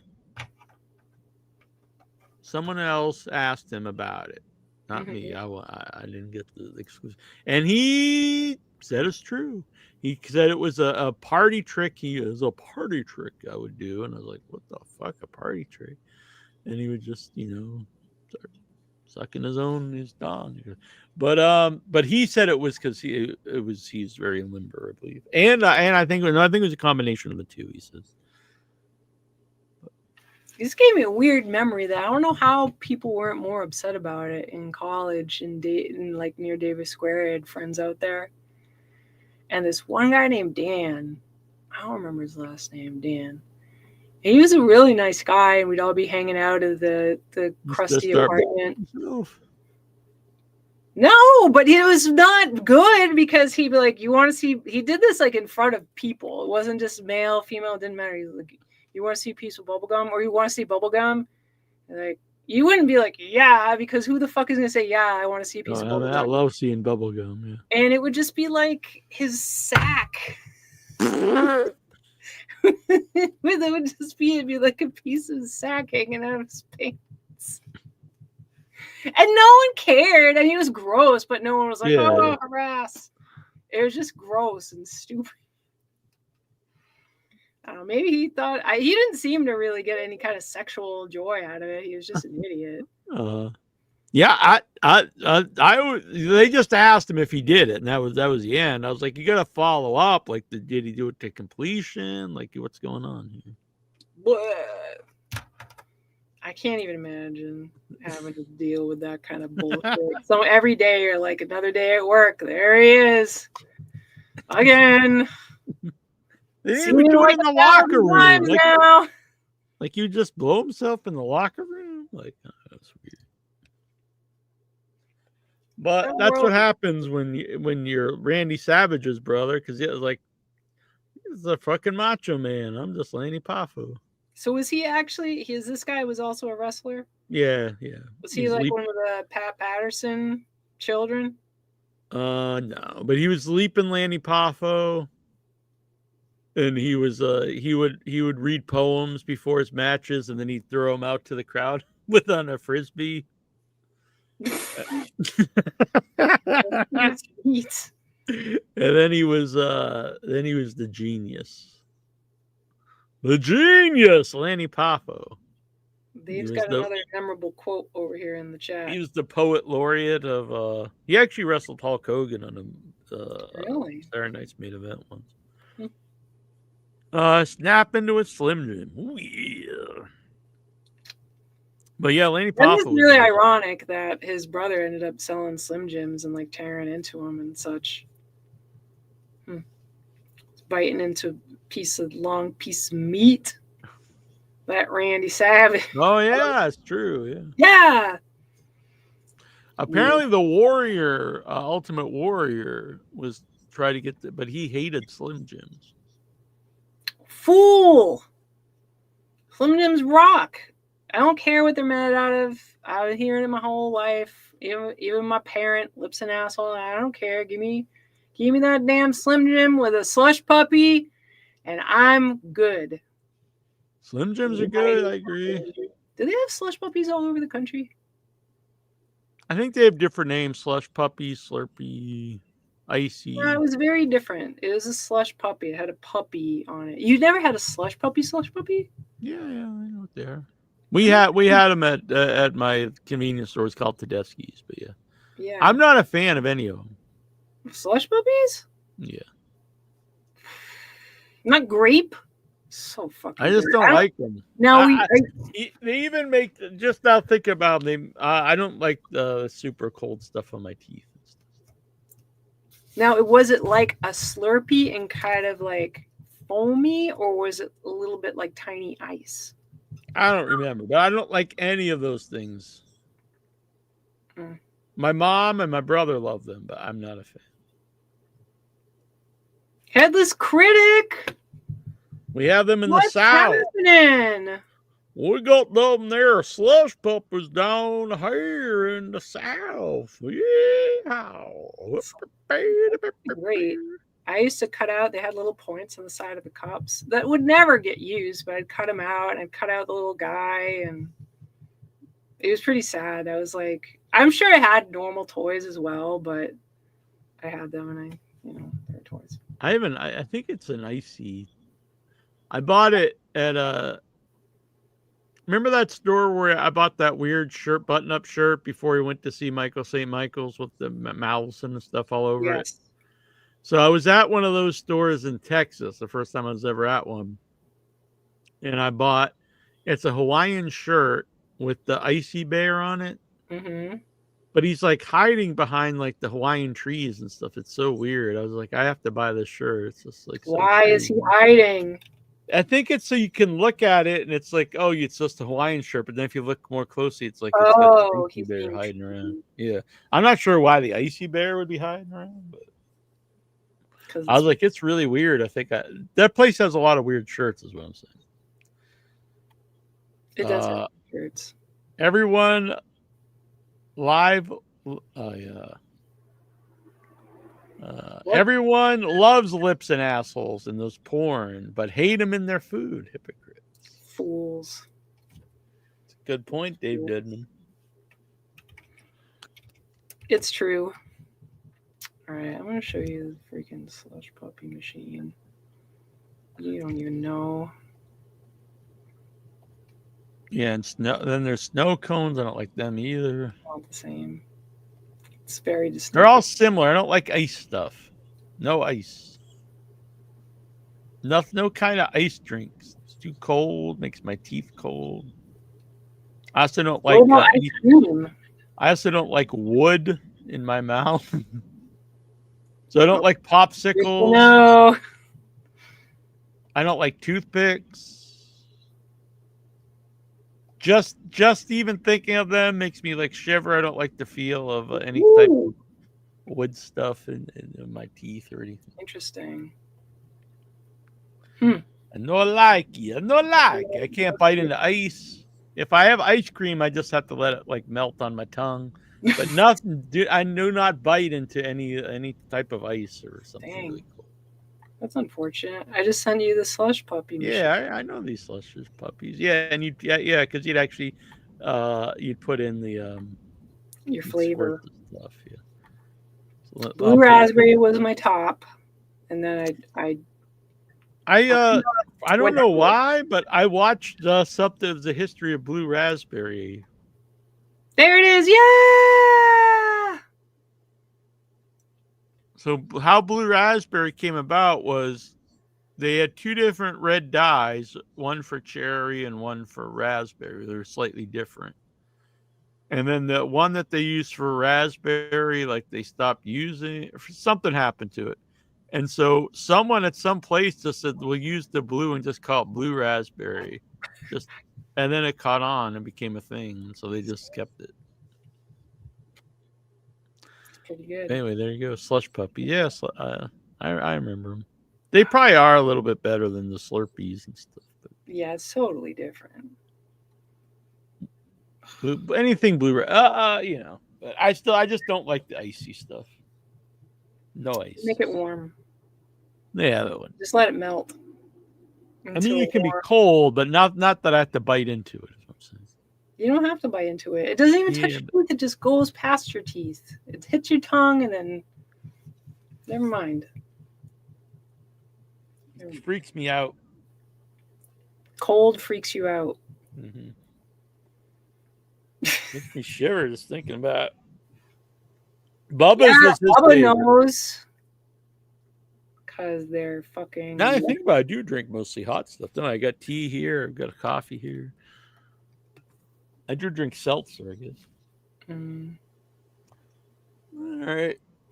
Return of the Living Dead. I felt bad when she talked about like all those bootlegs, but this is probably not a bootleg. It's got Return of the Living Dead right on the tag. Yeah, but didn't she say that's what he did? Yeah. It is what it is. You got the shit, and so be it. You this is made by those cool people that were at the Mad Monster we were at. They were right next to us. Oh yeah, I feel bad for all of those vendors. I don't know. I wasn't there. I don't know the deal. I shouldn't judge, but I have my opinion. It's very pro vendor. Oh yeah. Yeah, I noticed. Did you have that on the whole show, or did you go put it on? No, my shirt didn't fit right. I've just got to donate it. It's too big and awkward. That was like swimmy and weird in it. It was very uncomfortable. So I changed that shirt, and I'm like, oh, well, Boston Underground. Yeah, because it's coming up. I changed it up. Hopefully they get back to us soon. Yeah, be sweet. Will you go to the Buff karaoke? is the stuff. You know, should I say something to that freaking guy who's like, he was so nice to me at the karaoke thing, and then he fucking stumped me again. Yeah, well, don't say he just had surgery for something. Recently? Yeah. Oh, I hope he's okay. Yeah, he just posted about it today. He's in the hospital. He had to I wouldn't get know his, because he's not my friend. Yeah. So I'm just saying we probably should. Yeah. But yeah, we wish speedy recovery. All right. So, what do you think? Wait, what? Cut the graphic. Should we? It's a good point. Was that? Cut the graphic off and stitch it on the back of the jacket. Well, the other shirt, it really wasn't that great. It was just like a white stripy shirt. I love the shirt, but I'm cool with not being able to fit in it anymore. Yeah, no, that's a good thing. I know I have lots of stuff that's way too big, and that's a good feeling. I'm going to start riding my bike again. It's going to be good. Mm-hmm. What you gonna do? All right. So we'll be back next week. I don't have a guest schedule, but we got a lot of people who want to come on, so we'll try to figure this out. I know Ty Chaman went on because he's got the crowd. Someone in the chat literally just now. Joe Cash, let's do it. Yeah. I Poor think guy's like he's at the back of the list. Yeah, let's do it. Joe Cash, he broke out of prison just to get in without your head chat. Can you imagine being in prison? I don't know how long he was there, but you could be there for like a fucking month and it would suck. You could be there for less than a month. I think he was in there for like 18 months. That so sucks. So I say he's the priority here. All right. Give him his time out. Joe Cash. We'll see if he's free next week. You better be, or else you are going back to the back of the line. No, so I think we'll have Joe Cash on next week. That'd be cool. Talk about a lot of crazy ass movies. Mm-hmm. I've never talked to him. I've talked to him in the chat room a lot. He's used to. I did wonder what happened to him because he used to always be at Seven Limbs, and then he totally disappeared. I was like, oh. I didn't see him on Facebook or anything, but now I know he was in the big house. The Clink.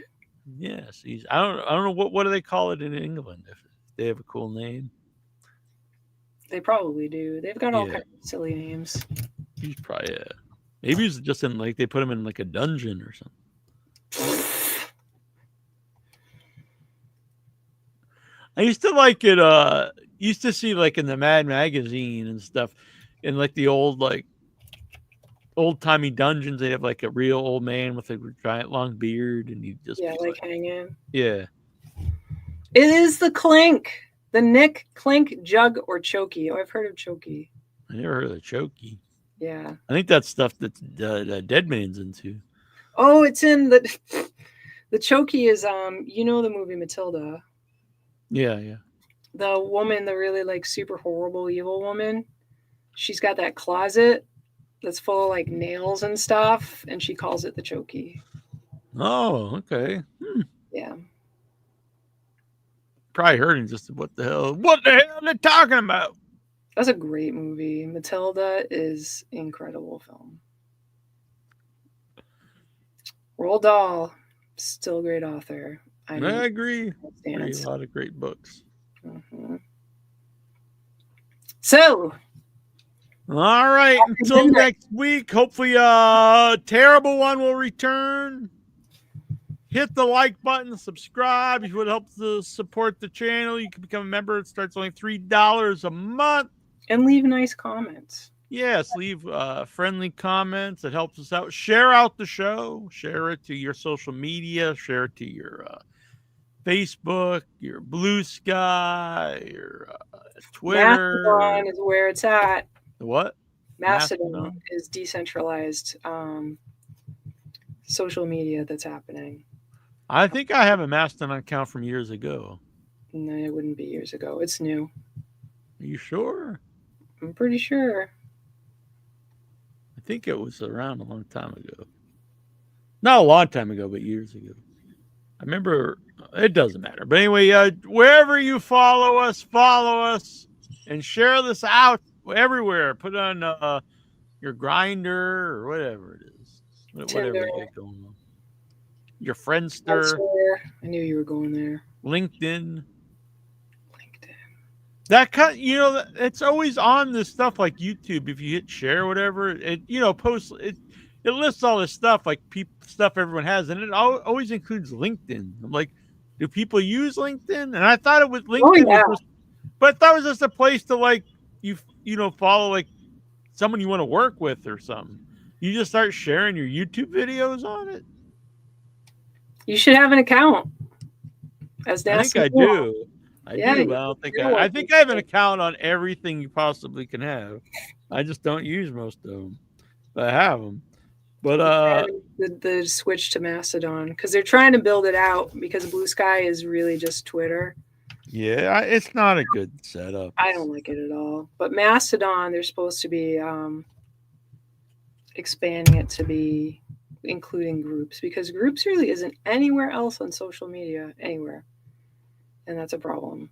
Not the way Facebook is. So decentralized internet services, high recommend.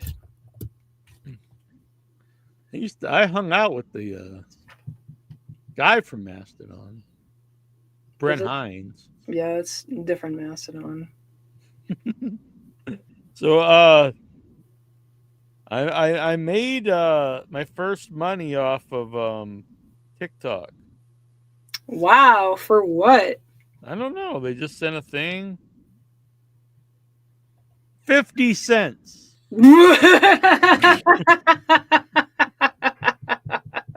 I've never made that laugh before in my life. Hell yeah. So I said it was like you made money and then you got to add like your YouTube account or whatever. No, I mean PayPal account or a bank. And so I'm looking into it and I'm like, for 50 cents? I wouldn't give you 2 cents. Yeah, I'm not bothering. Maybe $10 or something. I don't know. And then Instagram says we're eligible to make money, but I don't know how you do it.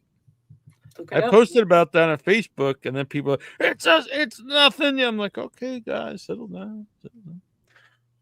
One guy was like, I got the exact same email last year, and I'm like, well, I didn't even post I didn't even say I got an email because I didn't, and I didn't. And if I did, I didn't post anything that they said. I just said I'm eligible now for monetizing on Instagram. And this dude's like, I got the exact same email last year, and blah, blah. I was like, okay. I didn't even say I got an email, buddy. What the fuck? Why how do you care anyways? I don't know. It like pissed like all these people off. I'm like, what is your problem? That's very strange. Yeah. I don't know. Dave, I'll take dozens of dollars. Yeah. Dozens of dollars works for me. Dozens of dollars better than 50 cents. I would be fine with that. Pay for my movies. Yeah, exactly. But we do actually have a lot of hits on. I should post more stuff on Instagram and TikTok because some of it does get a lot of hits. I noticed. If you actually want to help me go to the movies, then it would be a very different account. It would be, let's see here. It's not the same account as Without Your Head. That's for dang sure. So we got that Venmo thing. Venmo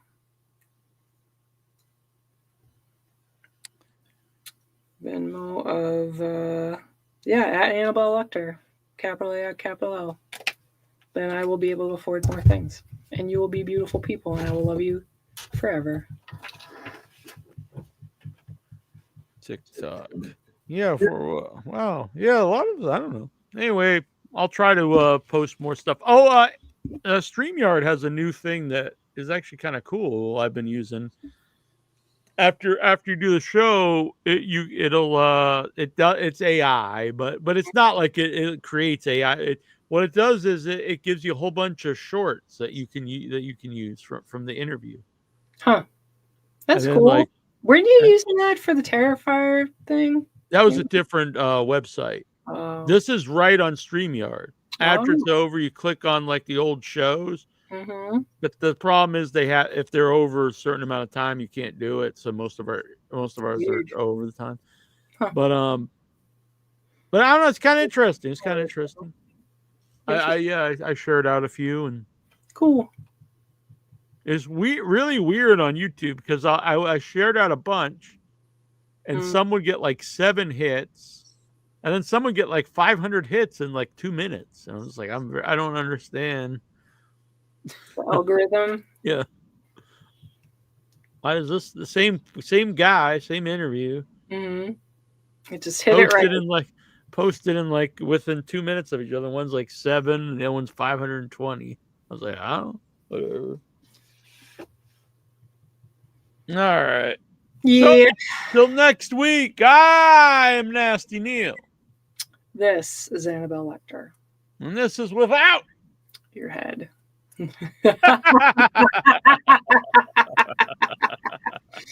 Ah!